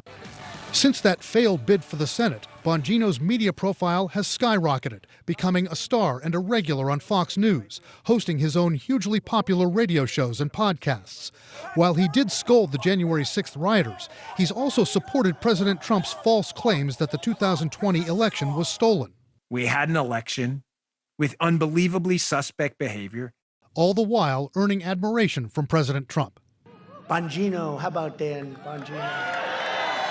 Bongino's been promoting far-right views on his podcast, promising retribution, saying that Trump is going to get revenge against his enemies, and saying that Trump should just ignore court decisions that he doesn't like. Now, as the hands-on official handling... You guys are so funny. Some people are saying this is a DEI hire. How is Dan Bongino a DEI hire? This man has worked with Secret Service. He helped with the protective details with Obama's protection. What are you doing? What are we saying? This man has worked with social, with the highest most competent team in the land, Secret Service. What do we like? Who's not competent to be the deputy director of FBI? So who is? In the Bureau's daily operations, Bongino has a unique challenge. The one thing you do not want to do day one is lose the loyalty of the FBI. When they see their own management appearing to go off the rail, you lost them. As for how the FBI's rank and file feels about Dan Bongino, according to a mass email obtained by CNN that was sent to its members just before Donald Trump posted that Bongino had been selected as deputy director, the FBI Agents Association, representing thousands of agents, said it had been told by Kash Patel that the new deputy director would come from within the ranks of the FBI. Contacted by CNN today, the Agents Association declined to comment on the appointment of Bongino. Wolf. All right, Brian Todd reporting for us. Thanks, Brian, very much. Joining us now, the former FBI Deputy Director, Andrew McCabe. Andrew, thanks so much for coming in. You speak with authority when it comes to the number 2 position in the FBI. You were the Deputy Director. Let's talk a little bit about Dan Bongino. You've said that putting him in this critically important number 2 role at the FBI, in your word, is dangerous. Tell us why. Well, Wolf, the FBI Deputy Director has an incredibly hard job, and as you've said, I know this personally. They are ultimately responsible for all of the FBI's intelligence collection and investigative activity. You are the operational manager, the chief operating officer for the FBI, and it is absolutely imperative that when bad things happen, you are prepared with a career's worth of experience and knowledge, the legal understanding to be able to make decisions quickly to avoid further crisis. Learning the organization from day one, knowing nothing about it, is a luxury that FBI deputy directors don't have, which is why every one of the deputy directors up until this point for 117 years have been experienced FBI agents. They've had experience in the FBI. He has not That's had right. experience in the FBI. Bongino is a right-wing conspiracy theorist, as you well know. He's an election denier. I want to get your reaction to something Bongino recently said on his An election podcast. denier. Watch this. Folks, my recommendation is Donald Trump should ignore this. This judge is obviously not acting constitutionally at all. It should be ignored. Demand it, resuming all, but you can't order the executive to spend. I mean, you've effectively usurped the power of the executive. Who's going to arrest them? The marshals? You guys know who the U.S. Marshals work for? Department of Justice. That is under the, executive branch. Donald Trump's going to order his own arrest and his team. This is ridiculous.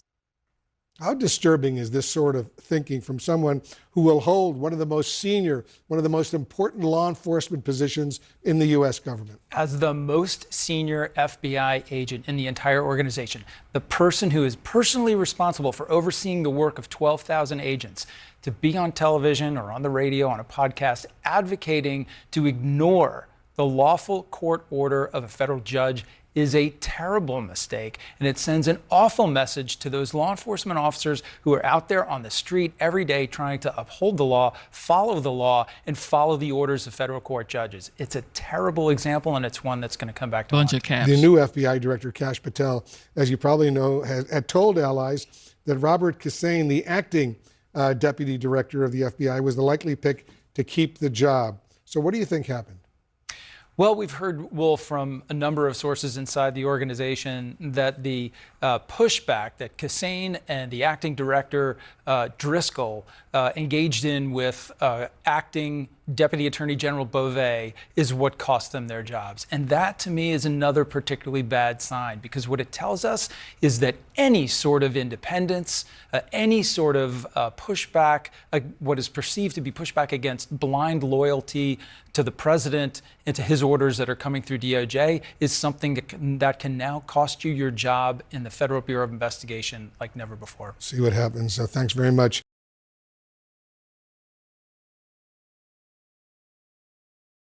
Everybody's running out to skelter now that Dan Bongino is deputy director. Today we are learning new details about what may have led to President Donald Trump selecting Dan Bongino, a right-wing podcaster and former Secret Service agent as the new FBI deputy director. Now, the role is traditionally held by a career FBI agent, and FBI Director Kash Patel had previously told agents it should stay that way. So, what changed? It appears to be a recent standoff between interim FBI leadership and the Justice Department over demands for names of agents involved in the January 6th and Trump-related investigations. But there's a lot more to it. CNN senior justice correspondent Evan Perez joins me now. So, Evan, what more are you learning about how we got here? Right. Everything was set for Robert Kissane. He is the head of counterterrorism in New York for the FBI, and he was brought down here as part of the interim leadership before Patel got named as a nominee, and everything seemed to be fine with him and Brian Driscoll, who is still the head of the Newark FBI office. And then there was this confrontation, which happened a couple of weeks ago, where Emil Bove, the acting Deputy Attorney General, was demanding these names of everyone who touched these January 6th and Trump-related investigations, and that's where things seem to go awry. So we now know, obviously from the weekend social media post from the president, that he has instead gone in the direction of Don Bongino, who is a very public supporter of the president. He's somebody who obviously would not necessarily stand up to the Justice Department if he's asked to do something he doesn't necessarily like, because everything that comes from them will probably be something he supports. So, I think that's part of the issue here. If you saw the FBI Agents Association of the weekend also said that they had been promised this job would remain a career agent position. So the question is, what changes now when you have someone who is this politically attuned to the president with this job? And again, Dan Bongino, not someone that needs to be confirmed by the Senate in any way as deputy director. So the impact will be felt pretty immediately. Exactly. Evan Perez, thank you for being here. Really appreciate it. Brianna?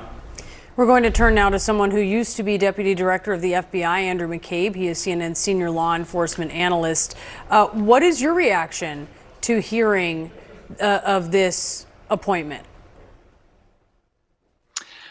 Well, I'm stunned. I think, Brianna, in the same way that I would expect most FBI people, current and former, are really shocked. I've heard from many of them in the last 24 hours, and this departure from 117 years of history and tradition is really remarkable. Not because it's historic and that's a reason for continuing, but because the demands of the job are so unique. They are so broad, of such immense scope and responsibility, that it takes people an entire career, 15, 16, 17, 18 years before typically they're ready to fill this role. So a deep understanding of the FBI, its mission, how it accomplishes that mission, the different tools that are to be used, the capabilities of the workforce, all those things go into it. So to bring in someone who has no connection to that whatsoever is really stunning and dangerous, I would add. Sources say this hiring of Bongino happened after a week-long standoff between acting Deputy Attorney Emil Bove and the acting FBI Deputy Director Robert Kissane. Bove had demanded the names of FBI agents involved in the January 6th and the Trump-related investigations. Kissane resisted Bove's demands. Kissane had been expected to get the job. So when you look at that, do you think that could have contributed to this? It certainly could have. I don't know the internal machinations of how this played out, but there's no question that Kissane and Driscoll are the two people that the Trump administration chose from within the ranks to run the FBI. But what they showed during that brief period was they were not blindly loyal to the dictates of DOJ, and specifically Emil Bove. They acted to protect the people, the agents and analysts and all those FBI folks who did the right thing, who complied with the law and with FBI policy and working on the cases, the January 6 cases to which they were assigned. And that sort of adherence to duty and honor is not something that is valued by the current administration, and so they had to go. How can you explain to us sort of the interactions typically between a deputy director and an FBI director, and how you think the sort of non-traditional picks here with Dan Bongino and Kash Patel are going to impact that? Yeah, so the FBI deputy director basically runs the day-to-day operations of the FBI. You've got 37,000 employees, 12,000 of which are agents, all of whom carry guns, across the country and around the world. It is an immense organization involved in many, many different types of investigations, everything from daily run-of-the-mill stuff to like super sensitive national security cases. And so the FBI director is responsible for all of the FBI's intelligence collection and investigations operations. It is almost impossible for me to imagine doing that. I know better than or as well as anyone what it takes to do that job. And the idea that you would try to do that without even knowing what the FBI is, how it works on a nuts and bolts level, what people are assigned to, what they're capable of, what our legal authority is, where the guardrails are against taking further action. Without knowing those things, it's almost impossible to imagine that you could be successful as deputy director. And if the deputy director fails, so will the director and the entire organization. Andrew McCabe, someone who has a lot of insight into this, uniquely so. Thank you so much for being with us. Shout out to Andrew McCabe, but thank you. Next, we have moved on to Dan Bongino and Kash Patel. All right, what do the professionals have to say concerning this situation with the OG, the 45th, the 47th, as the commander-in-chief? Shout out to Anderson Cooper. All right, here we go. You want to keep going? You want us to keep going? Or you want to end the show? Let me know in the chat. W's in the chat, y'all. W's in the chat.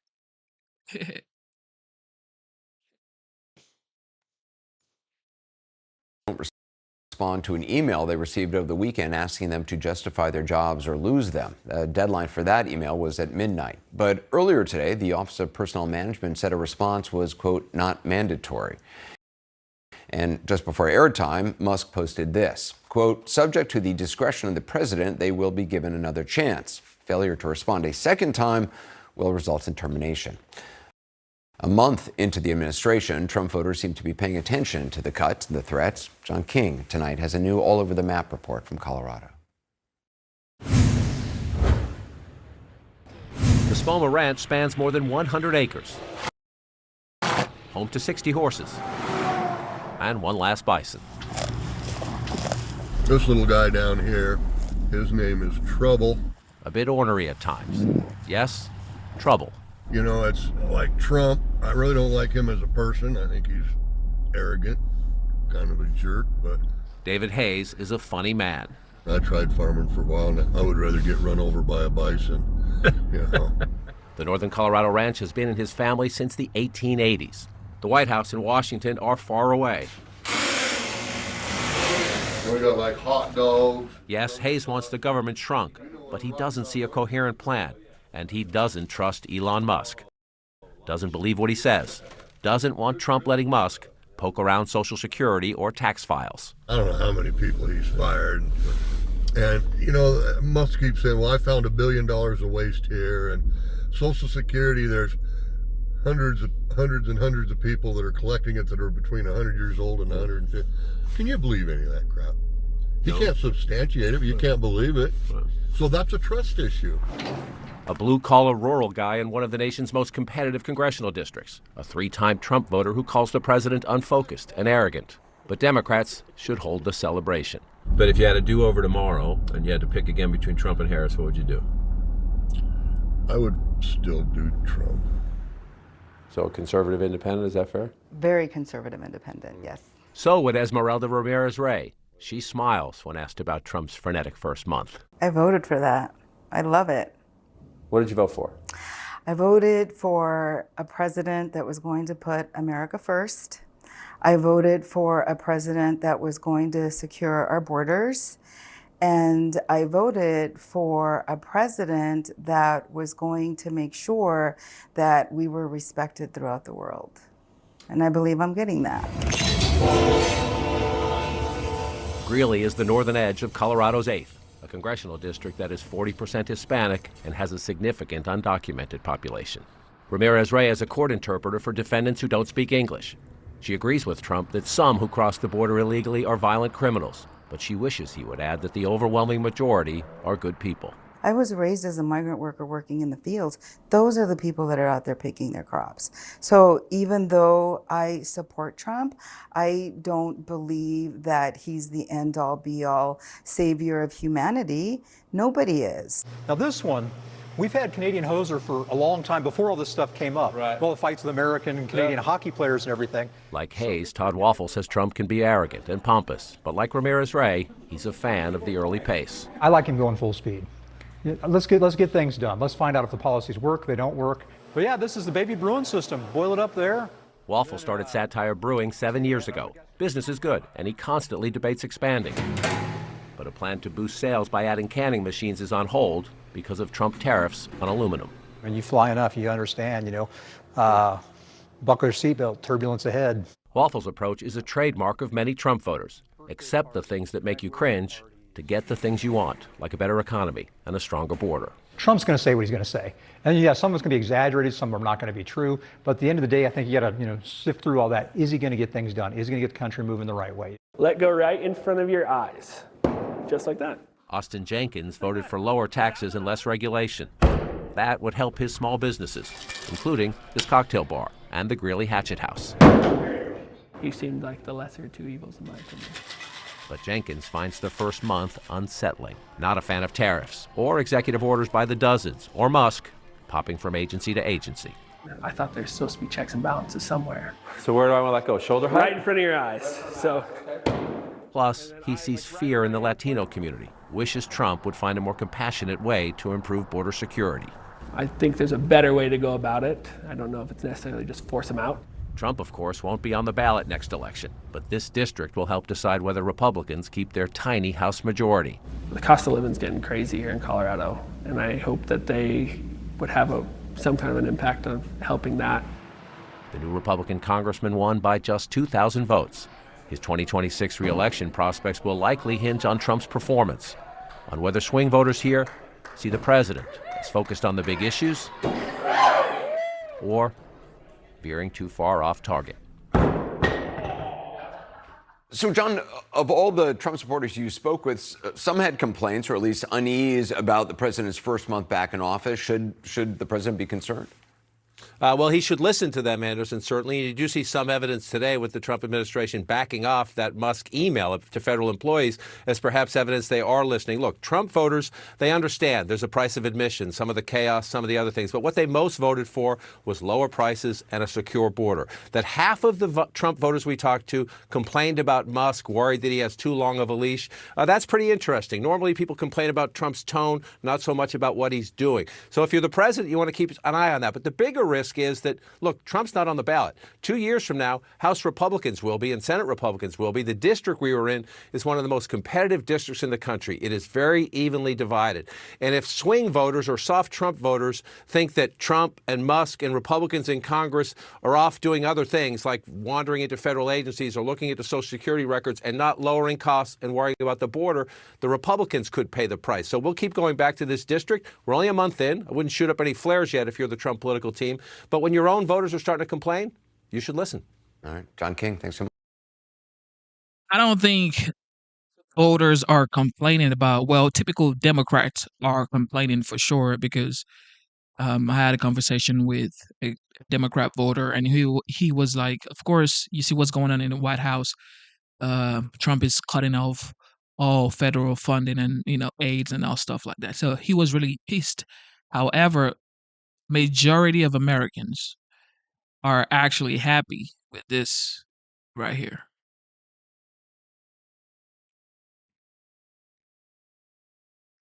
Who doesn't want to save America? Funding, excessive spending. Nobody wants excessive spending. It's now time for our Hannity Washington briefing. We welcome back White House Press Secretary Caroline Leavitt is with us. The AP deal is a big deal to me. And this, frankly, you have reconfigured that room quite a bit. And you've invited in bloggers and invited in other media that traditionally have not been there. But I would go back and say that most of the mainstream legacy media. They were wrong on FISA. They were wrong on Russia. They were wrong on the case in New York. They were wrong on pretty much everything involving Donald Trump. And they never corrected themselves, did they? Mm-hmm. They never did, Sean, and the winning continues here at the White House every day. Today, a federal judge right here in Washington, D.C., denied the Associated Press's emergency request for a temporary restraining order to restore their privilege of returning to the White House press pool. And the judge's denial of the Associated Press's request reinforces what I said from the podium last week and what President Trump has been saying.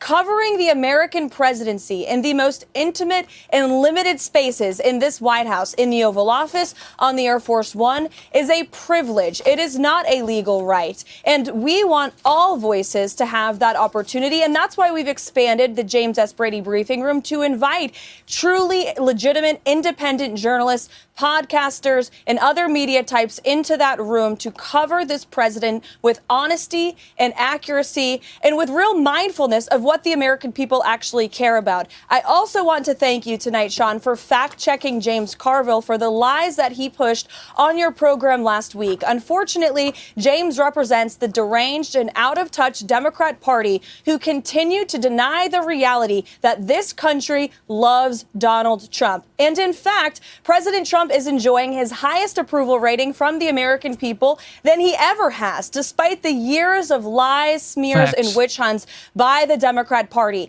The Harvard-Harris poll today is incredible. When you look issue by issue, the vast majority of the American people support what President Trump is doing. You showed it. 81% of the American people support deporting illegal migrant criminals from our nation's communities. 77% of Americans support a full audit into the waste and fraud that this federal government has been spending their tax dollars on. And that is the exact mission of DOGE. So these numbers, these approval ratings are what you get when you have a president who actually does what he promised he was going to do. And that's why the Democrats are facing their worst, lowest approval rating since 2018. Not even 40% of the American public supports the current Democrat Party. President Trump will continue to abide by the will of the American people who elected him to this big, beautiful White House behind me. And we are restoring common sense to our great country. You know, I just showed this audience Harvard-Harris and where they stand on DOGE and cutting back wasteful spending. I showed CBS. All weekend long, if you look at CBS, they're not even looking at their own poll. The New York Times, USA Today, MSDNC, The Washington Post, CNN, fake news, Huffington Post, Newsweek. They all had some version. GOP lawmaker confronted by constituents angry with the Trump-Musk cuts. It is contradicted, Caroline, by their own polls. And we're not talking about 55%, 78, 80% of the American people don't want they don't want their money spent this way, and they don't want their children and grandchildren robbed this way. And this is what Democrats call a constitutional crisis. Y'all remember back during the election period when you would turn on the news and they would say Kamala is winning in every poll. Kamala is leading in every poll. The same folks are telling you that Americans are not in support of what Trump is doing. Does that make any sense to you guys? The same folks that told you that Kamala was going to be the 47th president of the United States, according to The Simpsons, are now telling you that people don't like what Trump is doing. People don't want to save money. People don't want to pay down the debt. The people don't want a secured border. I don't think so. Sorry. And this is what the media falsely reports on. It's difficult to penetrate through that wall of, frankly, propaganda and lies. Mm-hmm. There are a lot of lies from the left, especially from the Democrat Party. And as you said, they're propagandists and the left-wing legacy media. But the president and our administration are cutting through those lies every single day with a mega level of access and transparency to the commander-in-chief. Nearly every single day, President Trump invites journalists into the Oval Office and gives them the facts and the truth because he has that on his side. And he is doing so much, accomplishing so much that the mainstream media can't even cover it all. I mean, today we had a major announcement on a Monday morning that Apple, one of the biggest companies in this world, is going to invest $500 billion right here in the United States of America and create 20,000 new jobs. America is open for business again because of the policies and the confidence that has been restored across this world because of President Trump being behind the Resolute desk. And I just saw President Trump's statement, in case your audience has it, from a few moments ago. He says our country is doing very well, and he was just thinking about the company that was shooed away and canceled by the Biden administration who wanted to build the Keystone XL pipeline. He is inviting them back. We want the Keystone XL pipeline built. He wants a pipeline built in the Northeast, in New England, where I am from, where we have some of the highest electricity and utility rates in the country. This is a president who is constantly thinking about how he can help the American people, innovating and pushing groundbreaking ideas on every single issue. And that's, again, why the vast majority of Americans are seeing through the mainstream media and the Democrat Party's lies, because they are seeing real results come from this administration every single day. Last question. How quickly do you think or anticipate the president will meet with President Zelensky and President Putin?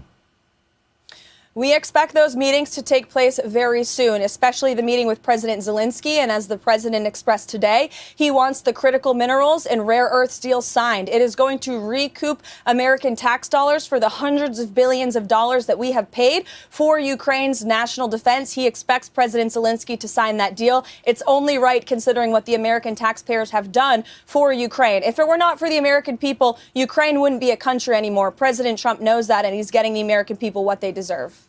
Well, and also will help them to have our partnership and us on the ground. That's right. All right, ladies and gentlemen. That'll give them money to rebuild their country, which is a disaster right now. And the killing. Wait, can you hear me? Okay. Wait. We appreciate it. All right, cool. So you guys remember Vivek Ramaswamy? He is now, or has now, announced that he is running for the governor of Ohio, and he is being endorsed by the legend, the OG, the greatest president the United States has ever seen, or at least top 3 or top 5. Donald Trump has endorsed Vivek Ramaswamy, and it's about to get spicy, ladies and gentlemen.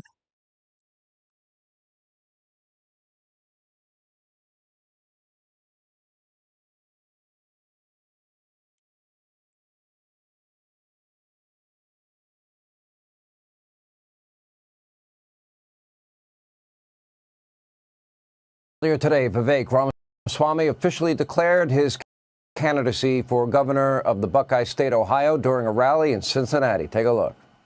We will lead Ohio to be the top state in the country, where we lead the way in the sectors of the future, from semiconductors to aerospace. Look at where we are today. How about this company, guys?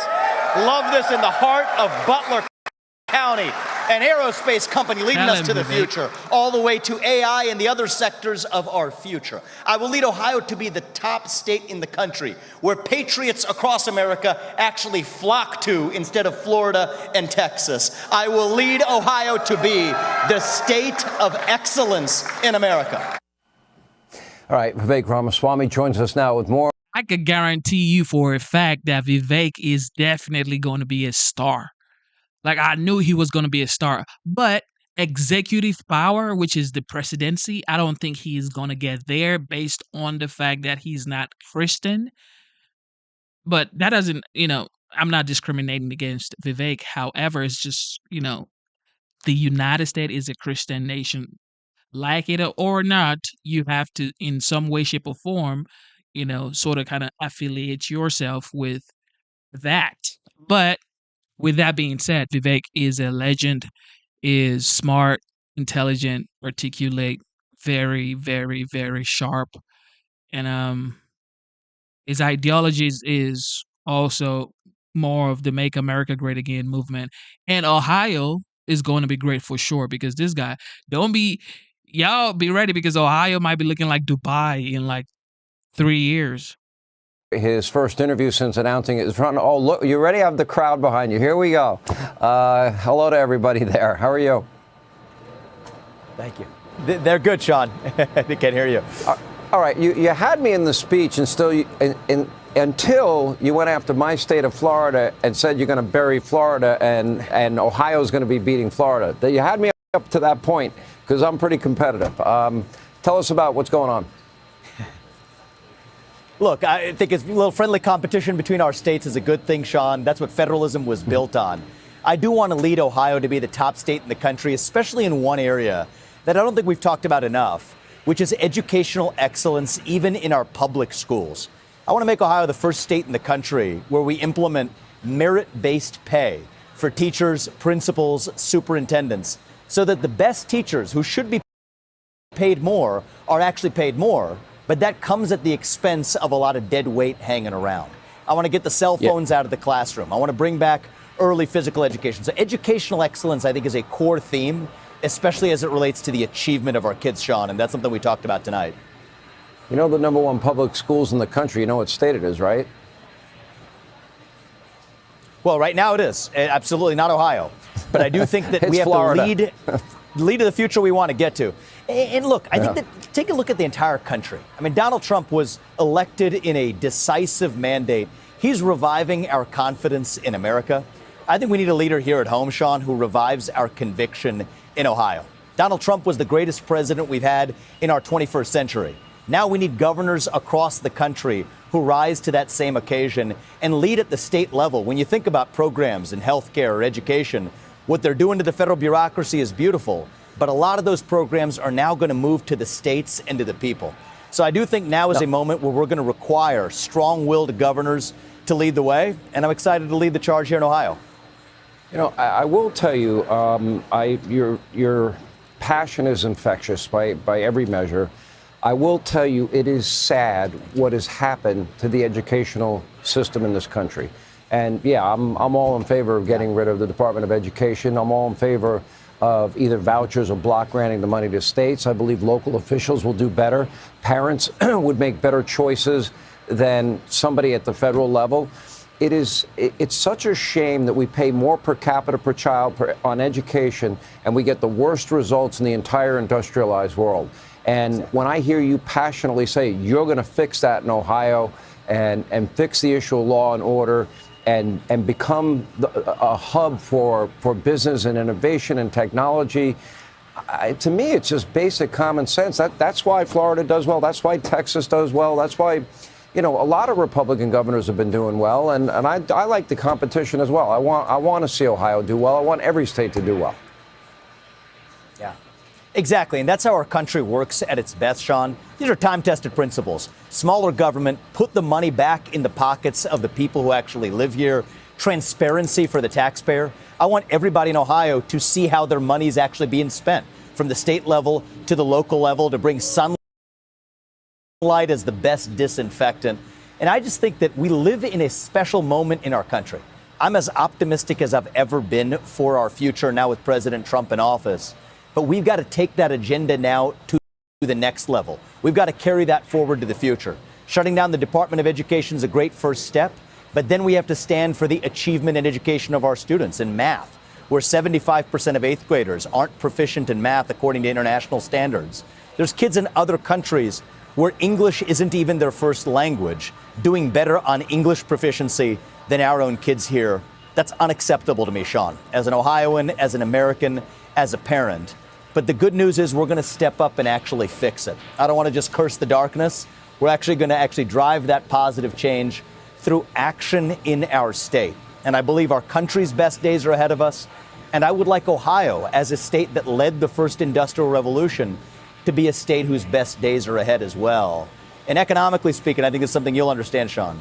If Silicon Valley led the way in the American economy for the last 10 years, I want to make sure it is the Ohio River Valley for the next 10 years in the sectors of the future. And that's where I'm going to lead us. How do you incentivize business?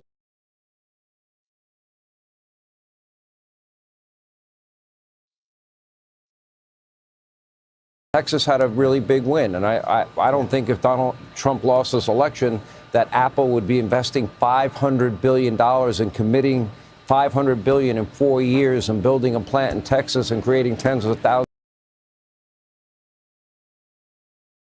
I think they got the message loud and clear. Bring manufacturing back to this country, create high-paying career jobs for Americans. And that's all we really want. Free and fair trade with our partners. We don't want to be stepped on by our partners. And they've taken advantage of us, and we let them do it, and they have not been held accountable for it. Well, President Trump is holding them accountable for unfair practices, and he's also leading the way federally. What he really needs is partners at the states who can actually do the same thing. So you asked about spurring economic innovation. President Trump's doing his part. But we need to make states like Ohio zero-income tax states, bring down the property taxes, cut the regulatory burden, slash the red tape, bring down the permitting timelines for energy dominance and manufacturing dominance. Yeah, I'm so happy for Vivek. Thank God he got this right here, being, to be able to run for the next governor of Ohio. Ohio is lucky to have a person like Vivek because he's smart, very, very smart. Of course, he's a billionaire. And in my opinion, if you've had the opportunity to accomplish that financially to the billions, you're smart. Okay? You're smart. So, with that being said, I hope he wins, but Ohio has always been a red state anyway. And he doesn't have to run for 2028, But if he wants to get more popular and, I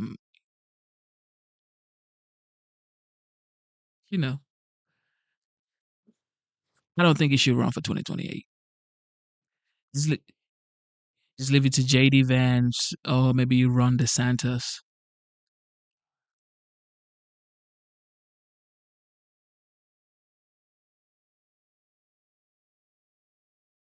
That translates, careful with these faces. And we've blurred them out, but those are 6 people who were involved in ICE and the raids out in L.A. It gives their name, gives their address. I think it gives their phone numbers. They are being doxxed. Obviously, they are trying to intimidate the good guys into not going after the bad guys. So the question is, are we going to allow this to happen in our country? We're going to allow the cartel to win in our own country. We're going to. Somebody just said in the comment section, being a billionaire doesn't make you smart. What makes you smart? Can somebody tell me in the comment section what makes you smart? If Elon Musk or if Vivek Ramaswamy isn't smart, he's a billionaire, okay, works in pharmaceutical world. I think he graduated from Harvard as well, but he's not smart. Okay. Let them put our faces of our cops as trying to keep. You got murderers, rapists that have flooded the country because Biden wanted to open up the border and let 10 million people come in the country. And now finally the cops are able to do their job. This is why we have 30 cops on one bus for one guy, because it's not safe. They're putting their pictures up. Their families are at risk as a result of this. They're probably going to have to pull these cops off duty because they can't do their job and be able to protect their family back home.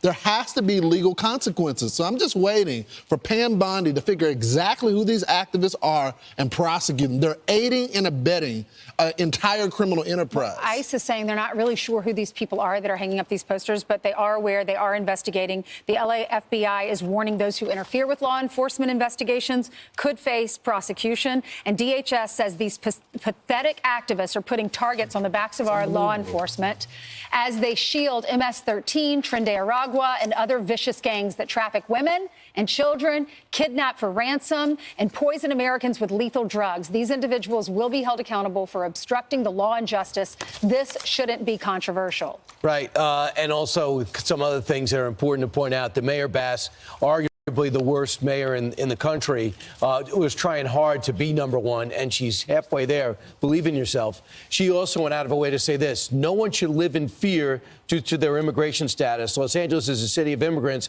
We'll continue to stand together, except, of course, what Bill Malugin posted right after, and that's the amount of illegal aliens who are arrested for horrific crimes. At a Guatemalan 18th Street gang member, I would fear him, convicted of assault with a deadly weapon. A Chinese convicted child predator, I believe that's a problem. You should fear. A Mexican drug trafficker, a Guatemalan convicted manslaughter assailant, Guatemalan convicted of rape with a gun. That's best to say these are the people, as Bill Wright says, that we should have fear, I believe. So this is an idea, the difference between the two parties. One sees illegal immigrants, we're a melting pot. Other sees there's a difference between criminals and people who are here legally. Well, it also goes to the point, okay, you see the rap sheet of all those people. You let these people back on the street? Who does that? New York. How is that? New York and Chicago. Any and type of common sense. And I think, I just wish they would look at the polling data. Still, over 60% of the country is for mass deportations. You would think, with all these rallies and all that, that the tide would change. But the country is aware, because these folks aren't staying in the rich neighborhoods, as my last guest said, that ran for city council in Boston. They're staying in the poor neighborhoods, so they have to experience those criminal aliens in their community. Well, and ultimately, these sanctuary cities are still sanctuary cities for a lot of these bad guys.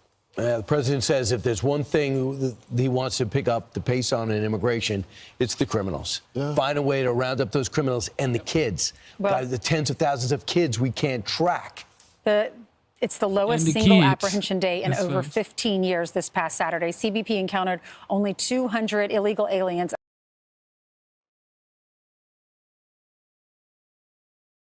at our U.S. southern border. And Kristi Noem writes, thanks to President Trump and our brave men and women of CBP, make America safe again. It's working. And I'm so happy right now. I'm so glad I voted for Trump. I'm so glad that they have this whole situation going on right now. Okay. His cabinet members are on fire. They're on fire, literally. Okay. We're just waiting for the prices to start coming down. The interest rates, the mortgage rates. We already seen the borders getting secured. And it certainly is a moment in the whole discussion of where the U.S. is right now vis-a-vis the European allies and Ukraine. There was a resolution that passed at the United Nations marking the 3 years of the war. And the U.S. did not vote yes. The U.S. voted no. And among the other countries that voted no were North Korea, Russia, Hungary, and Belarus, and the list goes on. And what this resolution said was that Russia invaded Ukraine and also did have language in there that suggested that Russia should leave Ukraine and it should go back to the borders before Russia invaded. This is really amazing that the U.S. is now on record in the United Nations on the side of North Korea and Russia when it comes to language. No, it's just a resolution marking it. It doesn't really do anything. It was the American resolution. This was a U.S. drafted resolution that did not identify Russia as the aggressor. That was a separate one that they tried, which didn't pass. You're right. There was a separate resolution. But as the language is upgraded, the U.S. says we're not going to agree to this. That's exactly right. We're not going to call Russia the aggressor. Which is why they voted no. At the UN. Yeah. But I think when you take that in conjunction with Vance's remarks at the Munich Security Conference, which is, of course, a very important sort of international event, where he really focused on sort of these cultural issues and laid into Europe quite strongly, what it seems like we're seeing is a repositioning of the United States away from the nation's traditional allies in Europe and towards Russia. And it's just, it's remarkable. Well, yeah, and I think that's totally right when you look at the big picture. In the immediate term, what Trump is trying to do is get a deal. Is get a deal to end the war, which he did, to be fair, he did campaign on, but the way he's approaching it is going all in on Russian language, frankly, Russian propaganda. And it almost reminds me of back after January 6th, where it's like what you saw, what actually happened, didn't really happen in order to get what he wants. It's a kind of Jedi mind trick to get you to forget the facts that we all kind of saw ahead of us that obviously showed Russia's aggression leading to this conflict. I think Lisa's right on the big picture. It is a repositioning, but it's a repositioning in which the Trump administration has sought to do because that kind of transactional nature, if we don't know who's our friend, who's our foe, it can change day to day, is what he sees as his negotiating power. But I think what the larger kind of world sees as just kind of Trump's personality, right? Like the flattery works, that he could have him turn against others. But he's been fairly consistent in terms of parroting Russian language, as you've said, which has caused alarms, I think, even within his own party. The only thing I would add, though, is if I remember back to the electorate in last year, there was a big turn against foreign aid, against investing in Ukraine. And I think even the framing of that as European interests rather than an American interest is one that Donald Trump has seized on to be able to create a wedge between his kind of portion of the electorate, which I don't think is just a MAGA base, but I think it's kind of a cross-demographic one that has not seen this as the biggest priority. I think that's a really important point, and I don't think it's something that we can lose sight of. That, America first, whatever that means, if you, depending on what flavor of it you're talking about, does have support beyond the base. That's why I think the distinction matters about, does Ukraine feel like an American interest, right? Can America first can lead you to invest and support them? That's not what they've done. But is there a way to follow up on those campaign promises, pull back from Ukraine, and not be falling all over himself to parrot Russia? Just listen to what Steve Witkoff said. Well, actually, first let's listen to Pete Hegseth, followed by Steve Witkoff, who's the president's envoy to the Middle East, but he's involved in these issues. Fair to say Russia attacked unprovoked into Ukraine 3 years ago tomorrow. Fair to say it's a very complicated situation. The war didn't need to happen. It was provoked. It doesn't necessarily mean it was provoked by the Russians. There were all kinds of conversations back then about Ukraine joining NATO. The president has spoken about this. That didn't need to happen. That's what I'm talking about. Right, it's giving away the game entirely. And at least it is pretty explicit, at least it's pretty obvious what's happening. Some of this, I fear, is about illiteracy on the part of the voters, not knowing, for example, about the spending that's going to Ukraine that's actually funding American technology, right, funding American manufacturing plants. And by the time you do learn those facts, it's too late. But I do think, look, not to out us here, Dana, but you and I are both old enough to remember when Mitt Romney got up and said Russia was the central, enemy of the United States. You remember that too? Okay, I'm outing everybody at the table. Brian's read about it in the history. Yeah, but and so to see the silence from so many, the vast majority.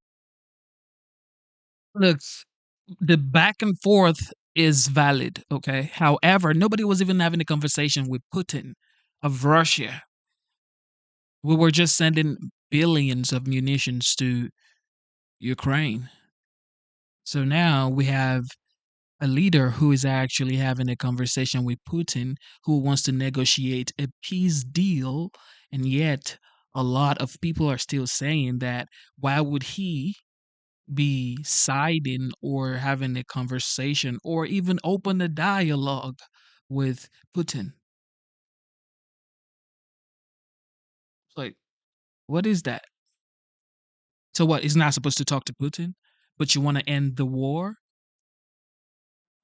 How are you going to end the war if you're not talking to the people that are involved in the war? I'm not just going to keep dealing with Ukraine and remove Russia. We're going to involve Russia and Ukraine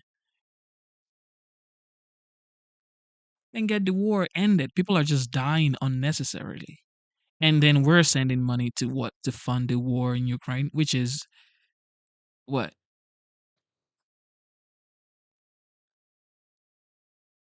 Unacceptable.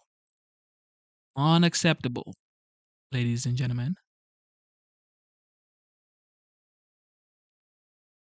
All right. Bill Barr.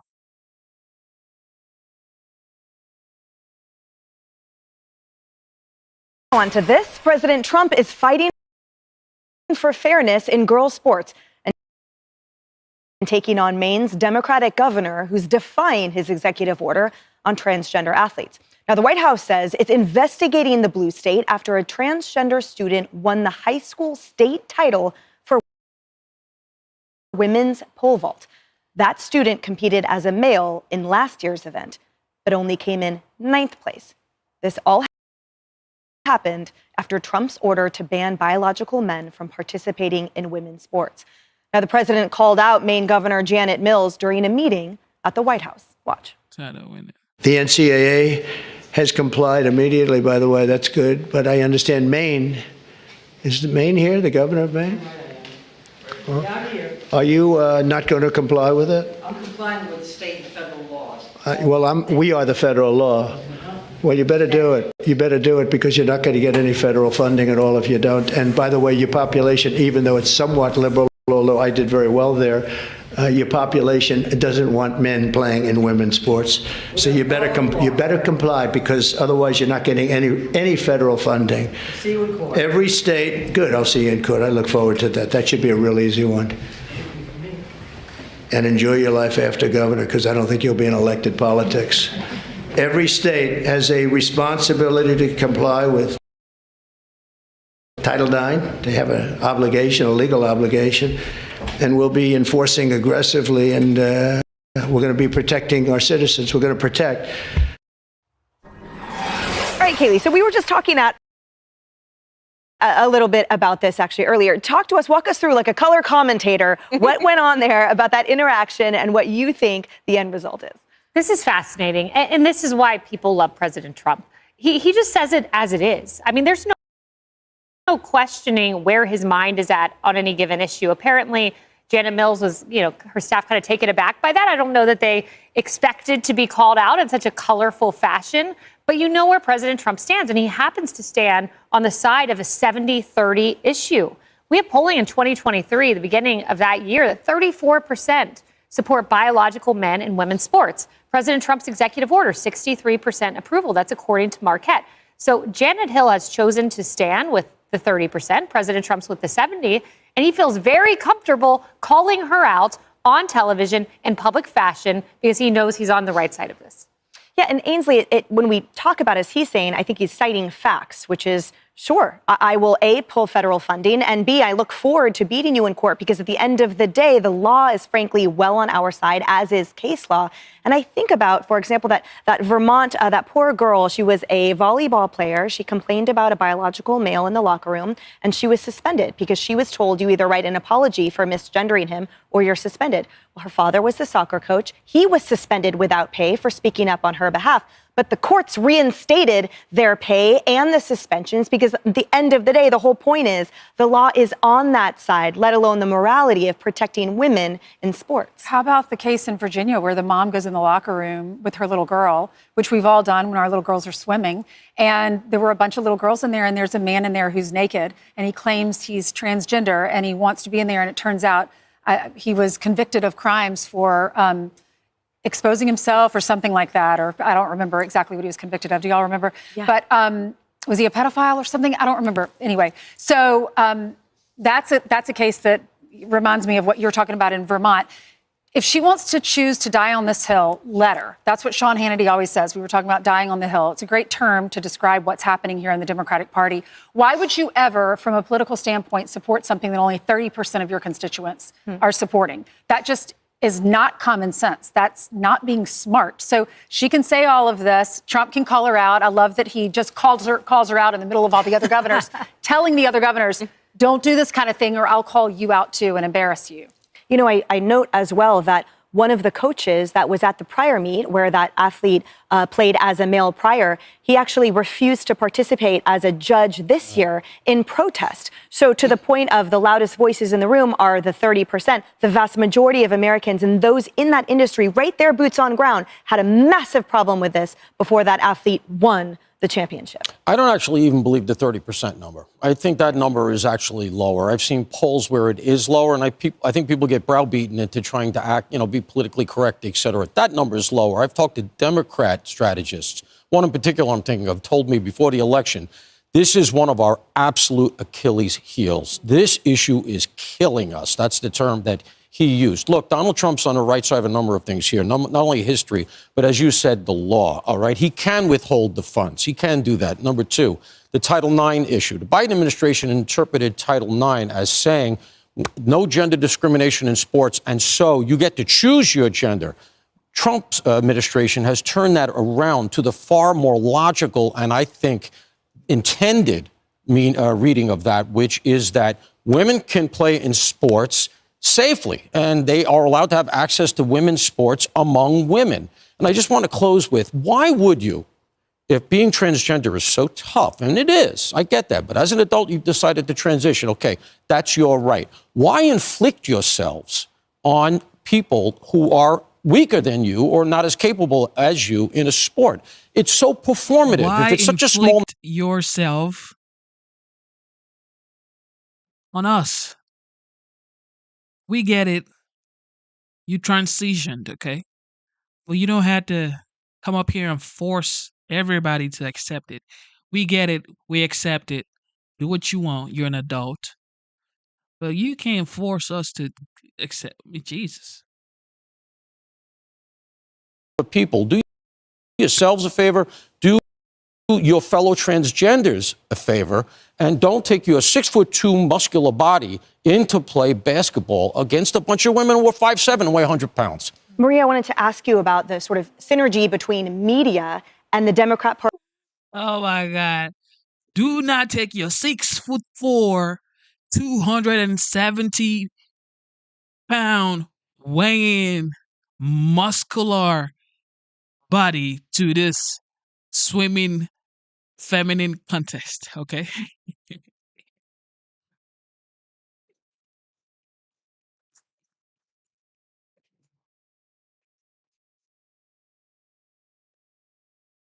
Party writ large as they talk about strategy and how this issue plays into it. For example, here's Bill Maher on why Dems are losing elections, including this issue. Watch. Do I think in most of America they did that in schools? I don't. But I think in enough of them, in enough far left places, they did constantly have this idea in the minds of children that maybe you're not in the right body. That's why this debate goes on. And the fact that you think, or a lot of people on the left think that even if you just have this debate, it makes you a bigot, you just have to roll over. That was, you asked about the Biden administration. That was their position. If you even question this, you're some sort of a bigot. You want to lose every election, just keep coming down on the side of parents coming in second in a who gets to decide what goes on with my kid contest.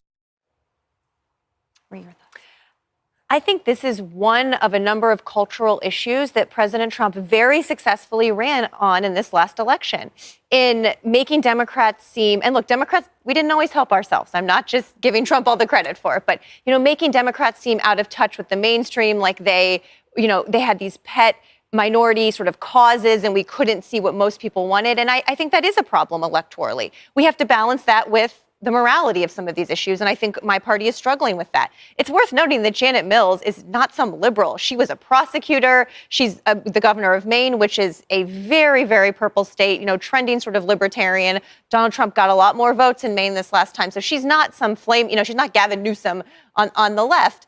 But Democrats have to figure out how to defend our values. And look, there are trans kids in this country today who are scared. And I care about that. But how do we do that in a way there we go. about what they feel and they care about? And was a tough needle to thread last year. And, elections are coming up soon. We'll see how we do. Yeah. And I think so many millions of Americans care equally about the millions of girls in biological sports who had their futures ripped away from them. I note, too, and to your point about the media, in CNN's coverage of this event, they quoted Stephen King, who said, "I'm so proud to be a Mainer, a Mainer." Yeah. But they didn't quote the Allen family. They didn't quote any family who has been negatively impacted by this. Shout out to everybody watching the live stream right now. Double tap your screen, subscribe to the channel, join the memberships. It is $4.99. Thank you for being here. You guys are the best. We are here every single day. We took a break, but now we're back every day. when we talk about what's going on in the country. Enjoy the show. Be nice. With the employees here saying, what did you do last week? And if you can't come up with 5 things that you did, maybe you shouldn't be employed here. So again, this is an easy task. It happens in the private sector all the time. Transportation Secretary Sean Duffy throwing his support behind DOJ's latest push for greater government accountability. Elon Musk now requiring federal workers to list 5 accomplishments from the past week. And if they do not respond to his email, they face losing their job. The deadline set for midnight tonight. Fox team coverage begins now with Kim Strassel on deck. But first, FBN's Hillary Vaughn live on Capitol Hill. What can you tell us about this latest attempt by DOJ to reduce waste?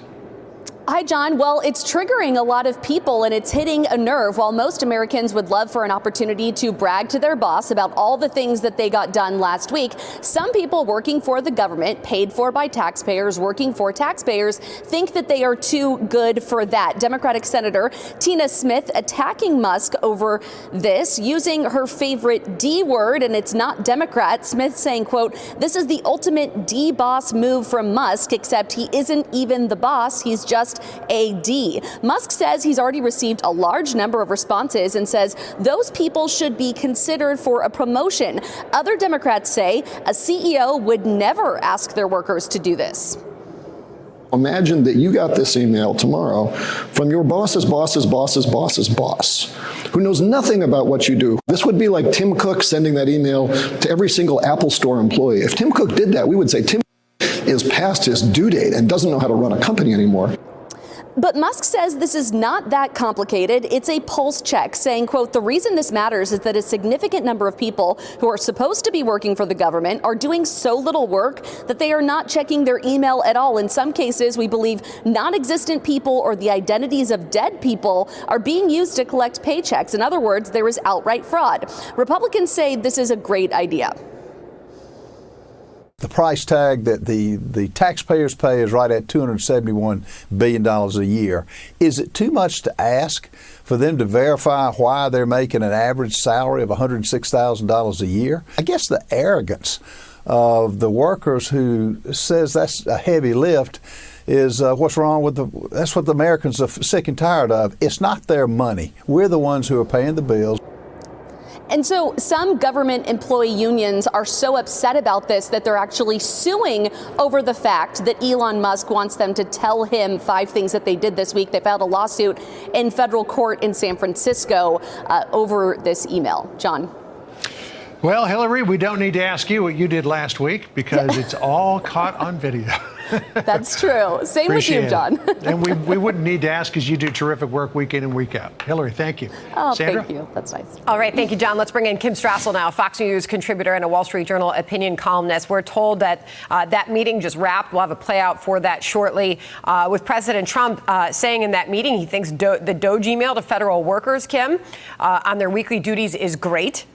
So he is standing by it and says the email was needed to find workers who are not working. Are you for this, Kim? You know, I think that's the important point here. Is you're listening to Elon Musk, and what we're discovering and a lot of things that he's saying is that the DOJ team is finding that a great deal of the federal government seems to be on autopilot. So it's just trundling along, and you don't really know where a lot of this money is going. And that doesn't just count for paychecks to federal employees, but how many Social Security checks are going out to people who died a long time ago? How many tax credits are being dumped into bank accounts for people that don't qualify for that money anymore or themselves have passed away? And it seems that we do not have those quality control checks going on. So that to me is the more interesting part than the substance of this, which is name 5 things. By the way, I can name 5 things I did this morning, but that shouldn't be a tough lift. I think there could have been some more coordination that probably would have been useful so that everyone on the Trump team was on the same page on this, but it does seem like a worthy exercise. Fair enough. I want to put a part of your Wall Street Journal column, a quote here on Trump's constitutional cleanup. You say the administration's courting lawsuits that could dismantle the Washington machine. These moves are unconventional. Most presidents roll with the bureaucracy they are given, but hardly lawless. Progressive litigators may soon discover presidents have a lot of authority to manage employees and programs. Seems Sean Duffy at the Transportation Department is leading by example. He put out a tweet indicating 5 things he did this last week. He said, Mr. President, here's the 5 things that terminated the NYC elitist anti-worker congestion pricing, launched an investigation into multi-billion-dollar taxpayer dollars wasted on high-speed rail. He goes on to make his list, but we know that not everyone is joining in that capacity. Case in point, Kash Patel at the FBI and the Defense Department are saying that they are going to conduct their own evaluations. Does that in any way show you that they're split in how to handle this, or are they backing up the president in just a different way?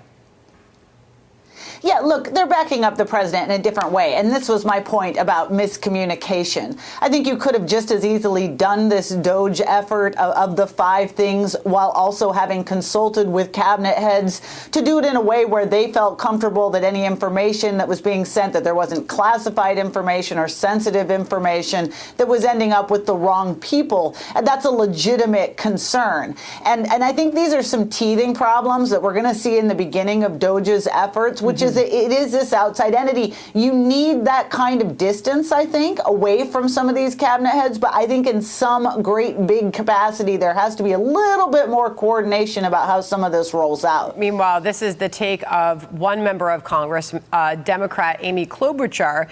She went on The View earlier today, and she said this, she believes, is the real motivation behind DOGE. Listen. He and Elon Musk, they're looking for money everywhere. Yes. And they are literally, costs are going up for you while they're giving the tax cuts to the rich friends. Corporate profits. And they're looking for money to do that. And if any worker right now is failing their probationary period in the United States government, it is Elon Musk. Yeah. Okay, that's the guy. Yeah. Because what he is doing as an unelected, it's probably unconstitutional, billionaire is, yes, and that's why you're seeing all these lawsuits. Yeah. Reaction to that, Kim? Hey, please, talking about partly unconstitutional. Yeah, they're certainly trying to find money, Sandra, but part of it is to pay for the $36 trillion in debt, a bunch of which came from Democrats spending through the roof over the past 4 years. There's a lot of good benefits this money can go to, rebuilding our military, et cetera. There are other priorities. To suggest that it's going simply to the rich is there's no evidence of that, and there's certainly no policy in place for that to be the case. Just want to end with what is coming out of this meeting. Again, we're going to have tape playback here for our viewers in a moment. On Ukraine, the president just said NATO is a good thing if done properly. He says they could end the war in Ukraine within weeks. On a Russia-Putin meeting, he said he would be willing to go to Moscow at an appropriate time, Kim. He says May 9 might be a little soon for a Moscow visit. Does not see the problem with sending European troops as peacemakers in Ukraine. And Macron weighed in saying we're ready to provide security guarantees to Ukraine. We have to make sure we have deterrence. This was Mike Waltz this morning on expectations from Ukraine on a potential deal to end this war. Listen. We expect the Ukrainians to realize the opportunity that this is, and President Zelensky to realize the opportunity that this is, to be co-invested with the United States of America in the future of Ukraine, in the future of its economy, and growing the pie in terms of its natural resources that not only helps Ukraine, but recoups these hundreds of billions of dollars for the Ukrainian people and for the American taxpayer going forward. That was the National Security Advisor, Waltz. We're going to hear from President Trump and President Macron in their own words in just a moment. Final thoughts on that, Kim? Well, you know, this is going to be Ukraine's decision as to what it feels comfortable with. And we've got a great editorial in our paper today about Russia's long list of lies and broken promises to Ukraine over the years. So there is going to have to be some reassurances there. Whether or not a rare earth minerals deal and economic cooperation is enough to reassure them, I think that's left to be seen. But I think this is why Macron's visit is important, to remember NATO's role here and reminded the president of the United States about the greater stakes for all of Europe if Russia is left emboldened here. All right, Kim, really appreciate you joining us on. Russia would not be left emboldened. However, this has to stop, okay? All of this wars have to stop. So, with that being said, conversation has to be had. All right, ladies and gentlemen, thank you for tuning in to the live show. You know what time it is. It is your boy Genesis. God bless you. God bless you. God bless you.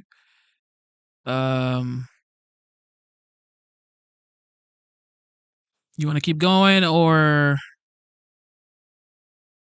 you want to come back? All right, actually, we are going to come back. Okay. Thank you. Instead of looking for perfection, seek for consistency. Never give up on yourself. Never give up on your dreams. Never give up on God. Believe in yourself. Believe in your dreams. And believe in Almighty God. You know what time it is. It is your boy, Genesis. It is currently 11:33 a.m. And today's date is the 25th of February, 2025. All right. Just stay tuned, okay? Stay tuned. I will be back here in 30 minutes. Okay. I will be back here by 12 noon. It is currently 11:33, like I said. 12 noon, I will be back. So turn on your notification bell and let's have a good time. We will be on for 5 hours when we come back here. We're going to be streaming a Senate hearing. So it's pretty going to be a lot. But thank you guys so much. Enjoy yourself. Be nice. Be kind to each other. God bless the United States. God bless you guys. God bless me. Thank you to the veterans. Thank you to the active military members. You guys are awesome. All right. I love you guys. Thank you.